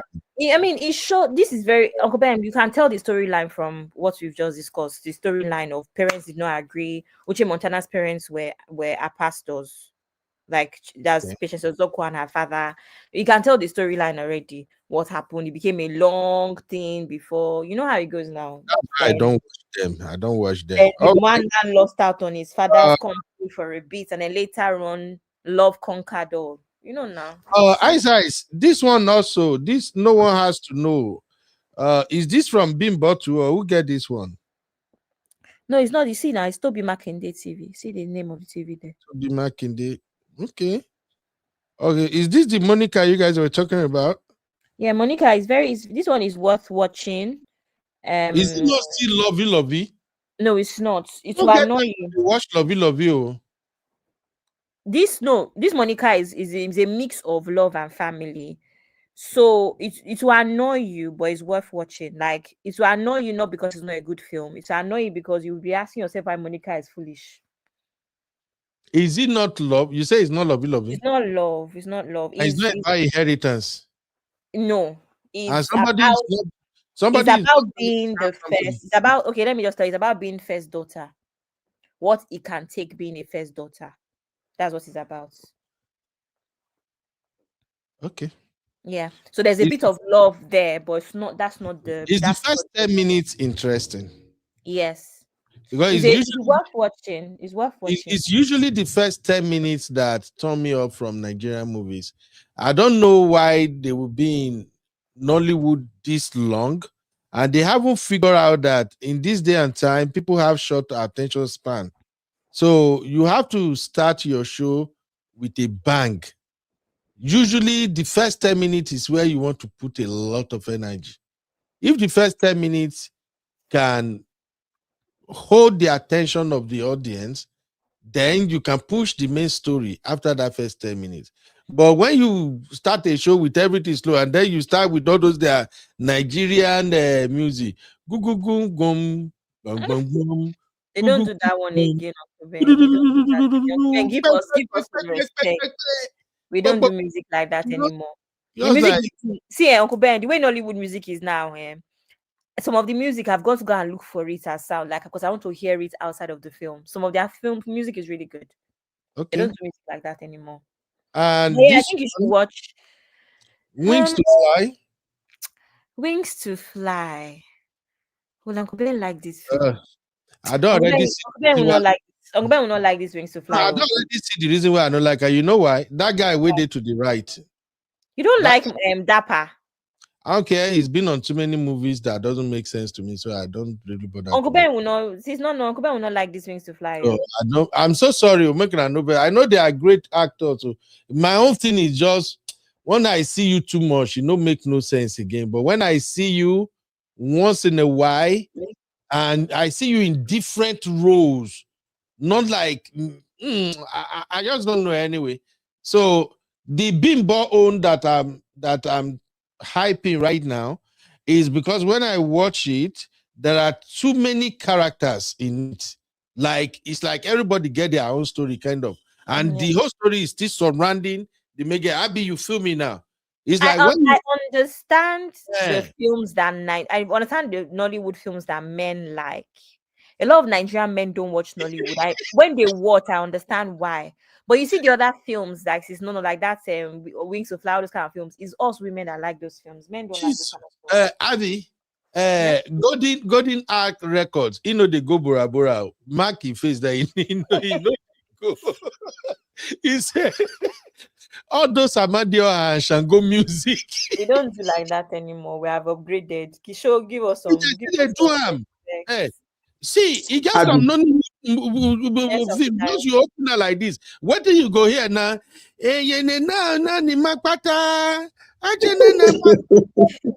Uncle Ben, wait. It's the song that Blessed CEO was singing for you. Do not appreciate it. Not be the same song Blessed CEO they sing that time. Uncle Dayo Jare. Please, I wanted to tell Abby something. Abby, if you want Uncle Ben to watch anything, don't even tell him. Forward it to my sister. Auntie, yeah, just forward it to her. Uncle Ben will watch it by fire by force. So that one, no problem. I'm not punishment in here. Watch it by fire by force. Because all this argument you are having back and forth. Now, it's not going to work. I don't even want Uncle Ben to watch some films. He will not come here and insult the film. Let us give him the ones that are good, top notch. See, if you want to recommend movie for me, I don't talk now, make una know. If you want to recommend movie for me, not recommend movie where 3 people, 4 people they act. You get bored. No, they interesting. But you see on Bimbo's channel, on this Bimbo's channel, go and watch Fame and Fury for sure. Watch Fame and Fury. Fame and Fury, the same Bimbo, Fame and Fury, and Broken Hallelujah. I would say those are her top films in my opinion. Broken Hallelujah. But the only thing about Broken Hallelujah is that love, right? It's not about love. Broken is about marriage, but in a way that is nice, Uncle, but it's not just love. You know, a lot of Nigerian films, somebody is fighting for somebody's family does not like somebody. That's not and it. It's not a movie where man they abuse women. No. It's tastefully done. is one of those films. I think women will resonate more, but it's a good film. It's done well. And the But movie storyline no get cheating. Uncle Ben, if I finish, make I just tell you the film. No, tell me. But I Exactly. just need to know No, because Abby, don't bother. Don't bother, Abby. Leave Uncle Ben alone. movie. Now the usual Leave typical Uncle Nigerian. Ben alone. Oh, yeah, watch That- Fame and Fury. Watch Fame and Fury. Don't All worry right. about the Hallelujah. Watch Fame and Fury. Hey, my Duchess V. Thank you very much, my lovely sister. Godi Ak, you are not going to Bora Bora. Oh. Since you decided to mess me up with this your comment, no Bora Bora for you. Oh, Is this talking about this thing that Sis Nono said. Sis Nono, do you know that I'm not finding out that people like maybe Bam Bam and this Michael guy, Michael Dapper and them lots, is looking like they have like some weird contract with Omonioboli.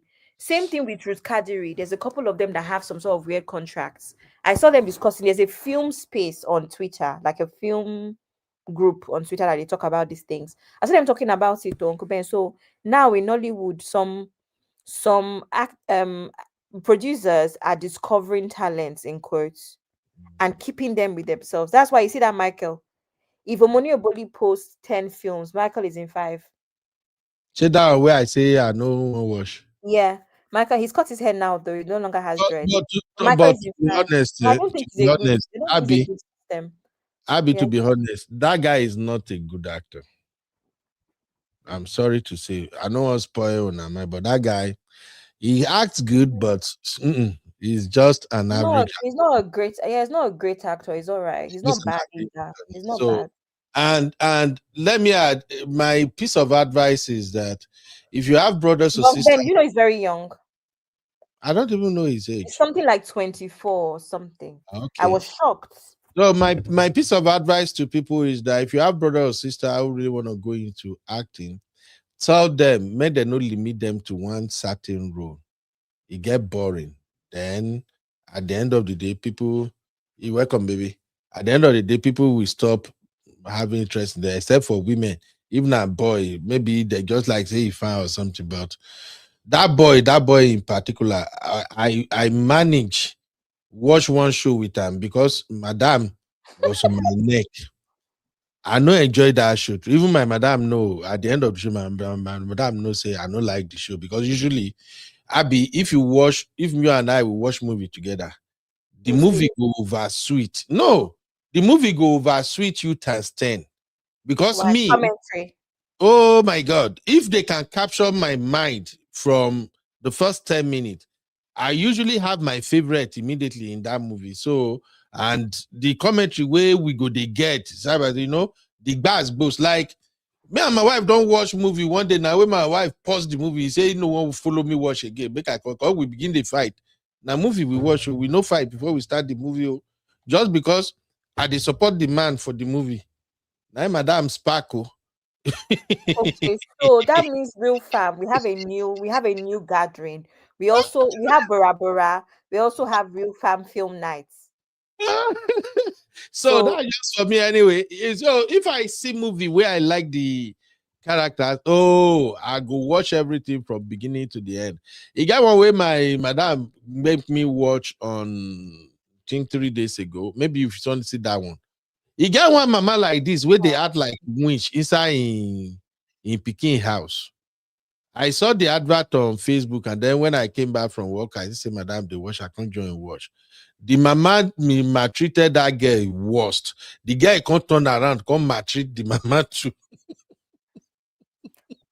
Sounds familiar, but I can't remember. Yeah, the film they rain now as we speak. I don't know the title anyway, but it was interesting. I laughed small because Recommend the mama showed that girl pepper. He go bust into their room. He goes, say, why is the girl still sleeping by 8 o'clock? Then the son stood his feet like, mommy, you can't do that. Why would you ask my wife? This is her house. The mama was so mean. And the guy donate blood for the mama when the mama sick. So that one is just funny anyway, but that's it. Sorry, Americans though. Sorry, last question before I go. Sorry, sis, no. DME doesn't show. Yeah, DME though has a couple of issues as well. Like he has a lot of issues with the fans because he's one of those ones that are very controversial with his takes on. So I think that that's kind of what slowed him down as well. He didn't do good with his like image PR wise. Uncle Ben, American people, behind the scenes, is he showing on people's Netflix yet? Which one is behind the scene? That's 1 billion, I've been at 2 billion film. Funke Akindele is on Netflix now. I never check. Okay. Where I don't know. did UK people, behind the scenes, UK people, I did not find it on my own Netflix. So send the title to me, Abby, I will check it out. She thinker. Shana, the person where she thinker, they call Michael with this. That one where I say Michael is no, not Michael Ojo. Michael Dapper, that young boy. Michael Ojo is he's not that he does a lot more behind the scenes stuff. So he's not like popular. Like you have to be really into Nollywood to know him. She thinker. I say Edge no great too, so I go with Ice. No, I think he's a good actor. He's a seasoned actor. Like Uncle Ben, he's like the kind of people that you have to really know about acting and film. You guys, I went to film school. Uncle Ben, remember? You have to know about acting and film to appreciate their crafts. They are not over the top. They don't overshow emotions, but if you know, you know. That's how Michael is. Oh, Abby. Yeah, if I no enter this movie talk. This thing don't take. Wait, I've got another. All right. Another level. Yeah. All right. May we begin the pursuit now with politics. You are watching Trending Vlogs with UB. I am UB, your favorite Gen Z uncle.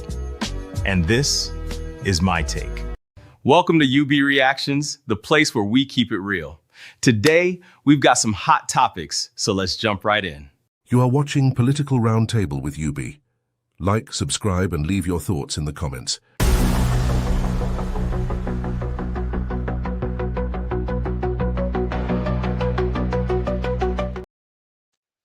All right. Abby. Yes, are you ready? So, is Uncle Dio talking to, not me?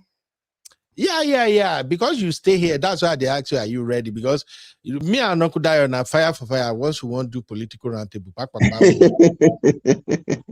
So, no, I think we cover everything we were supposed to cover today. So, what is left now is Sowore, VDM, and of course, ADC protest in Abuja. Uncle Dio and everybody, if you enjoy politics, now it's time for you to really tell us what you think about what just happened in Nigeria. Here we go.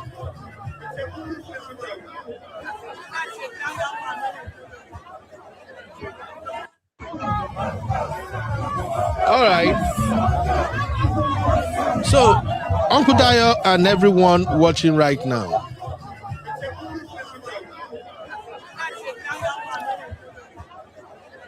Uncle Dio.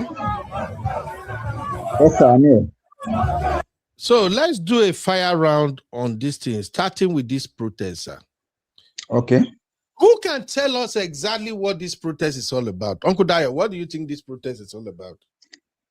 First off, Uncle Beno, this particular people, this ADC crowd, okay, I don't want to go into the politics because you and I know that they are divided into three factions as we speak now. This is the Atiku David Mark faction, I think. David Mark and Atiku Aku, this is the faction. We have two other factions that are not even joining them in this their so-called protest. Okay, and then go ahead, sir. And then second thing is that all the protests they have been doing in Nigeria during this Tinubu's regime, I have not seen any positive impact it has made yet upon the government policies. So to me, it's just like a group of men wanting to do money work exercise. So they're just walking up and down on the streets just to go and do some kind of a trekking back and forth. Because what they are actually protesting to the headquarters in Abuja is like to me, it's like kind of a something that they could have done since. Okay. And their motive also for this protest It's not something that only one political party is supposed to do. They're supposed to be in coalition with other political parties because it affects every other political parties too, apart from the ruling party. Welcome, Iyabeji. Welcome. Let's go. So to me, it's supposed not to be an isolated thing like this. It's supposed to be a general thing. They're supposed to liaise with that. See, it will have made much impact if about 5 or 6 political parties comes together to do this rally or to do this protest.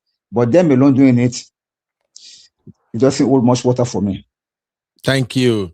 Hey, Chucky, what's up, bro?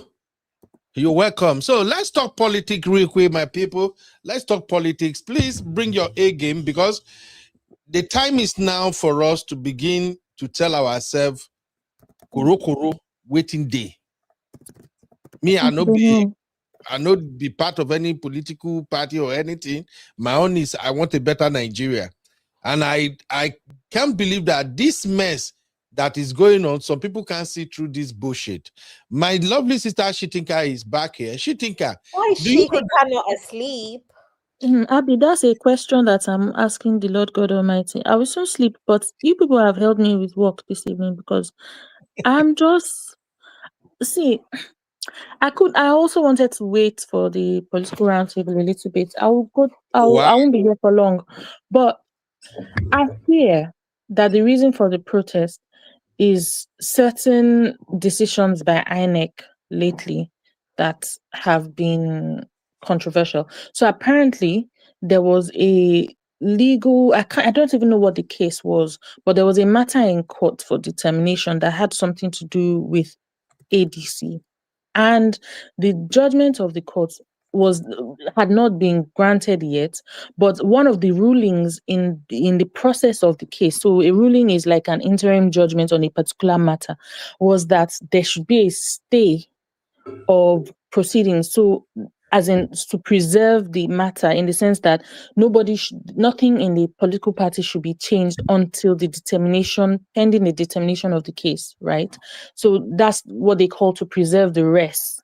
That's they preserve the status quo. Don't go and change anything. Just leave everything as is, so that when we decide, the final judgment is given, we don't mess up the status quo. Now, from what were the reports. From the reports that I heard, what then happened was that ADC now decided on their chairman and their secretary or something like that, and they appointed David Mark as their chairman and somebody as Aregbesola, I think, as their secretary. I'm not 100% certain, but this is what I heard. And that after these appointments were made, INEC now said these appointments have been made in contravention of the court ruling that said, hold on, don't do anything just yet. And so INEC now removed these names from their register, their online register, to say you cannot be the chairman, you cannot be the secretary, because there's a court order that makes these decisions invalid. Now, ADC, I think, is quarter to doing their primaries. And so these decisions of INEC have thrown them for a loop. Now, I want to say here on another front that Professor Amupiton was my evidence lecturer in undergraduate law 1 million years ago. And he said to us in class one day, I'm sorry, Shitinka, we go drag your professor. Just wait 1 second.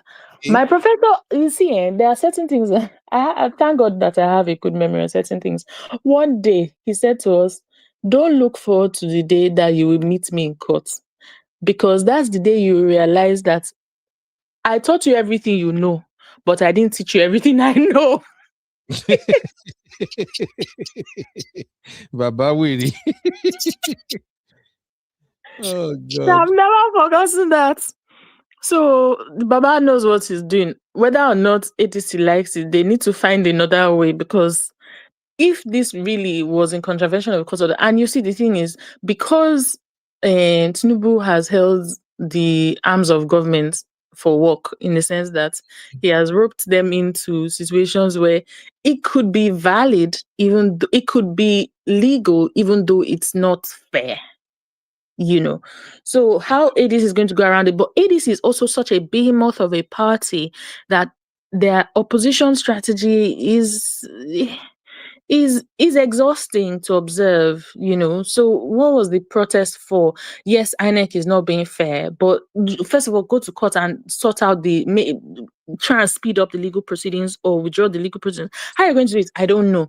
But apparently also the initial structure of ADC was overrun by these new entrants who have not treated the original party people, ADC party people fairly. So how this whole thing is going about, honestly, I cannot figure it out. I'm exhausted. I'm just watching and hoping and praying.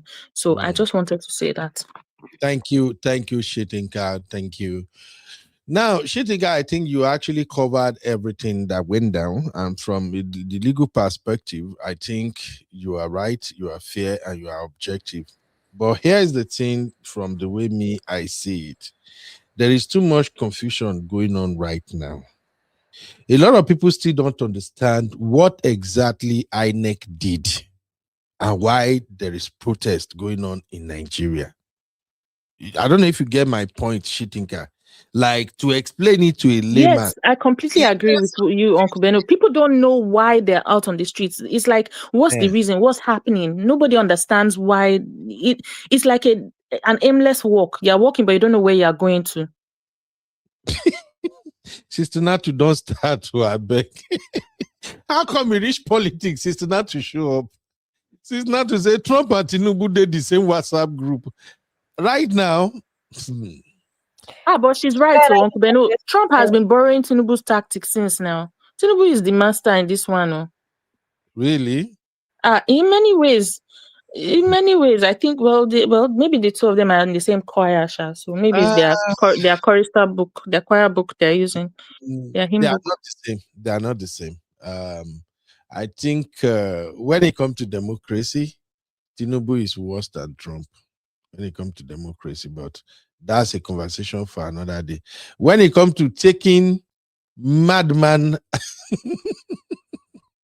decision on after eating one burger, Trump is worse than Tinubu. No, you're right, Uncle Beno. Yes, Trump is not. Tinubu is measured. He's strategic and he's measured. What? Trump is a loose cannon. Anything can happen. Make una not derail me. I they try not to talk about my uncle. My uncle they show me shaggy as I did like this. Even I know what my uncle they do me. I don't want to talk about my uncle, but I just leave him. But see, when we wake up, we're going to fight war. We don't know, say, you go first of all build alliance before you go fight. We don't even sabi waiting carry am go word. Ask him waiting they find. He never still answer that question. Waiting you won't carry the word do. Waiting you won't achieve. We never still answer that one. He was just being loyal to Israel. That's all. My uncle don't know Jack. Uncle Daryl, the entire person, no. Entire person. But the thing is that if you put mouth for this Trump matter, we no go stop. Please let's come back home. People want to know why the protest. What did INEC do to make a faction of the ADC to come up protesting? People want to know that. Oh God. Anyway, now let's look at what's going on at ADC. Please, Shitinka, don't leave. Uncle Dayo is here. Abi is here. Let's be serious here. My position is this. APC. It's almost 2 a.m. in the UK. If you don't want Shitinka to leave, you have to give her ace of spades. See, Uncle Abby, God bless you. In fact, you are my lawyer for this evening because as it is now, and that ace of spades, it will really help. That $1,000 drink, Shitinka, if I give you, you go drink them. Uncle Beno, don't I look worth it? I will drink it happily with one finger, my pinky up, hold the stem of the champagne glass. What's my own? Am I not worth it? We'll give Uncle Dayo Dorime. Is that how much you love me? Thank you very much. I'm beginning to know my enemies now. Thank God. No, but Azu is needed now. Uncle Dayo used to do a Holy Communion. Who other Azu? Because I know Dayo does not drink. But Shitika struck me like those ladies will be say they go brag, say, oh, I need this wine, I need that wine. By the time you bring the drink, just take the cover of the drink, give them their drink. He don't finish. I don't think Uncle Beno, see, I'm not a big drinker. Let me tell the truth, but I like a glass of wine every now and again. Hey. You are correct. You have judged correctly. All right. Okay, now. So here is my thing about ADC. Let me bring them back. I think ADC, before IBT said they get sense, but after INEC, don't throw bomb, give them. So I can't say they no get sense at all. I'm sorry for the people supporting ADC. And like I said during my monologue on this show, this is not me supporting Tinubu. I know even Badu Tinubu one bit. But before now, when you see the way these people are talking, you will think that these people are really big weight, like they are heavyweight. I don't know, say they don't get no weight at all. Atiku, all of them, one single weight they don't get. Well, that is by the side anyway. Two, me in particular, I have never ever been a fan of Atiku, Amechi, David Mark, and all of them together. Nothing interests me or attract me to any of the ADC rubbish that they are doing. Why? These guys, they have all been in government before. If they have done their due diligence, we will be facing the problem we are facing now. Power is too concentrated in the presidency. I don't know if anybody agree with me or not. But in Nigeria, 100%, Uncle Ben. The presidency determines almost every goddamn thing. Too much power. Yes, when David Mark was in that Senate, is it not up to 20 years or something? Or 16? Yes. Almost 20 years, Uncle Beno. Atiku started with Obasanjo since 1999 to 2007. Then It has become like family Uncle Beno, Atiku has contested for every presidential election since 1993.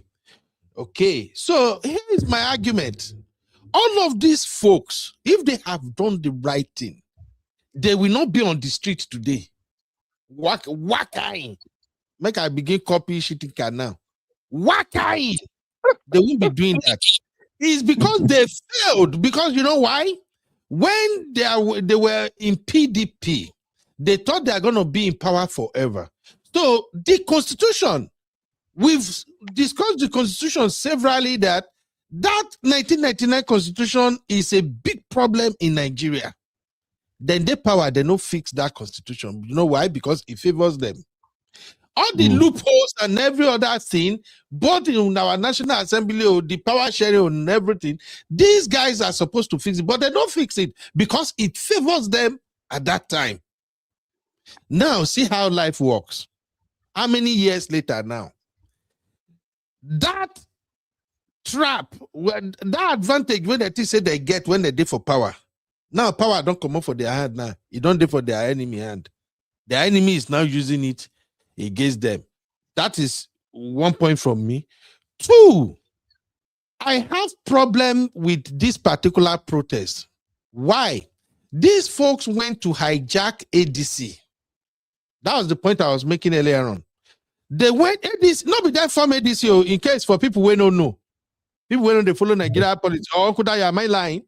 I didn't want No, to you are 100% correct. They're not the one. We have this Obina fashion. What they call themselves? They are the real stakeholders before this, because this so-called power brokers came into being. David Mark himself has been like, I think external has been due since 2022, and it's still there. So these are the issues. These are kind of an internal rancor that they've been having. And we now have 3 factions in ADC alone fighting against themselves. Just a confused bunch. So they went there and they want to hijack the ADC. Now, this is why Tinubu is always ahead of them. If not Tinubu now won't go hijack ADC, Tinubu will not dislodge and disregard the people he met there. Rather, Tinubu will find a way to involve or include them in the new party they are trying to create. Yes, he will elevate them. But these folks, Atiku, Amechi, David Mark, Aregbe, name all of them. These folks are greedy. They are selfish. You came into a party and you hijacked the party. That's what they did. Makuna no verse. I'm not say I'm not supporting Tinubu or anything, but maybe we called a spade a spade. Now you hijack the party, undermining the person where you won't go face. Tinubu no be their mate. Tinubu na giant when it comes to political play a game. If a Tinubu na mountain, they no fit move them. Now, Tinubu allegedly, he just pieces Labour Party, demolish them. You, even Tinubu still use the same wiki, demolish PDP. Allegedly, I not to say now he do the way that they put on there. Now, una can't go ADC. Una no can no say the same structure where Baba takes scatter where in pursue una from. If he still can't use and where una they go. All those people where una displays, where una pursue, the Gombe way go court, and this other one could die your talk now. What do you think will happen? Those people, all of a sudden, now they parade the party, they do like say, now we they here now. And what happened? That party was useless. As soon as Peter Obi moved to that party, come say in Bikari, boom, the party catch fire. It begin get momentum. Everybody begin, a lot of people begin to decamp, go that party. Then I don't know how they did it. Peter Obi now. And Kwakwaso, all of a sudden, they click. Bam, Northern Youth. They begin to see Obi Kwakwaso, which is a big threat to APC. How am I going to say make APC not pull the trigger? So that is it. For me, this protest, it not make any sense. And then again, for you to know that this men, they not carry any weight. Look at this again. Look at this video again. See, all of them, see few people will follow them and go protest. If these people really, it affects myself as I watch. This place supposed feel like, make it be like when you see protests for America. The mass is supposed full everywhere. Everybody, they not fit spend money, man, they carry crowd to come, Abi, to come bombard the whole place. They can't. Because at the end of the day, they just want to grab power. And these people don't get anything where they want to do for Nigeria. Now, for me to yield for other people here, let me also talk about Peter Obi. When I don't say I don't tell them here because for me, once Peter Obi saying they go ADC, I don't wash my hand off this thing. Because you know why? Peter Obi himself, that man self, if they find who go prepare food, put for a hand, make it chop. We love him. He got the massive support of the youth. A lot of people in Nigeria, when they destroy Labour Party, what stopped Peter Obi from starting his own political party? Mona, tell me, if Peter Obi have started his own political party, my spirit is telling me nothing less than 20 million Nigerians that will become Kakarido member of whatever party where Peter Obi started. That will give Peter Obi power. He not do that. I might be no good come I beg because I'll switch it for now. Peter Obi can carry himself. Can't go meet the same armed robbers them. All of these people have been in power before now. I've been Monparoni. All of them have been in power. None of them have been in power for years. Even some of them have been in power even for about 2 decades now. And me, I think the fellow of Peter Obi to have invited other people where she get some credibility for Nigeria to come and form his own political party, that would have just give him more power because people like Kwakwaso will easily work with him. All these them articles and everything, now they go even work on general because now Peter Obi get the crowd. So I yield. This protest, what they do? Forget that Randy Peters or whatever. That guy they try, but right now, that guy said, my mind is telling me they don't give him money. Because I see the way they dance today, and I'm like, it be like something is wrong with you. But having said all of this, I am not saying what INEC did is right, too. It is wrong. And that is why I included Sowore in this conversation. What happened? Today, now, when they protest, Sowore go, they say he won't go free billboard. He no join them. And he has a political party. And if you look at when I show political party where INEC register now, you say Sowore party now maybe number 1 or 2 there. Sowore, no trade, no anything. Now tomorrow or next Sowore will talk about revolution. Let's go. Who won't follow you? And that's my case, Gary. Uncle Dayo, over to you. And I think Uncle Ola is here too. Yes, Uncle Ola might get better knowledge of all of these things. Over to you, Uncle Dayo. Thank you very much. Uncle, sorry, 1 second. Is Uncle Ola the Lieutenant General? Yes, now Kola, they change name up and down. Now it won't be like Choke at times. Now Kola. Uncle Ola, good evening, sir. No be Olaki Dola. Now Kola. I agree to. Now, good evening, sir. Kola, welcome back, sir. I'm sitting up.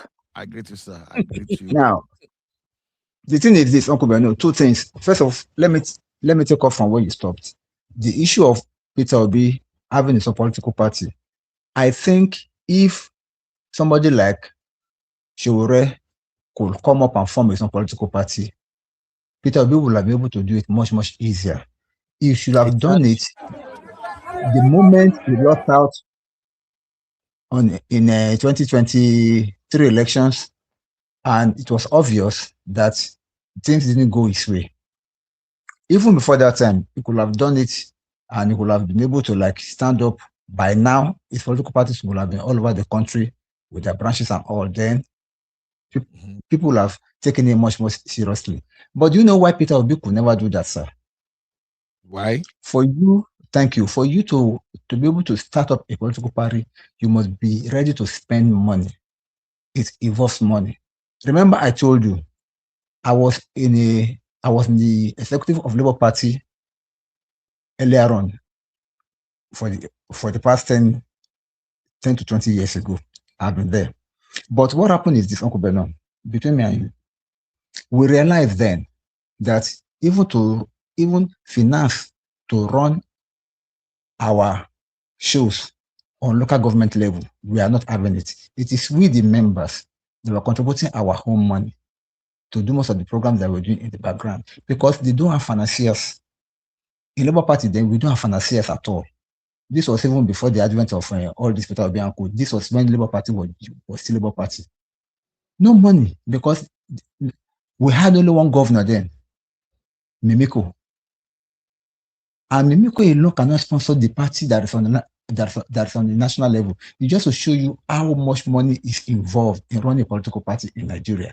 If you don't have financiers, if you don't have people that can bankroll it, everything, it cannot go anywhere. So Peter Obi being who he is, will not be able to finance it. Neither will he be able to tackle whatever will come from it, because the man that came preaching that he's not going to spend shishi. Nobody is going to force you, but you must behave. Uncle Dayo, you want to tell me that if Peter Obi starts a party with at least 20 million members, you won't tell me, say 10 million members, no go fit give that party 1,000 naira. Uncle Dayo, people have contributed, because people contributed to his campaign.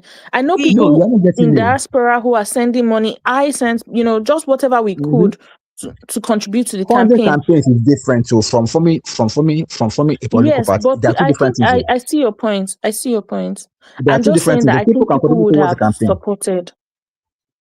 Maybe I should break it down a little bit. For you to form a political party, you must have presence in every local government in the country, and then you must have presence in every ward as a political party. That's true. It's extensive. With so many offices. It's not easy like that. It's not something that could be done. But if you want to fund a campaign, fine. Why is it that Sowore party is not really making waves?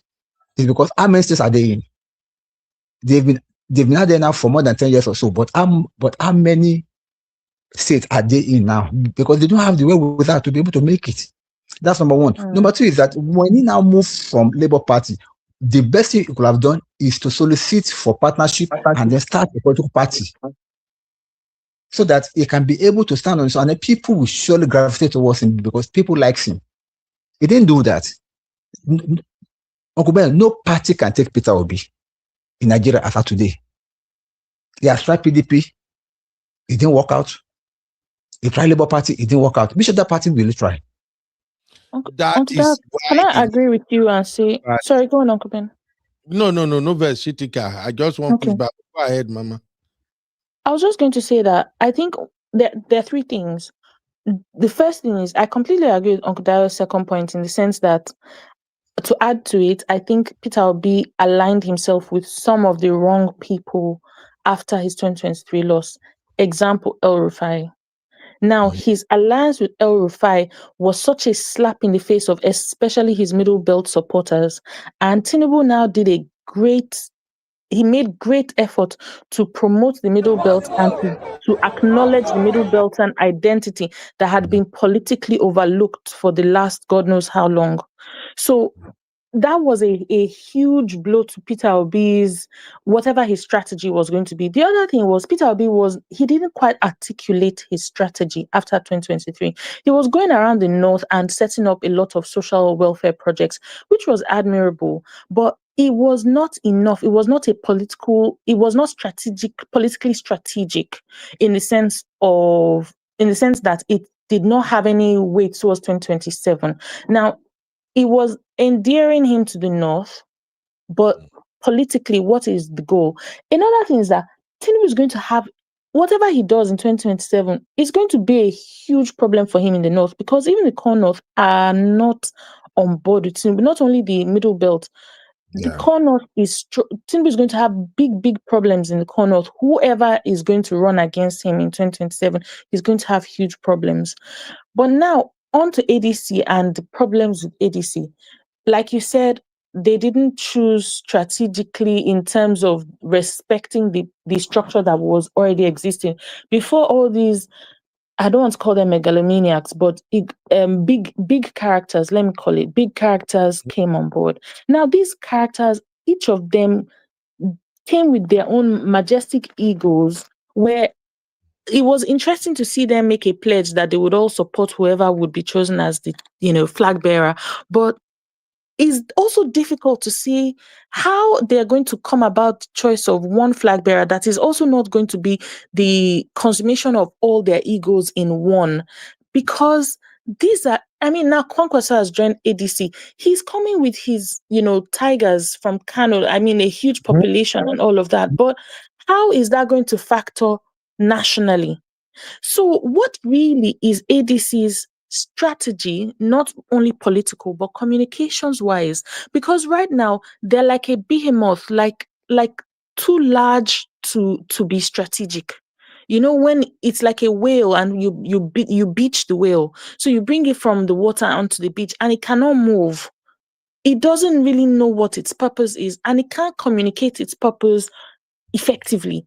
So the communication strategy for ADC is so lacking that we have this kind of a crowd that's just dead, that doesn't know what they're doing, and then the general public watching online or watching on the news and saying, what exactly are you doing? What is your goal? How do you articulate it? What is your grouse? How can we be impassioned by what exactly you're doing?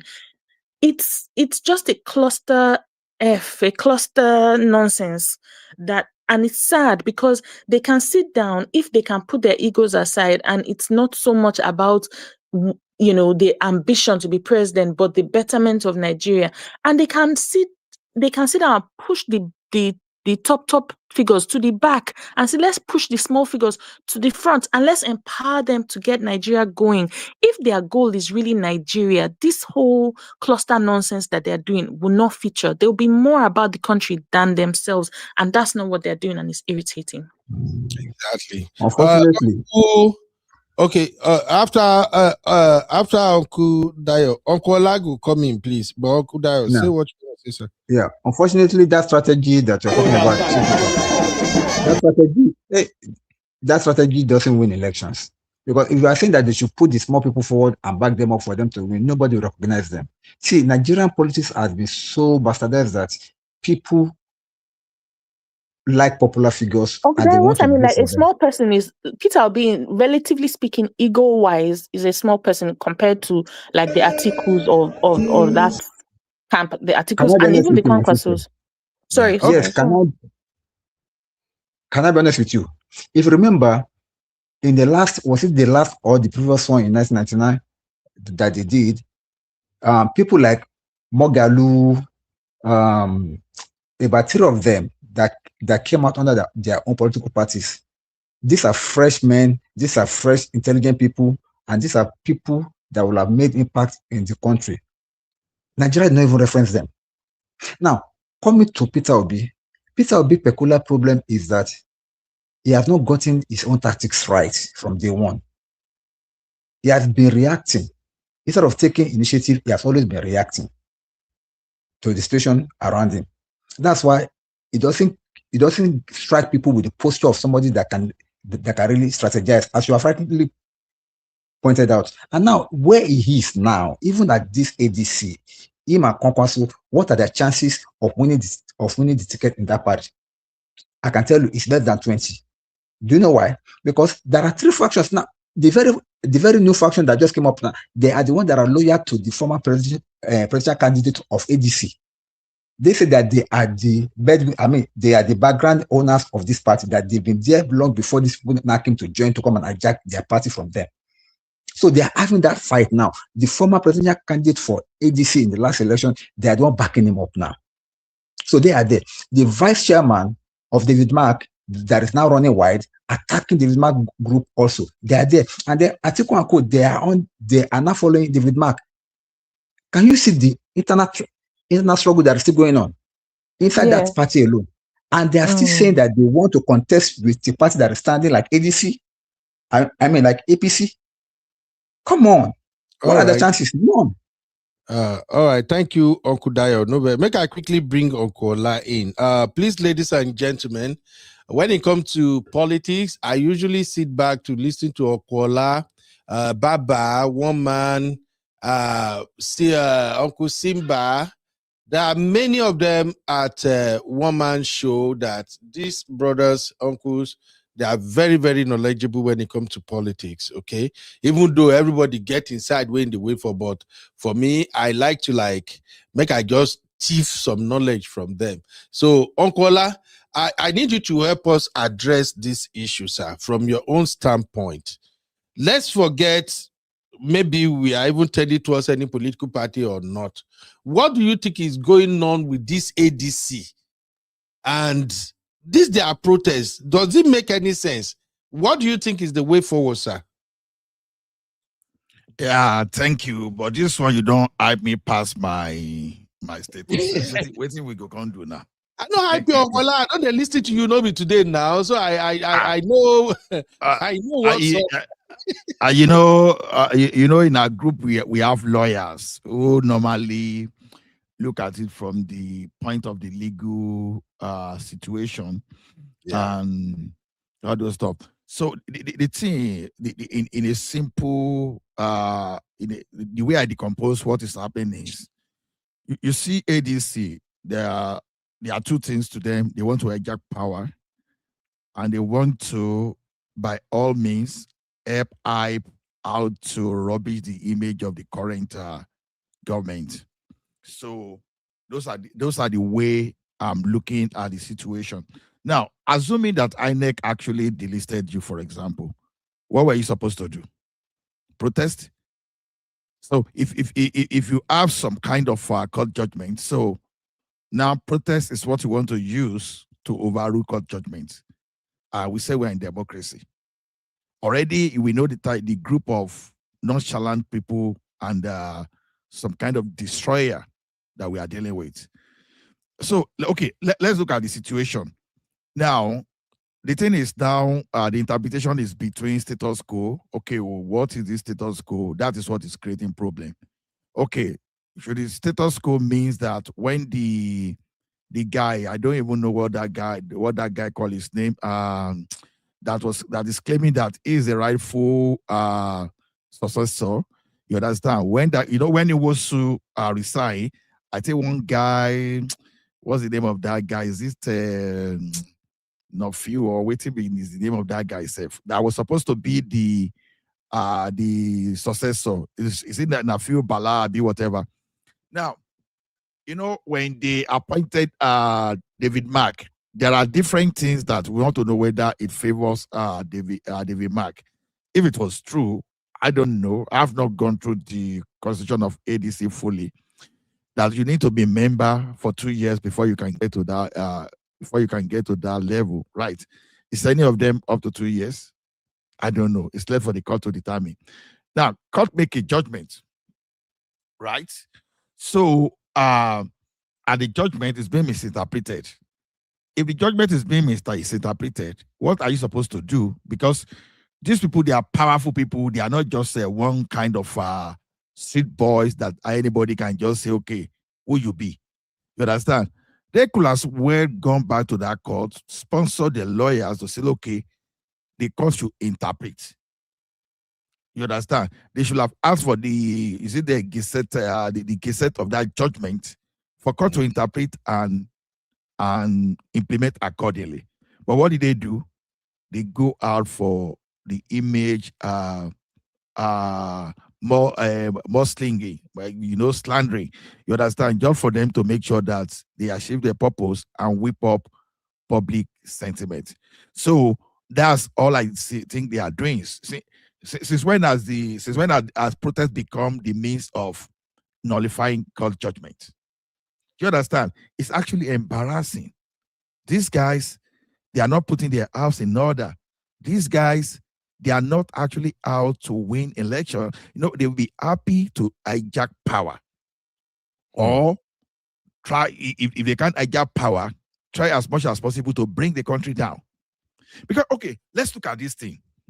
They did it against Goodluck Jonathan, which normally, if we had a functioning government, everybody that went and brought the case of Nigeria to Obama, then for Obama to interfere in our democracy, normally those guys should be in life imprisonment. They should have find a way to put them behind the bar, to stay behind the bar forever, because you are bringing external person to come and interfere when we say we are sovereign nation, and that's this kind of unpatriotic element we'll be dealing with. So that's where I see their protest is, to me, is protest to nowhere, is protest to create sentiment. But when I said it's protest to nowhere, it does not mean that protest and what comes after will not be significant enough to create some kind of friction and serious tension in that country, But look, these people that are gathered themselves, what happened in Jos, like how many days ago? You see them talking? No, it's not their business. What is happening in Benue, Zamfara? Are they talking? No, it's not their business. The type of opposition we have is just the type of opposition that is either I'm in that power or I pull the country down. You understand? So to me, unfortunately, some Nigeria will buy into this. But to me, if I were to appeal to people, I would just say, please ignore. Whatever that is happening now is a legal matter. It's not, whatever that is happening is a legal matter, and it's not a matter for any kind of protest. So that's the way I see that. So if these are the kind of people that want to solve the problem of that country, we better stay without any governance structure in that country. Let everybody they behave anyhow. You understand? These were the yesterday people, group of yesterday people, where we saw someone that was telling us that, telephone for the poor people. Is that correct today? It's telling you how. These are the group of people that they destroyed the party they were. Some of them were members of PDP. They jump and they form another one now. Is that the kind of people that you want? Because people that will run away from problem or create problem are in their party and then jump the ship. Now, you see some of them that have moved like 4 times into different party, and those are the people that are telling you that they want to solve the problem of the country. Please avoid.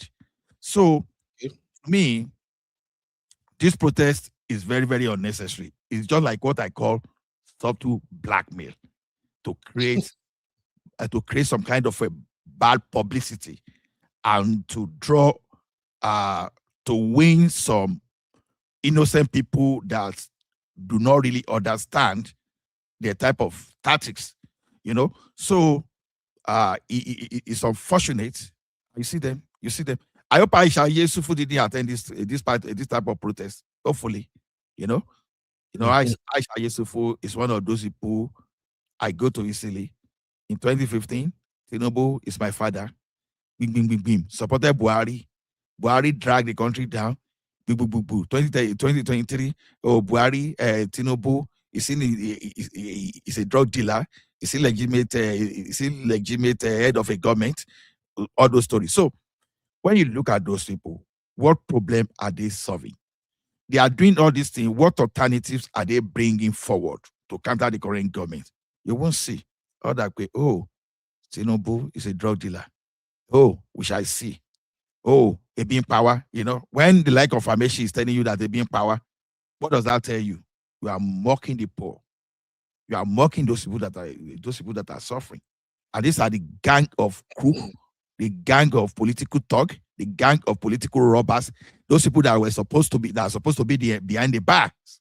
You know, they are here now and they are presenting themselves as Messiah. Please, let's ignore them.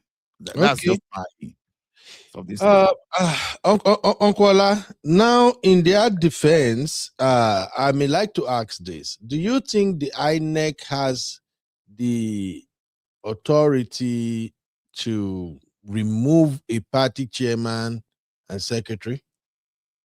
Okay. My point is I can't pretend to be a lawyer. So because that would be for a lawyer. Even when I read, after reading the Constitution, you understand, I will still not stand to pretend that I'm a lawyer. But what I would just say is this: INEC on their own uploaded the name and say, you know, and the court ruled that okay, they should maintain the status quo. What is status quo? That's where the problem is. Why don't they approach the court to say, please interpret this status quo in a clearer, you know, those statements, let us understand. That thing is not difficult for them to do. You have lawyers. What is status quo? Court, please help us. You go back to the court. Why so difficult? But why the is already there? Uncle Ola, why don't INEC stay away from this one? Because it's their duty to recognize and their duty not to recognize. It's their duty to recognize and their duty not to recognize. Yeah, the INEC is just duty performing his duty, nothing more. So yeah, while performing your duty, you might have one error or mistake here and there, but when you want to solve that kind of problem, you go to the right habitat. You understand? So not in Nigeria, where of course we know the judiciary is compromised. The judiciary is in favor of APC. Let's just call it what it is. I'm not a lawyer, but that kind of thing is blackmail. Because let me tell you one thing. How is it blackmail? When opposition is so bold to tell people go to court, we know what is there.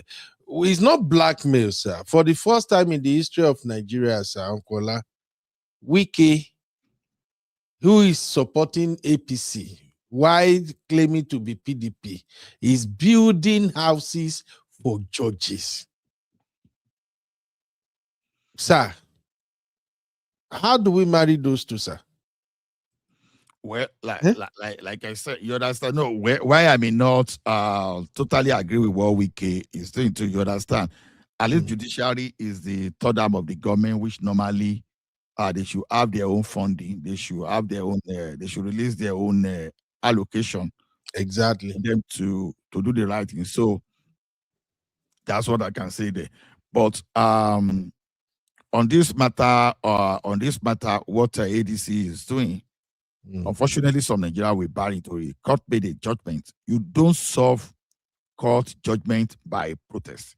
How many of these people went for? How many of them carried out protest when the governors were sitting on local government allocation?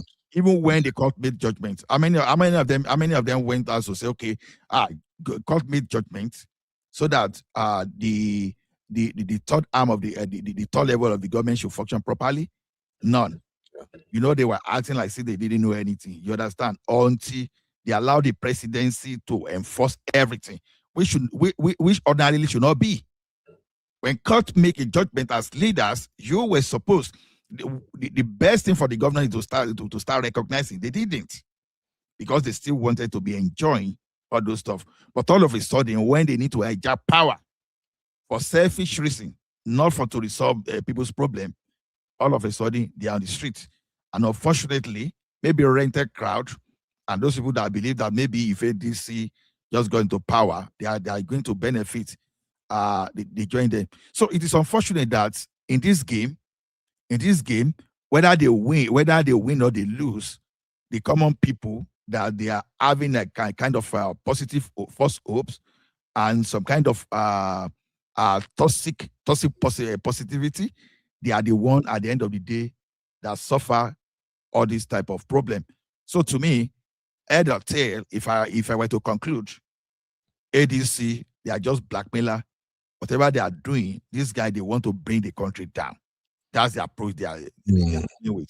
And if the government really want to run after these people that you see, many of them, they have more than enough record for them to be in jail forever. But the thing is this, any government that will really want peace, that really want to focus on governance, you won't do that, because these people, they've stolen enough to create crisis in that country.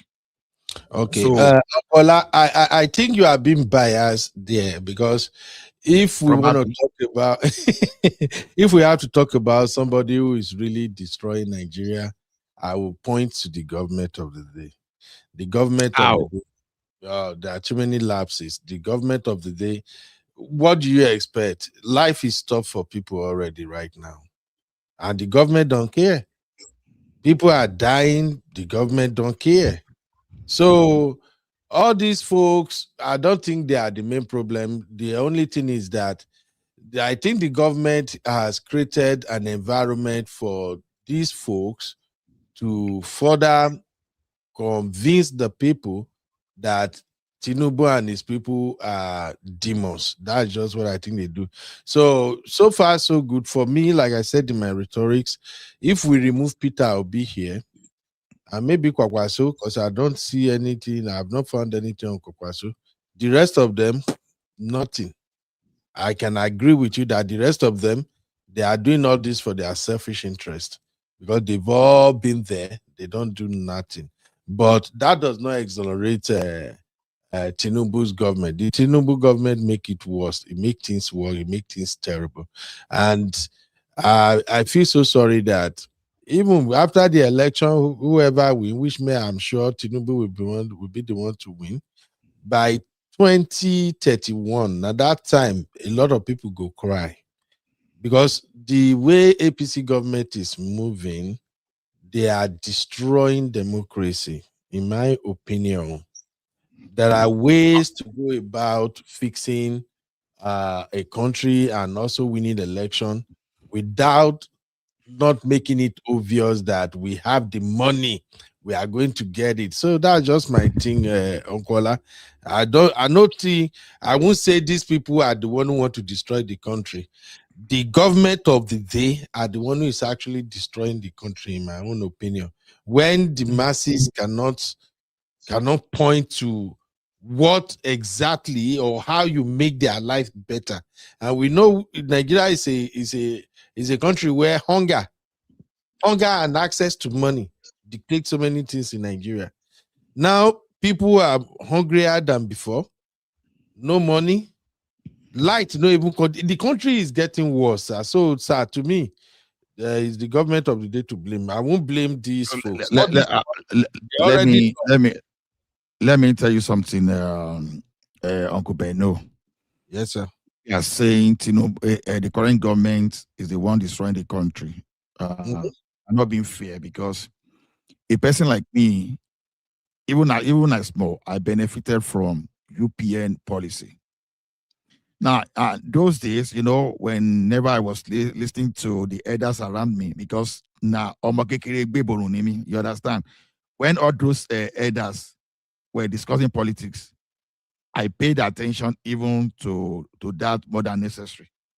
And anytime we heard that, without even understanding what is happening, I'll be jumping out on the street. But one thing I would like to tell you is this: those days, you can correctly say even kids on the street, they could identify UPN policy, policy, the ideology. They could identify United NPN ideology, whether you are in PRP or GNPP. You understand? Now, today, ask yourself, even this ADC you are talking about, what's the ideology? What are the counter policy they brought out other than Tinubu first certificate? He has a one drug case in the, you understand? Just tell me exactly what they are bringing to the table. You understand? Now, that's not even the issue on the matter of destruction. When they say this government are bringing things down, you understand? I suffer the consequences of Buhari government. You understand? We're not going to the farm. Even you cannot say, even though my father could have had one just small farm there. You understand? But when I say re-farm, we're not going to the farm before the Buhari took over that time. But when Buhari took over, there was no difference between my papa and people that they were professional farmers. Under what party did Buhari took over, sir? APC. Yeah, I know. As military government, I was just saying. As the military back then. So yeah, why are you taking us all the way back, Uncle? I don't do that. I'm coming. Because now. I'm trying to create a story. Now, the Nigerian democratic structure was destroyed as far back as 1966. Up to 1983, people still understood. All those Baba, they were enlightened when it comes to politics. We of this day, we are not as enlightened as those people up to 1983. I can tell you for that. From my humble opinion, I can tell you that for sure. Let's focus on today now, sir. Let's not forget I'm back. coming. I'm coming. People, I'm bringing the story down to this point. That's exactly what I'm saying. Now, do you know why we think Tinubu is destroying the country? It's just because we've lost that competence of how to play politics. We've lost it. That is why we could even imagine bringing Buhari into power. Because normally you will not go and say you wanted to bring Buhari into power in 1980 and anybody will follow you. So all the story I'm talking about is this. When you say Tinubu are destroyed, they've destroyed this country. We've had virtually nothing. Our industry destroyed. Our the middle class destroyed. Have you ever had a situation where a CBN governor in that country, even tried to become the president of that country, was printing money recklessly? Was printing money like a magician? You understand? This country was already going bankrupt when you are using your 97% of your revenue to service debt. That's a bankruptcy. You know, it's just like you own a credit card and all your salary every month, you are using that one to service credit card. You have nothing left. That is the situation we are. So So if we are giving this type of situation, this kind of thing to Tinubu, that Tinubu is destroying the country, we are not being fair to him. What did this guy fair for do? He looked at those people that were using our exchange rate. You know what it means to be using 18 billion. You are subsidizing dollar for 18 billion just for people to hijack that one and became overnight billionaire. That was what they were doing under Buhari. Tinubu did not do jack in that area. I'm sorry, sir. You know why? You know how much? You know why I'm saying that, sir? We are still borrowing more than ever before. He removed subsidy. We are still borrowing more than ever before. That's not the point. That's not the point. Okay. All right. I know you are not looking at. The point you are not looking at is this: what would have Nigeria become if Tinubu had not taken those steps? When you were using your 97% for debt servicing, Nigeria was borrowing to pay salary. Some people were owing arrears. As of today, no governor is borrowing to pay salary, and we are saying Tinubu is destroying. No governor is borrowing, but Tinubu is borrowing, sir. No, that's not the point. Uncle, can I say something? Okay, go ahead. Thank you very much. I like your analysis. However, I don't want us to be partisan because everybody have a right to support any party that he or she wants. But what I want to say is quite simple, okay? if under Jonathan we claim that our economy is nosediving. Continue, Mombo. Make una continue. Okay.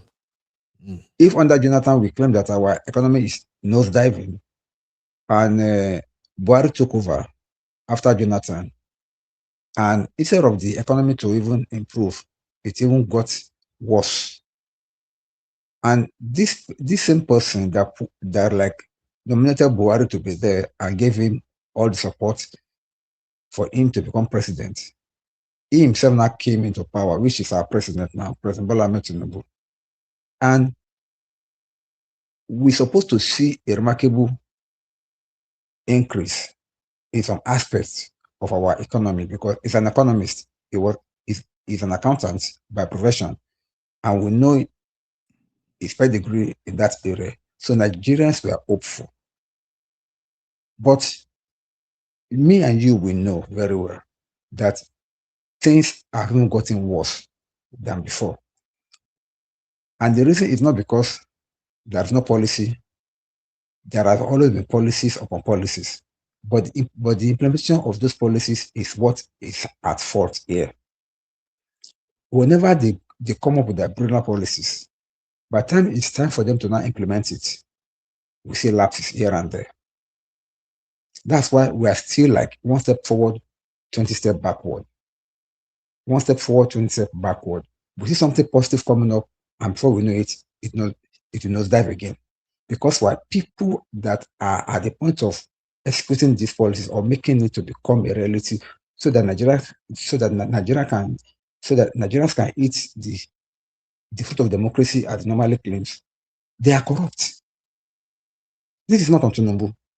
Are you getting me? As rightly pointed out, he has done something that even the governors now can no longer have excuse to be siphoning the money anyhow. He's allocating money to them regularly and has been giving the local government their money directly. Unlike before, whereby the governor collects every money and they do it as they want. And now the question now is to be holding our governors, our local governments accountable for whatever money they have been given. Fine. However, in the general perspective of things, we are still worse off than the way we are.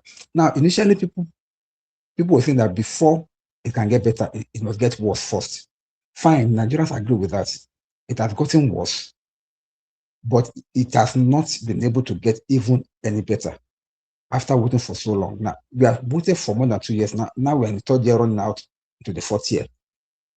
And yet, we have not seen any improvement. Rather, we are seeing things going down more and more. As I'm talking to you right now, sir, this government has borrowed more than any other government that we know in their short space of time in comparison. And it could have been something of joy if Nigerians can see, okay, whenever they are borrowing. Okay. Let me target you in that area of borrowing. See, there's one thing that Nigerian we are not looking at. When you say the government has borrowed, at a particular point under Buhari, nobody was ready to borrow to lend Nigeria money. And they were using our asset, oil. They were even doing future sales beyond what they were supposed to do. You understand? After they've destroyed everything. See, let me tell you one thing. I didn't mean that Buhari got one more term to spend. Nigeria would have gone or sovereign default like Argentina, like in 2021, because I think in the last 2 years, 2 decades, if I remember, Argentina has defaulted twice. And you know what that means? See, maybe you were happy that you were like, let's say, multi-millionaire yesterday. Maybe you left 30 million in your account. You just woke up the following day, your money is not worth more than 5,000 naira. That's the situation. See, because people did not really appreciate that 97% we were using to service them. And the foreign airliners, they could not repatriate their money. You know what it means that you go to Nigeria as an airline and you went there, you were doing business, you now wanted to bring your money back to your country. And you could not. Because while you were going to Nigeria, you brought your dollars. CBN were supposed to guarantee your rate, but just because some people were stealing the subsidized dollar, and I said, okay, go to the black market, knowing quite well that you will now go back at a loss. See, I understand. See, the difference is, I know the mismatches between the macro and micro, because the problem is this: the people on the streets, they want to enjoy that thing now. You understand? It has never happened in that country, even the way people are saying it. You understand? It would not be Victor Olaya sang say, "Ilu leo kosowo lode." Many of us were not born that time. Now, in 1982, when the Sunday Okosu say, "Which way Nigeria? Which way to go?" And people were saying, "Oh, everything was rosy that time." No. See, the thing is, whether we like it or not, people there's hunger, no doubt, absolutely there's hunger, but we should be very careful when political tones, you understand, is used to amplify.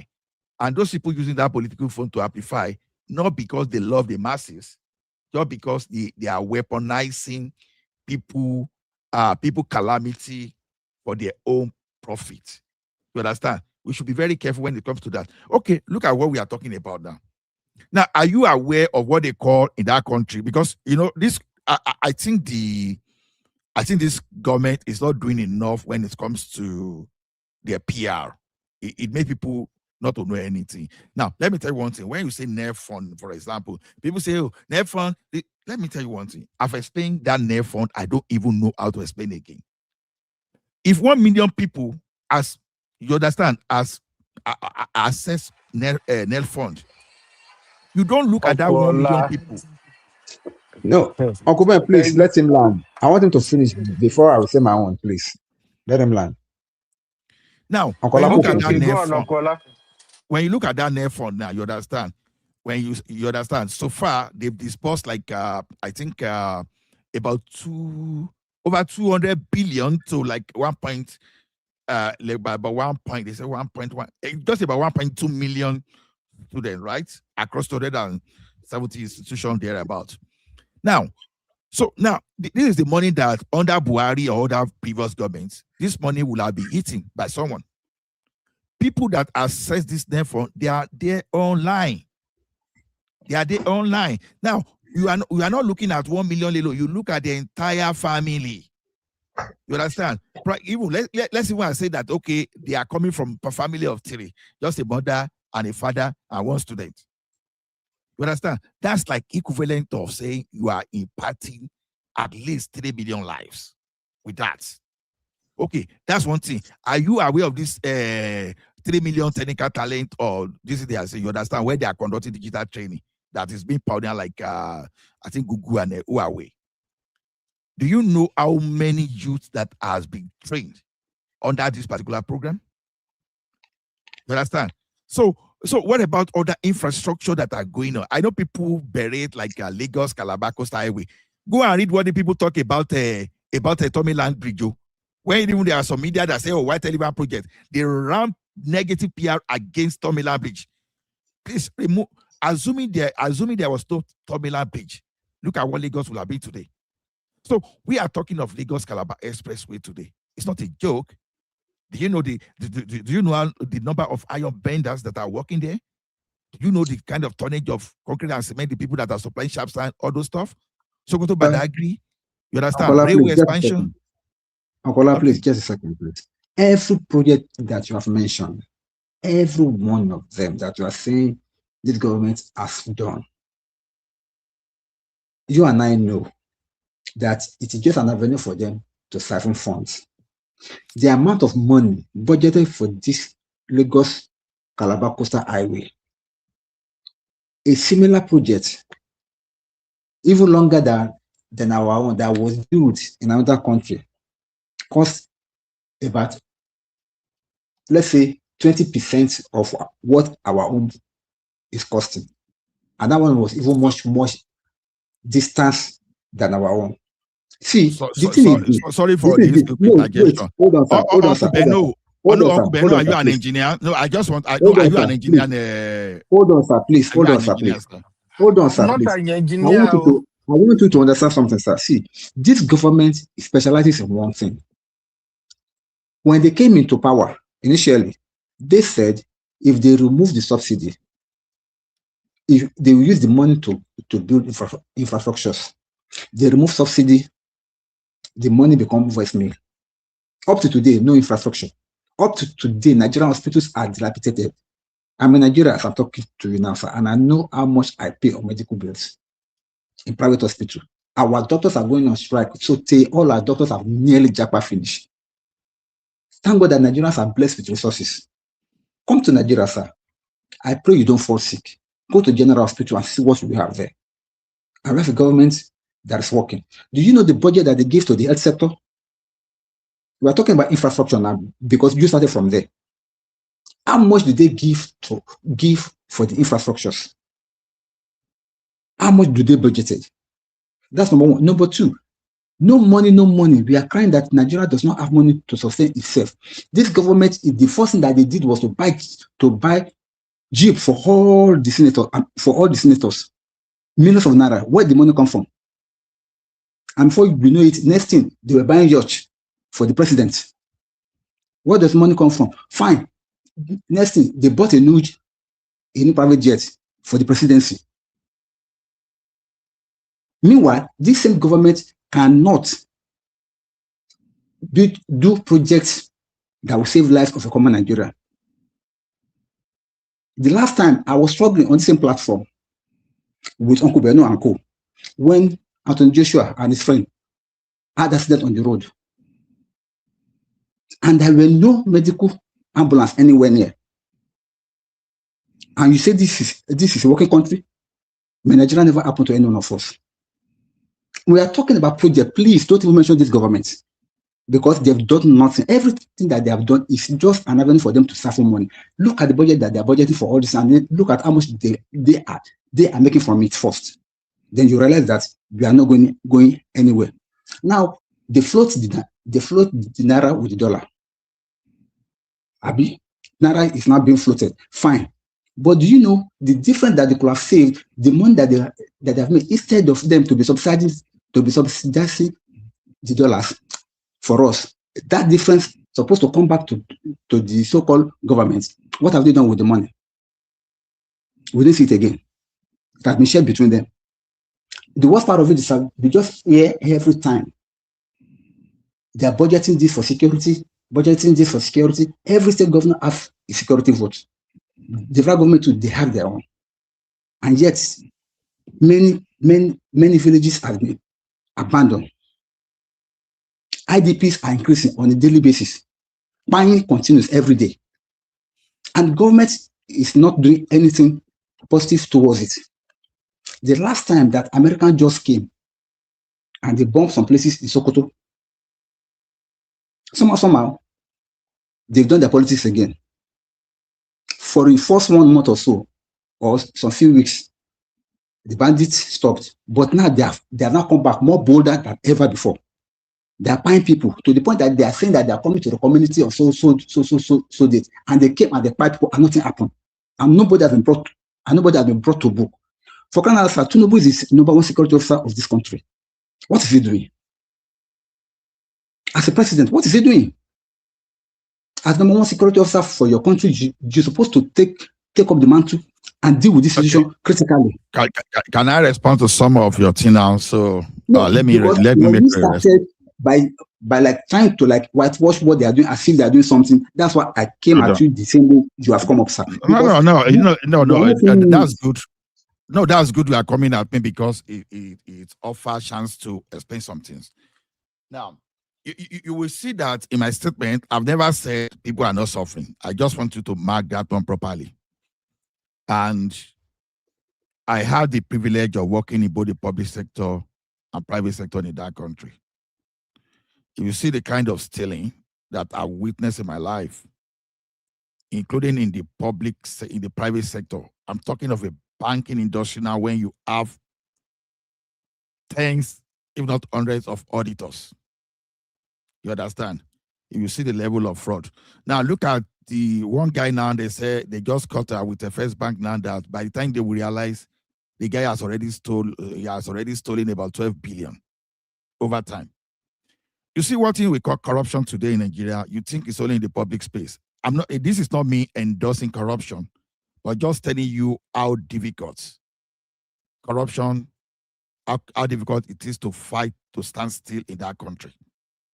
you will see that even every one of us, including those people in the diaspora, if they find themselves in Nigeria today, before you know, they are into that net of that corruption too.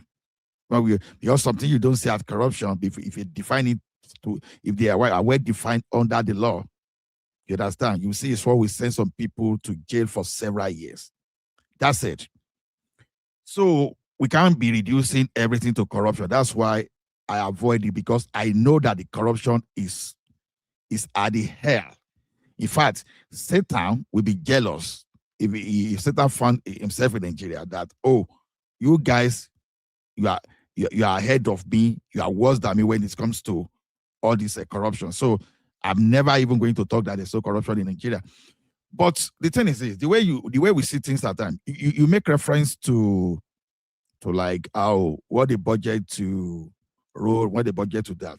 You see, sometimes I try not to make comment just because, while I was asking whether Uncle Beno is an engineer, or a project manager, let me tell you something.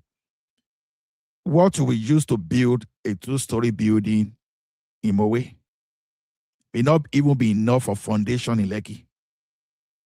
So by the time we are doing this comparison between a project in our country and a project somewhere else, we are reducing that into that is what they call political talk.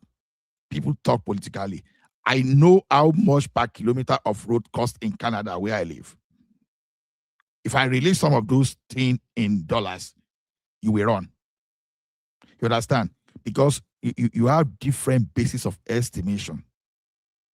You understand? Okay, Coastal Road, for example, how deep are they sampling? What tonnage of concrete are they loading? What type of sand base, the stone base did they first of all put before they start putting all those iron work, before they start putting all those concrete?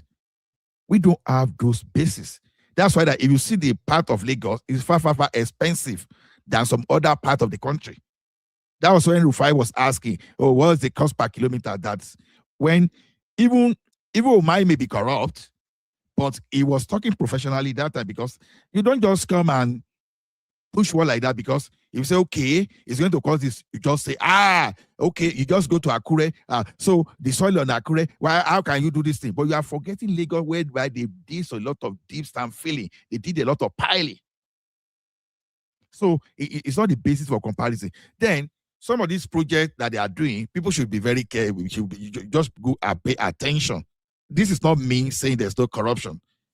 These type of projects, some of them are going through deferred payment. It's a form of PPP. You go and source for the money. You go and look for the lender. And when you do this thing, we pay you, then we reimburse you. You understand? So all those projects, that's not even my point. But the fact that they are doing it is my concern. The fact that they are doing it. Whether Nigeria is going to borrow, yes, Tinubu has borrowed. Maybe he has approval for about 30 billion USD. But how many of those money are they deposited so far? How many people even find out? If not, all the money that are being approved for borrowing, you understand? I'm not sure they've even got up to 50% of it. Because there's a difference between approval. You want this project. This project is going to cost 10 years, and it's going to we are going to spend 10 years to finish this project, but it's going to cost 30 billion. You understand? That 30 billion is over the lifespan of that project. So if you're in year 2, for example, you divide everything by 10, and what is in year 2 is what is the actual cost now. Not everything the way people talk about it. Yes, he borrowed to offset all those foreign airline, foreign airlines. Yeah, he borrowed to offset the debt that Nigeria was owing the airliners. I think about 7 billion or thereabouts. When Nigeria cleared the money they are owing World Bank, about 3.4 billion or thereabouts. Where is that money coming from?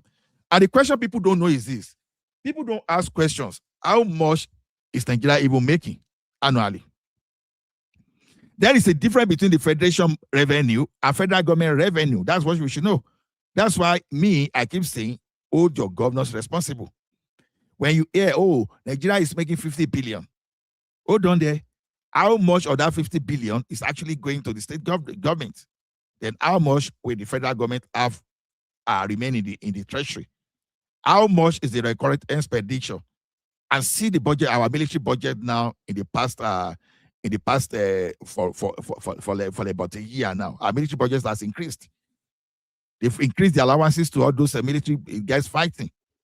So all these things, when you want to build infrastructure, the way infrastructure is built is combination of the government and the private people.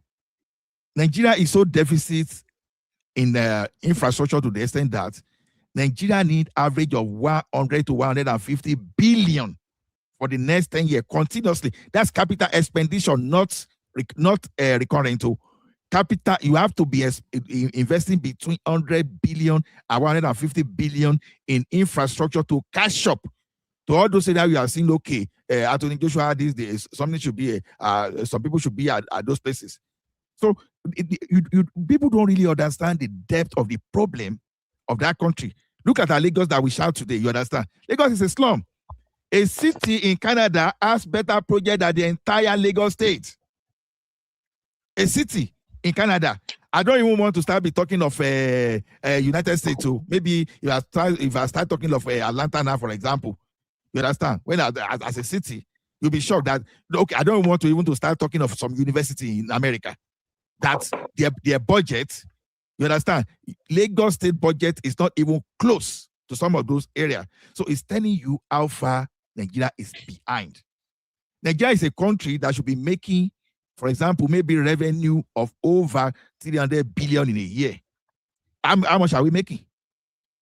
Even where we are supposed to be making all those money, there are a lot of illegal mining going on in the northern part of the country, which is the basic. We are not addressing that, Uncle Okola. We are not addressing that as a federal government. It's like we are bleeding. I know. We are not stopping the bleeding, and we are still running. The more you run, the more you bleed. Now, Okola, my concern will have been this: everybody knows Nigeria's problem. This problem does not originate from Tinubu's tenure. It has been there for ages. Fine. He said he had a solution. That's the reason I said Tinubu has been the best since 1999, because it's taking some steps that nobody wanted to take. I'm coming, sir. This problem has been there since even he became governor of Lagos State. The problem has been there. What am I saying is that he said he has the capacity to solve this problem. That's why he vied for the position and he won and became the president. But sir, do you know that what is really crippling this government is quite simple? If you are bleeding and you are still running, it's a matter of time before you pass out, because the more you run, the more you bleed. Why can't you take measures to stop the bleeding first? And the more bleeding that you must stop is to try to reduce corruption to the barest minimum. As a government, you can do it. But rather, he is the father, allegedly, the father of corruption, because he even said that, come to APC. Let me hear you. You will go. When you say you stop the bleeding, how? Just give an example. You know one thing. That is what I'm saying now. I'm going to tell you how, please, but let me learn, please. Now, when you are encouraging corruption, just because you want partisanship in your party, and everybody that has stolen this country's money, allegedly, they are mostly in your party, enjoying, no consequences, nothing. And you are still saying that we're having issues. Do you know all this financial crisis that we have in this country? If only the people that have stolen our money are made to become accountable and return this money, Nigeria will not have any issue with finances again. But they're still in this country. They're still building us right. They're still even in position of power, still doing the same thing under this present government. Why am I saying this? No matter the effort somebody is putting, if you don't cut your losses, it's like you are scoring goals and your net is open. The more you score, the more they score you back. You go nowhere. You cannot win the match like that. You must start in your defense, and then you must be scoring goals before you can win a match. But Tinubu is not doing that. It's not tightening the defenses. He's just trying to score goals. And the more your defenses is porous, they'll be scoring you. The enemy will be scoring you. That's why the enemies have been scoring, and it's like it's doing nothing. That's why I said earlier on, I said he has a good policy, but the implementation of those policies is what is backfiring upon him. That's why he's borrowing we cannot see the consequences. We cannot see the result of the borrowing. Is building, is trying to do infrastructures. We cannot see it because a lot of things are going wrong on the ground, and he knows it, but he cannot stop it. So where are we going? Look at the state of insecurity now. Why is food scarce in this country? For crying out loud, many farmers have been chased out from their farms. No more can they go to farm and farm. My own uncle, I've said this on this show before, in my village, Ikogi State, was spied in his own farm by some Fulani guys, because they brought their cow into his farm to come and graze on his farm, and tried to stop them, and they butchered the old man. So when we are talking in a country where we have government and security is porous like this, of recent is this one that happened during the Easter. Everything the government will just do is to pay lip service. Nobody has been brought to book, not even one. How are we fighting insecurity? Zero. How are we fighting corruption? Zero. And we say we are winning. Okay. Do you want me to respond to that corruption and insecurity? This is not me defending Tinubu. This is me just trying to be a normal public analyst. You see, one thing about control, when you work in an organization, you say internal control, those external auditors, they are all about control, right? The best form of control is preventive. Damage control is very expensive. When I say preventive, you plug the loopholes for that corruption. By floating Naira, that's a preventive control measure. You don't want to wait till when someone will use the instrument of the CBN to still subsidize a dollar and sell in the black market and start chasing it. No, because when you are coming now, you are not even going to get that dollar at cheaper rate. That's a form. You are stopping it from that source there. You will see in the history of Nigeria, there's no CBN governor that is in jail. It's only Emefiele, because what he did, atrocity committed, they were basically dashing themselves our dollars. He stopped that because the first thing he audited. Now, one of those things that Tinubu did is that they audited NNPC. Has anybody ever told you before that 210 trillion is missing from the NNPC before? You got it from this government. And so when have we got NNPC? For a very long year. He exposed that too. He exposed what is happening in CBN with putting preventive measure in place. Now, when you want to, okay, you see corruption as a risk for the risk professionals say. Some risk, you avoid them entirely. You don't manage those risks, you avoid them. And one of those risks that Nigeria is avoiding today is fuel subsidy. You put fuel subsidy, all of a sudden, you have so many people around the government, they become fuel importer. They make sure that the refinery is not working. You see those people that make sure that say the refinery is not working, for example, they even try to make sure that Dangote refinery never kick off, just to make sure that you never go. What did we do? But Uncle Ola, sorry, Uncle Ola, the refinery is still not working on that Tinubu. Hold on. Public refinery will not work. It's still not working on that. You are not getting me. Like maybe Tinubu has no, Uncle Ben, no. I want you to get to that, sir. I want you to get me properly. Public refinery will not work in Nigeria in capital letter. Public refinery will not work because it's just like, okay, did United work? Where's United today? Where's no, sir. Explain why it will not work, sir. I want to know why. Please, sir. Explain why it will not work. Let me tell you. I just said something. I say even under private organization in Nigeria, the corruption there scream. So when it comes to government matter, the national cake. That's why you will see when Obasanjo was leaving, if I remember, he left about 19 vessels in the Nigerian shipping line. By the time he returned, they've gone. Obasanjo was one of those people that bought a lot of air carriers for the Nigeria Airways. By the time I returned, he came and met some airlines that were being panded whenever they landed in US because the maintenance.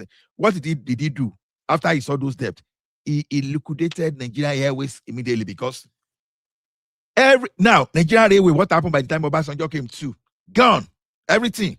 Because they were government-run enterprise. People are treating government as national cake. Even the regional assets. You know, the regional assets are the type of UPN they used to run Southwest that time. Oh, do investment, tactically gone. They shop them. All those farm under UPN that they used to, like a Fashola farm, Ikunderi farm, and all those investments like Oluwa Glass in the Bokoda, all those in the Bombrick. What happened? They shop all those things. Bam. You know, the military, the bull they were using to crossbreed, they started around for party during the weekend. They finished that farm. So those are the government-run enterprise. They will never allow it to work because it's national cake. Look at this. You do something like Uncola, but these are what Tinubu is supposed to come and correct now. I'm explaining it now, and you are not listening to me. But it's something more like an excuse for Tinubu administration's failure. That's the way it's sounding. It's not an excuse whether I'm a poor teacher. You understand? Whether I'm a poor teacher or you don't want to just listen to what I'm saying. You understand? I know that my explanation may be difficult to understand sometimes. I'm saying your explanation is clear. What Tinubu is doing, basically Tinubu is restructuring the country from public-run enterprise to private-led. PP, okay, look at NNNG. Do you know why NNNG is still running efficiently today? It's just because the private people, they have the majority share. So the government is not the one determining. I fought that, sir. Look at how they finished Richard Branson. That Richard Branson said he will never come to Nigeria again. Virgin Nigeria. Yeah, Virgin Nigeria, yeah. So the thing is this. Look at everything they move to private people. Telecommunication is working. You understand? Look at everything. Even you will see that Lekki Deep Seaport now, for example. It will work because it's private-led. It will work. Do you know why our railway is working today? Just because the Chinese are involved. Because if you be Spanish, they have covered there, they will take over the assets. That is why they are working, because you have to service them. So all those things that they've destroyed over time, it will take at least 20 years of seriousness to even catch up.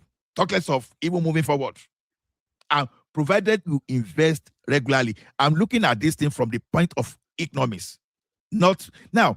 You see, in Nigeria, when economists tells us that you don't have unlimited resources. You understand? Resources you have is what you just have to work on. And that is why you have to bring private people and come and invest. The road we are seeing in Nigeria today, they are private-led. If you go and give to one government, if you go to one government something to go and do that thing, then go shop that money. In fact, the next 4 years, then they argue that in National Assembly. See how Tinubu just gave that thing to Shagori to start Lagos Calabar Expressway. If you want to pull that in normally through the regular process you are talking about, that project would not have kicked off by now. Lagos Badagry Sokoto would not have kicked up. They just took at the loophole from that thing to award that. But you know what Nigeria will do? Oh, they want to do what he did in Lagos and all those stuff. Now, the Lagos that people are referring to Alphabeta, I've asked people now, what was the revenue of Lagos State when Tinubu got to that power? 600 million. Does that mean there was no money in Lagos? There was money. Uncle Ben, people like you and myself that call ourselves auditor, standard accountant, and all those stuff, we were the one. I'm not an accountant, so just an analogy. Before someone will start looking for, everything will start looking for one accountant on the Uncle Ben, no tomorrow. I'm just giving an analogy. So the thing is this: That money, those companies, they were existing in Lagos State, but the money was not going to the post of the Lagos government, because people will look at it. Okay, okay, you were owing like 100 billion in tax. Give us 5 billion. We are going to help perfect. They were perfecting, and the government was not making money. And you know what? Lagos was even using 1.2 million to pay salary. A lot of ghost workers. What did this guy do? He just looked as a consultant. Okay, what can we do? Let us introduce e-governance, which many states are now borrowing. So all of a sudden, the money, because when you say you pay tax, you have to show your tax clearance. They make sure they put everything, they put all this system in place. Before you know that thing, Lagos jumped to 2 billion. Before you know, in less than 6 months, maybe they were making about 4 billion. Those money were there before.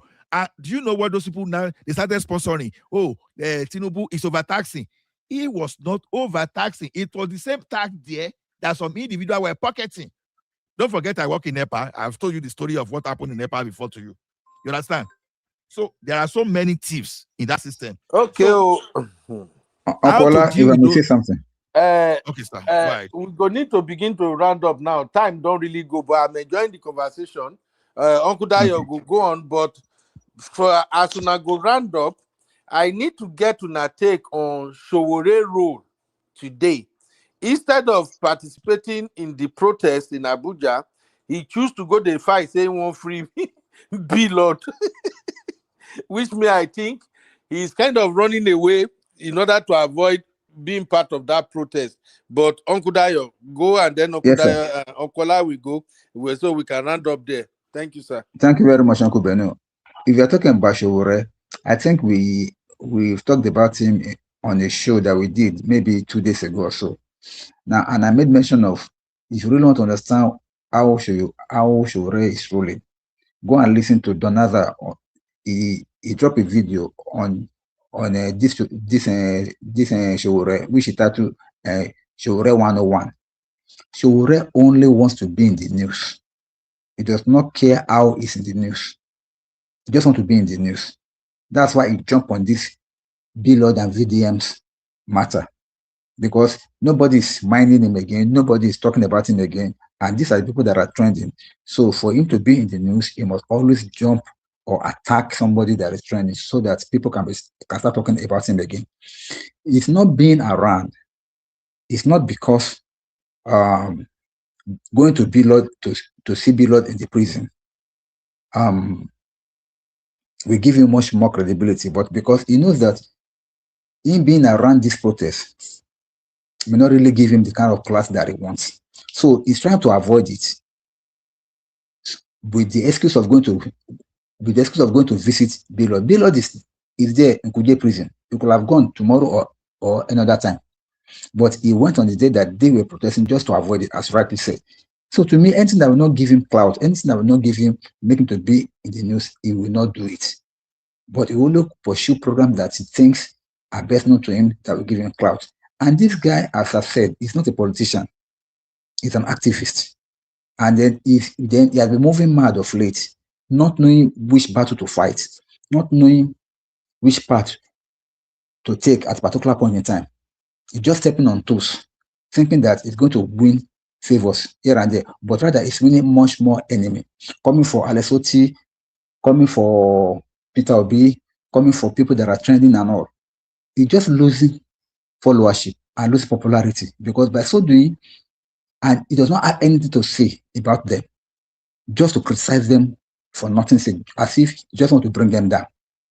And what will you gain from there? Nothing. So this is a man that I think is trying to use his own hand to bring himself down. Like this BLOGS case, let's even look at it critically. This guy is a criminal. Everything this guy did, it was not as if it was a kind of a probability. He did it with his full chest. He lied. You say you pay somebody 500 million to join your group, which you never did. You put somebody's picture on a billboard, deceiving the people that you have endorsed, that he has endorsed your product, which never happened. Let's even leave the so-called this corporate issue of BLOGS and VDM apart. the other thing that the guy did, thinking that he could get away with it, that now backfired upon him. And yes, you are coming to say he was not being justly treated. When somebody committed a crime, criminal offense for that matter, which is so glaring and so obvious, and you are coming to back him up, and you are the same person that will say that justice is not being served in this country, and somebody committed crime, you are saying that it should not be treated as a criminal. I don't know which part he is anymore. Because you claim to be fighting for the right of people, you claim to be fighting for the rule of law, only for you now to be defending a criminal that he should not be punished for what he did. Even his lawyers knows that what he did was wrong. He's supposed to be punished, and you came now just because you want to shake splat, just because you want to be in the news, you are saying that no, he's not be rightly treated. So to me, he's just like a man that's trying to use his son now to destroy his own career. That's what I see. Thank you, sir. Uncle Ola, sir. Yes, sir. What do you want me to say? No, I'm just saying about this Sowore. The Sowore not getting involved in the protest and choosing to go to BLOGS instead. Sowore is just cashing his cruise down, you know. Just like what Donazal explained, was it yesterday when he talks of game theory. I don't have anything just to agree totally with what Donazal has said. So Sowore is just building, he just drawing attention to himself, you know. I don't really see why Sowore should normally go and enter, because this thing is a court case. So this they are talking of fraud, especially fraud around the intellectual property or around the branding and all those stuff. So where you can easily mislead the people. So I don't know. And Sowore is now claiming that maybe BLOGS is being bullied. How do you bully billionaire, for goodness sake? That guy Sowore is just a funny guy. Like, you know, to me, let me just say, he's cashing his cruise, he's just building his base. Like this presidency, you see him jumping up and down. You know, when I told people that the way Sowore is even campaigning, that guy is even preparing to even win any election or whatever. You understand? So that's Sowore for you. He's just doing what he knows how to do. You know, he has no business. In my own humble opinion, I could be wrong. He has no business. You understand? He has no business.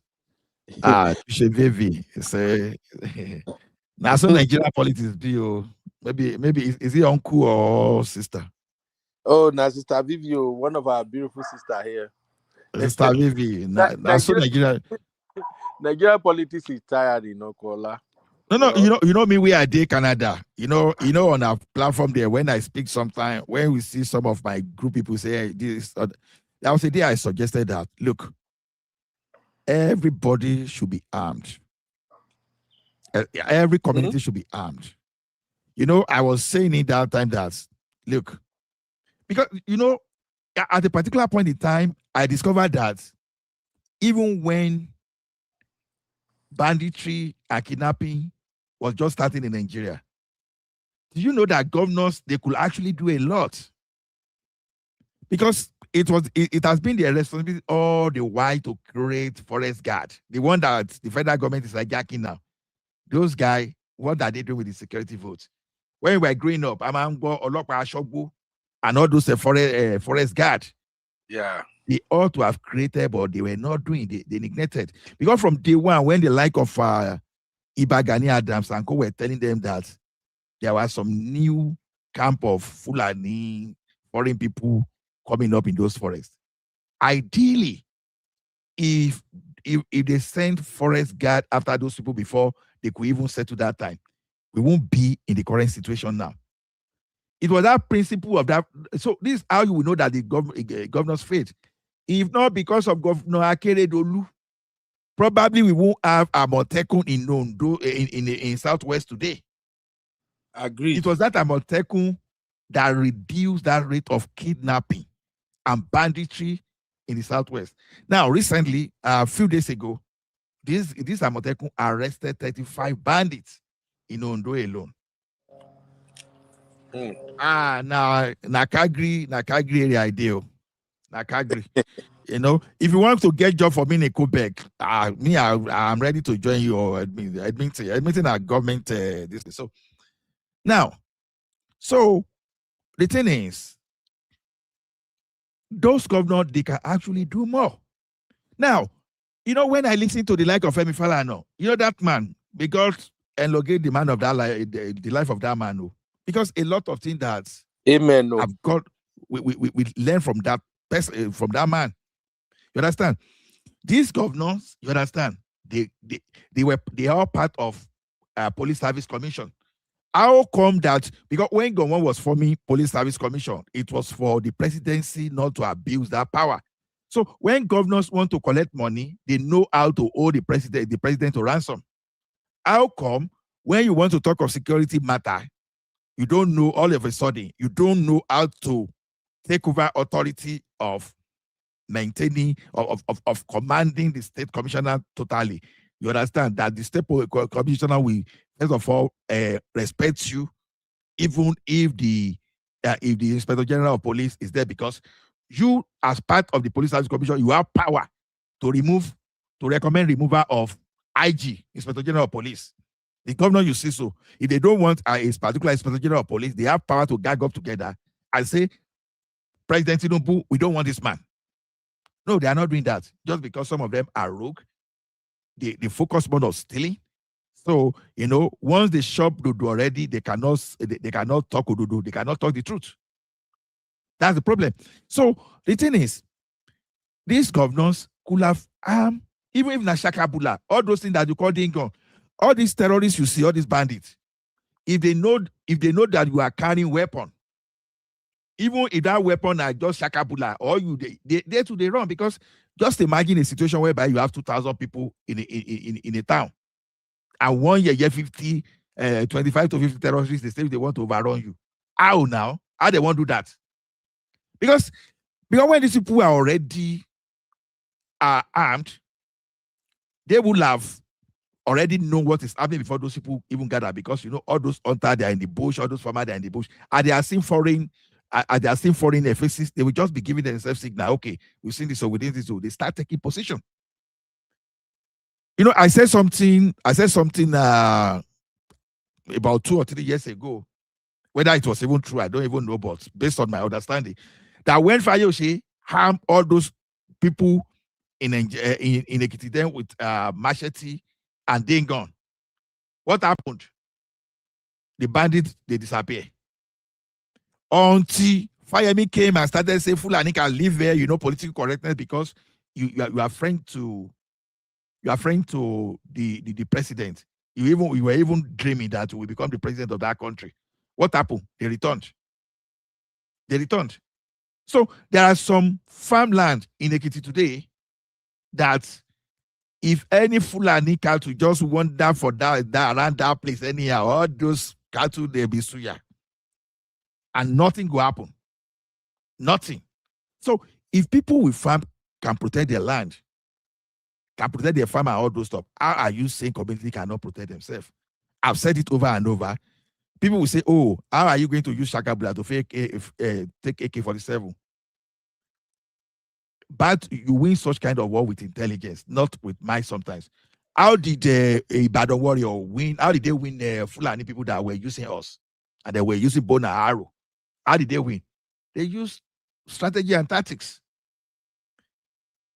Okay, you have hunters that know your bushes in and out. Maybe you form association. And some hunters will be staying on the tree. I'm just making an example. If we know what is happening. Or maybe you want to ask people in diaspora that are from that village, please help us. Maybe you start building some towers within your villages or strategic location. And you arm them with long telescope or binoculars. And you start taking some kind of digital shot that if those people are coming from a very long distance, especially where you have clear distance, you see some people coming even as far back as 3 kilometers away. Or how much will it cost you to get some kind of thermal sensors? When you talk to your people in diaspora, you have some techie people where you can have signal. You put some kind of thermal sensor, they start monitoring movement, unusual movement. You can even go as long as even having some kind of strategic camera, that will be smart camera that you deploy around your bushes on the trees. You don't need to put pole. That you'll be able to monitor all those things that are going around your bushes. And when some foreign people are coming, Uncle, yes, sir. Everything you said is 100% correct, sir. But do you know our challenges or our major problem in this country? Even the present government does not encourage it. We know the solution. Exactly. We know the solution. But the government is not enabling it. Do you know that in Okeode, that same Okeode that have been overrun by the bandits now, before they could overrun that bandit, they said there were some group of people in that town. They have all these damn guns and they have all these because they are mostly hunters. And they have been like defending that town against these bandits. But when they wanted to have the last attack that really killed a lot of people in that community, a day to that time, the Nigerian police went to that place and they disarmed all the men that they don't have right to be having private guns on them. They disarmed all of them. Under Buhari, No, I'm talking about something that happened just this last year, sir. This Okeode killing. Wow. This Okeode killing. It happened last year, sir. You can go and read it in the news. A day before they came to come and them, the Nigerian police came and they withdrew all the guns from those people. And the next day, those people invaded and they made a mess of all of that community. That the people have to run away and they kidnapped so many people. Okay. Let us make that thing clear. No, let us make that thing clear online today. You understand? Now, this is why I say we should focus on our governor. Do you know the duty of person to approve the gun in Nigeria? Is the commissioner of police, not even the inspector general of police. You said, see, sir, if I want to be telling you all the places where our military outfit has compromised over kidnappings, buying, and all, you'll be shocked. Danjuma told you that don't depend on that armed forces to protect you. Wait, sir. Yourself. Wait, sir. There is no way you can protect yourself because you don't have the means. Do you know that if you mistakenly buy a Fulani man in self-defense, or somebody, if you buy a bandit in self-defense, police will pick you up. A case is one guy in Sanfara. I've forgotten his name. I don't know all those things you are talking about. So when the government itself is supporting the bandits, what will the people do? Allegedly. Oh, okay, let me ask you a question, sir. Let me ask you a question. Did you know that Southwest Nigeria was one of the reasons the coup plotters of 1966 had an excuse, even though they had their ulterior motive, right? Because even when there was injustice that time, even the government could not even curtail the type of Wild West. 1983, when Ondo State, when Omobori Obo won election, when he won Adekunle Ajasin, the entire state was in serious chaos. Even the so-called pie and go then, you know, all those people, maybe because I was so small that time, I was so young that time, and they see them like tower, like they see them like giant, big leg, not be this toothpick leg way they see them today. You see their muzzle alone, bigger than your lap. And all those, they were well equipped that time. Despite all those stuff, they don't pick up with that on those states too until the military took over. What I'm saying is this: it's just because if you are really serious, a government will not be able to. Okay, look at it this way. Let's say you have 774 local governments, and every community in those local governments. That means that when you put to community, probably we have over 5,000 communities in Nigeria. You harm yourself against terrorists. How many people? How will you harm yourself? People, I said, go and get Shakabula. Go and get Bowen and Arrow. Shakabula that has been happening for people from. You are still not getting me. See, So you the win problem, some, sir, you is win this, some. sir. They are not allowing it. That's the point. You are People not are getting my ready. point. I People are understand ready to you. get Sakabula, but the government is not allowing it. It's just It's a because criminal offense for them you to. don't get it. It's a criminal offense for you, for them to see you with one. No, let me tell They you. will Let me do tell you you. one thing. Let me tell you one thing today. If the governors are serious, you are not. You pay attention to my Now word. you are talking. They are not That's what serious. I That's mean. the problem. Okay. So if the government are serious, I made an example. You understand? The government, after all, government see the buy AK-47 for the police. The government should concentrate on buying gun and pump actions. You understand? And pump actions for the you can form local vigilante. Now, let me tell you something now. Let me tell you something. There's Hunter Association of Nigeria. I don't even know the abbreviation. See, if you want to own firearms in Nigeria, go and join Hunter Association. They will provide you, they will train you, they will do your background check, and they will license. But I'm now saying that in a situation whereby the community are ready to fight.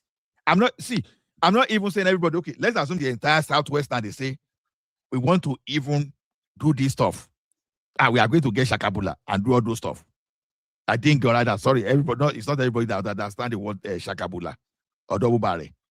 You understand? And people in Just call diaspora it say, damn okay, guns. Just call it damn. guns. Just call it damn guns. And, Yeah. and people in diaspora said, okay, we are going to provide our people with telescope and binoculars, which we are going to find a way to attach some kind of recording devices so that you can monitor this thing from long distance. And you can even put camera in some strategic local part, camera sensor and all those stuff. And you start working. If at least if 60% of the communities are doing all those stuff, I heard about incident now. Maybe was it in Jos or Benue that when the bandit they went there, they told them that they will come a particular day. Immediately they heard that those guys they started getting gun, bone and arrow. Before they were using motorcycle to come and be threatening them, warning them. Since that time, they've disappeared. Just by mentioning that, okay, these people, they are not getting locally made gun. Those Can I shock you, sir? Disappeared. Can I shock you, sir? Do you know what happened during that attack? Can I tell you, sir? Go ahead, sir. Go ahead. Thank you. Do you know that they told them that they are coming, so the people were ready for them? When they came with their vehicle to be attacking, the youth rallied around to pursue them and to shut them down. Do you know, allegedly, Nigerian army vehicle came and blocked the youth from pursuing them, allegedly.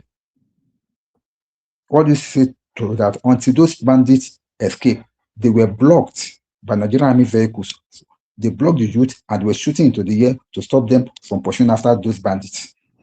See, the problem is more complicated. No, I agree with you that our security architecture is compromised. So I'm not even arguing that. So no, wait, sir. What I'm trying to say is this, sir. It is see, Nigerians know what to do. Nigerian youth are hungry. They are ready to defend themselves, but they are not even getting 1% support from the government. Imagine being pied over your own right for nothing. If they pie you, nobody will talk. But if you try to defend yourself, you become a criminal. That's the situation we are in this country right now. No. The problem today is just because we are not enough. That's it. That okay, if we have 5,000 communities in Nigeria now, and just 2 or 3 communities just form that kind of thing, they can easily be overwhelmed. If 1,000 community, if they went ahead to form such kind of vigilante, how many places those military will go to? How many? And they'll be going to Jos, they'll be going to Ekiti, they'll be going to Ondo. They'll be tired. You don't get it, sir. These people have pockets of their people all over the country. As I'm talking to you now, there's no place that they are not in this country. They don't need to travel from one place to the other. Okay, let me shock you, sir. Do you know that in this last 1 week, what I'm saying that they stopped a truckload. Enough men. Wait, sir. This last week, they stopped a truckload of 450 something people of Boko Haram people. 30 trucks were stopped. They are moving to the east. They stopped them in Ondo State here. They've been doing that thing for a very long time now. But our people just like political correctness.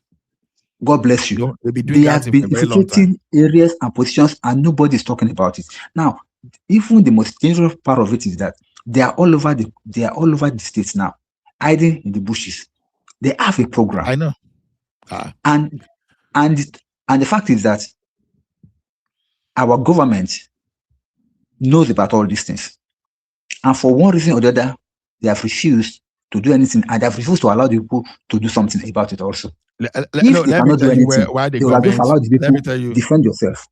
But they did not allow the people to defend themselves. So what are we talking about? Let me tell you why the government is afraid. And when some of these leaders are afraid. You see, the thing is this, if we have this type of leaders, I don't know your tribe, I don't know your ethnic group, but I'm from Yoruba. If we have the type of leader we have today, there'll be no Yoruba today. Maybe if I was ever born at all, maybe I would have been slave to one foreign light-skinned terrorist from somewhere that will be enslaving us. Because people, when you look at the history very well, some people still argue. Ask yourself question, because I was saying that thing yesterday in our forum and some people were kicking against it. Ask yourself, how come that we have some light-skinned people in Africa? And Africa is supposed to be the land of the black. They wipe out the black people in Egypt.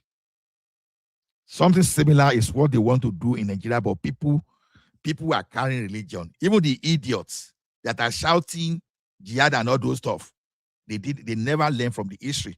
Those people sponsoring them, if you finish conquering Nigeria, they will come for you and come and eliminate you. The idiot cannot, because it's just the people when they are not educated enough, they can be used as the tools for people to come for them later. Right.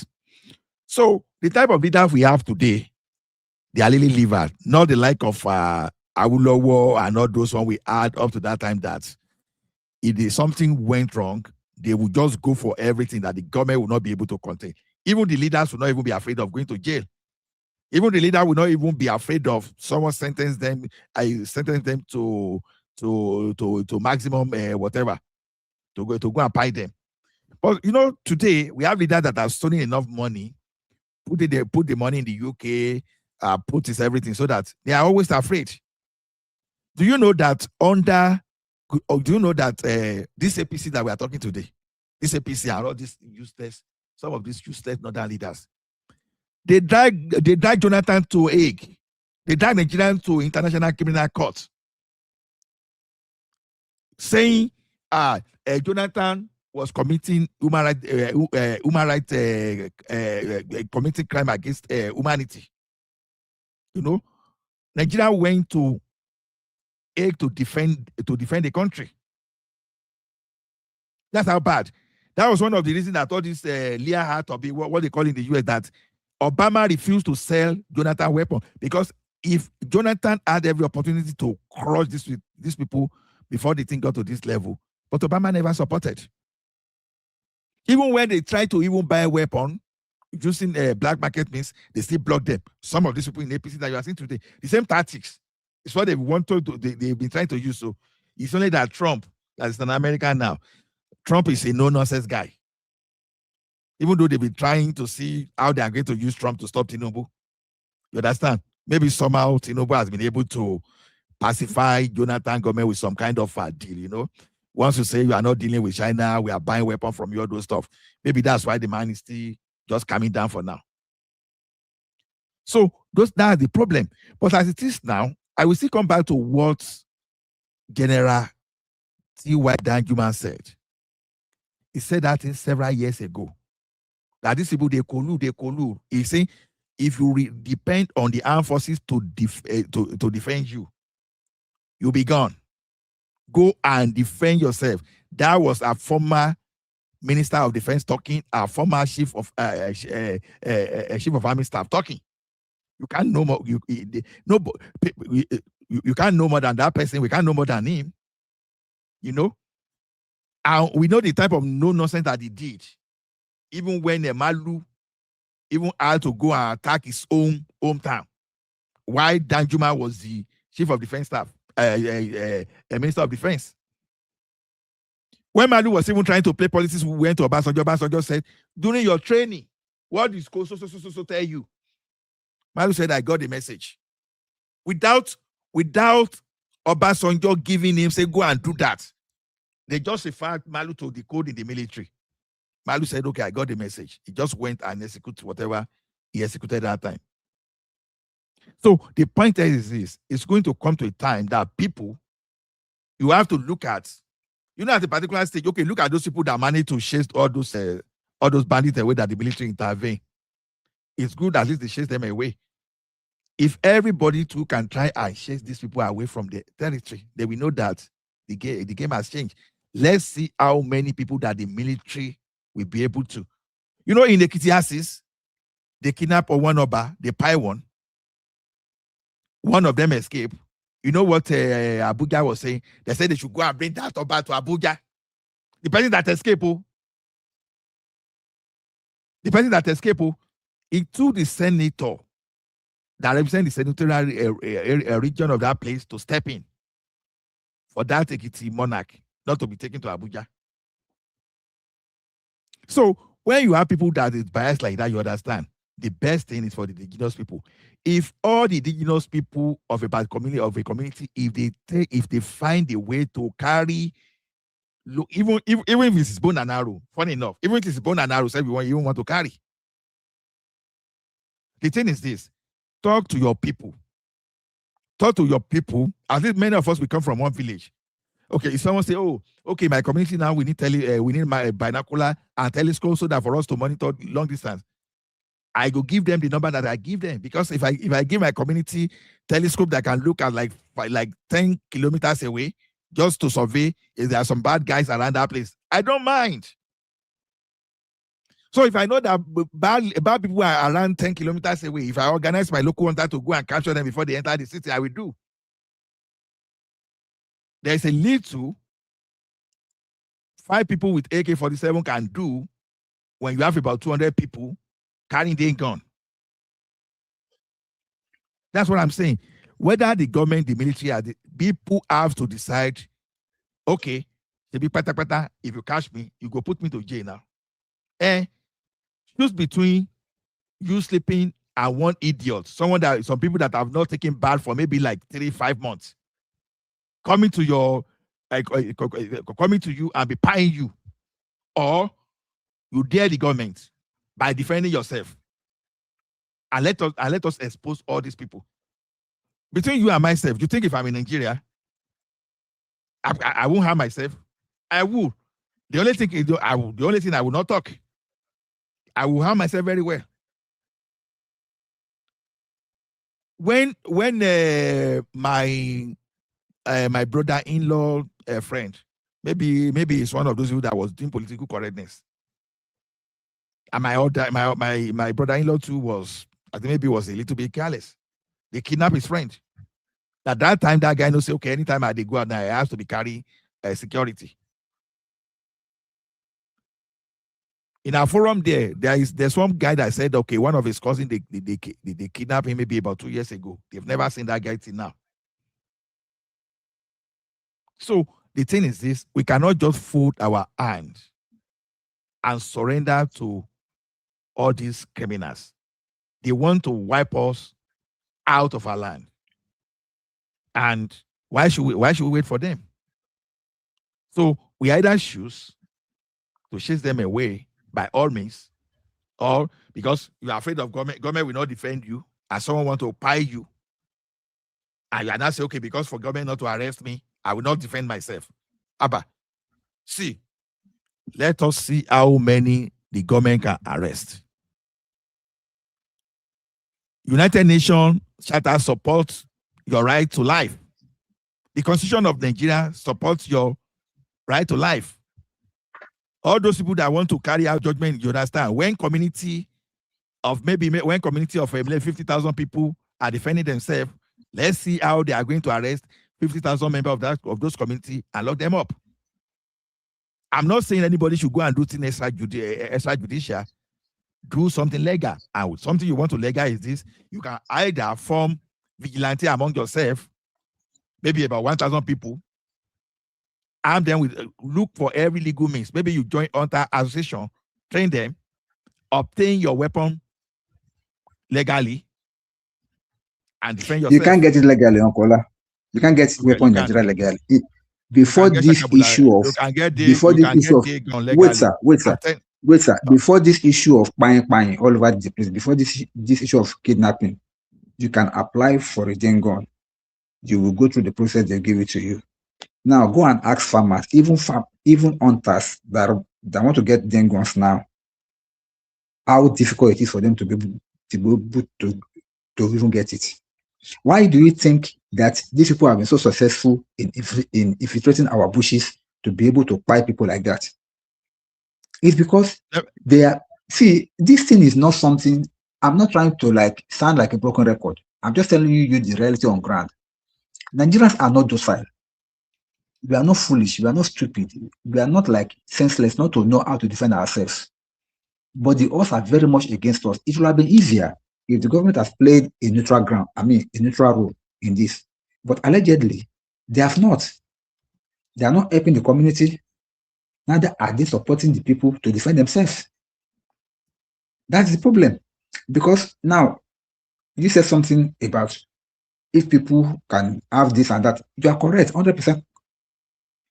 If a thief knows that you have a gun, before he can come and attack you in your home, he'll be very, very careful.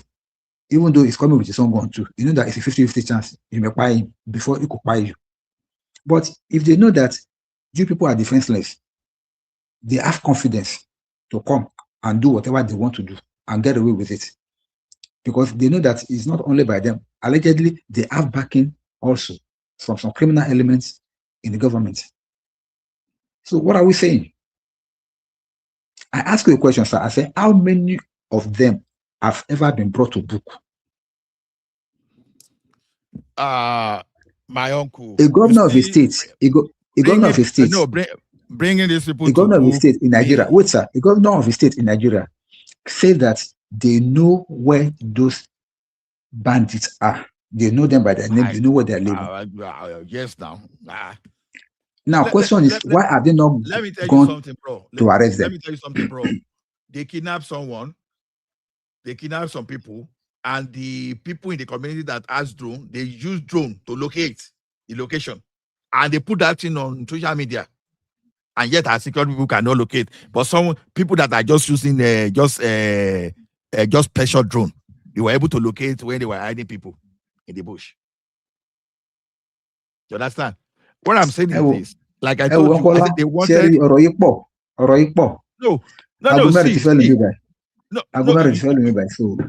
let me just say round up. Yeah. You see what I keep saying is this. When I say be on your governor and your rep, and I'm not saying people should not focus on Tinubu. People that focus on their rep and put pressure in the past, they become successful. Otherwise, a KBAC in Ekiti will have been detained in Abuja. So the thing is this. Whenever you see your rep, don't arm them, go to the place, chant Aluta, force them to go to Abuja, and force all those senator and rep. These guns you say they will not approve, push them to the point that they be on the governors, they will approve it because the law allowed them to own their gun. Otherwise, if they cannot go their gun, let them go and build bow and arrow.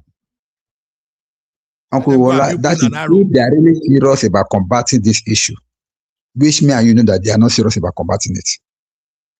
That's the problem. It's not as if they don't know what to do if they really want to put an end to these things. No, it's simple. Allow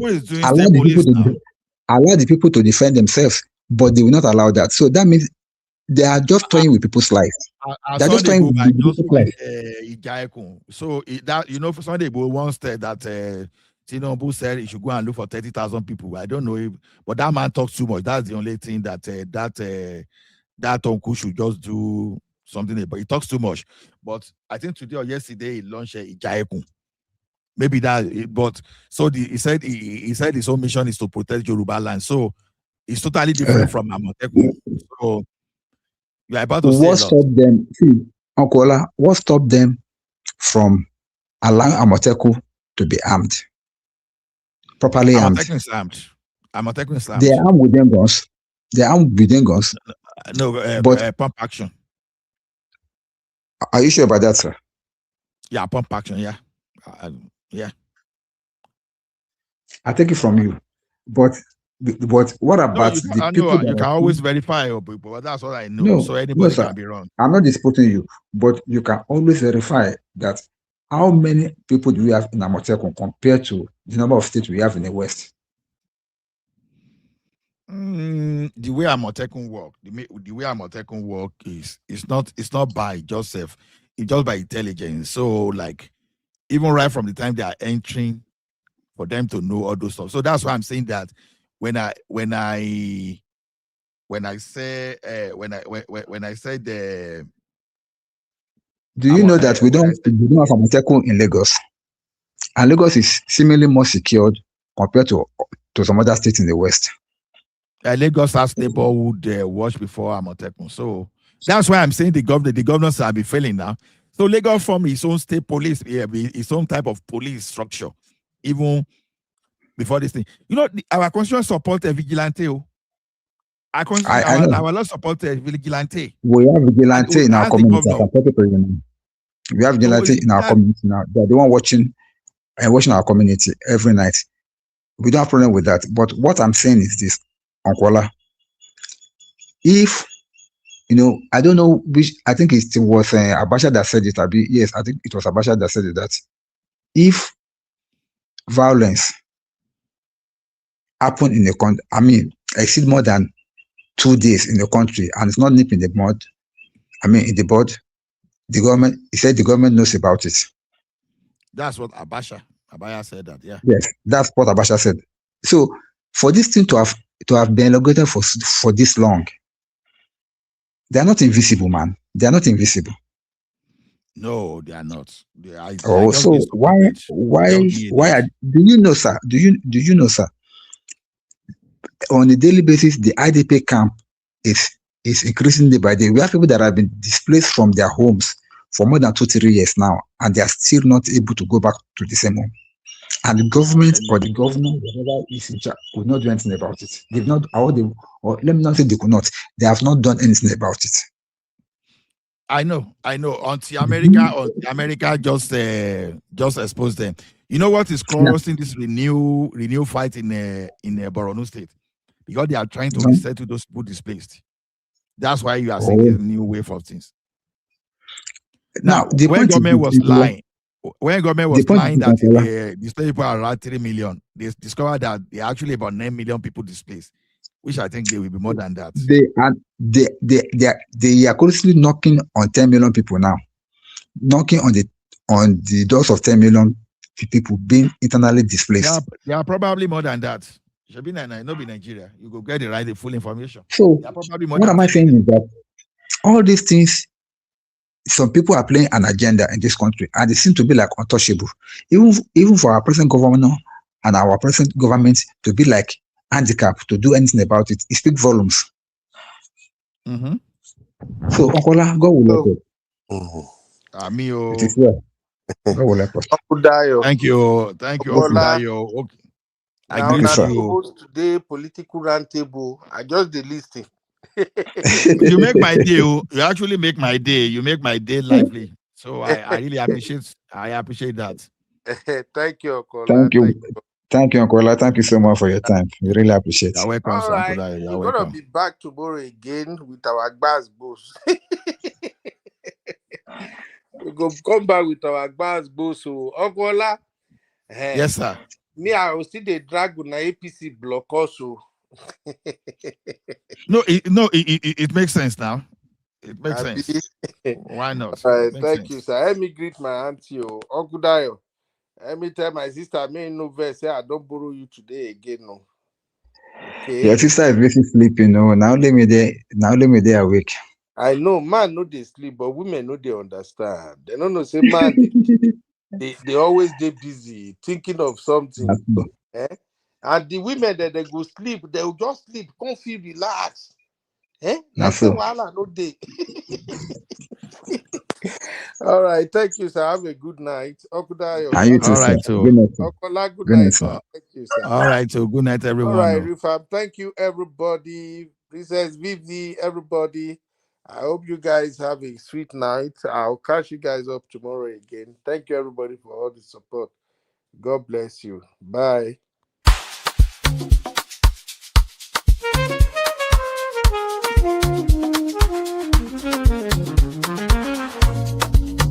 Yeah, yeah, yeah. You be in the building. Hey, vibe with Uncle Bino. Let's go. Now happy hour things, you know. Hang out with you, babe. It's our vibe tonight. Hey, laugh and learn. We shining bright. Oh yeah. You be stories, life lessons time. On the Uncle Benno show, everything feels right. From the streets to the world, we talk real talk.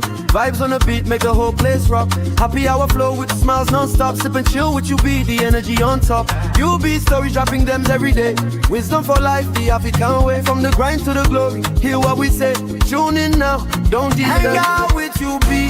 It's a vibe tonight. Hey, laugh and learn, we shining bright. Oh yeah.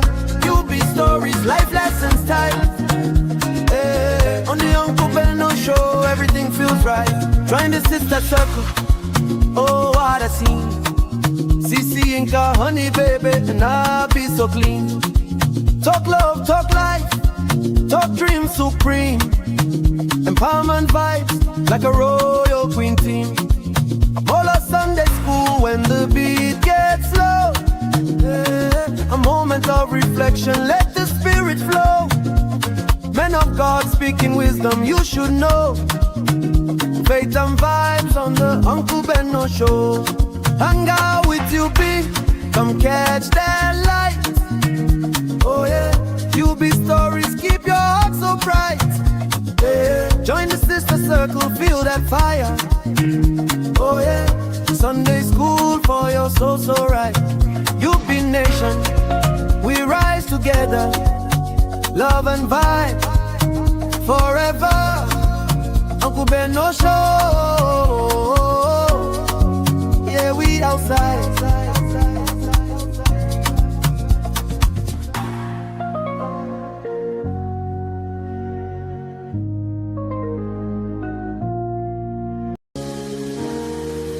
You are watching Trending Vlogs with UB.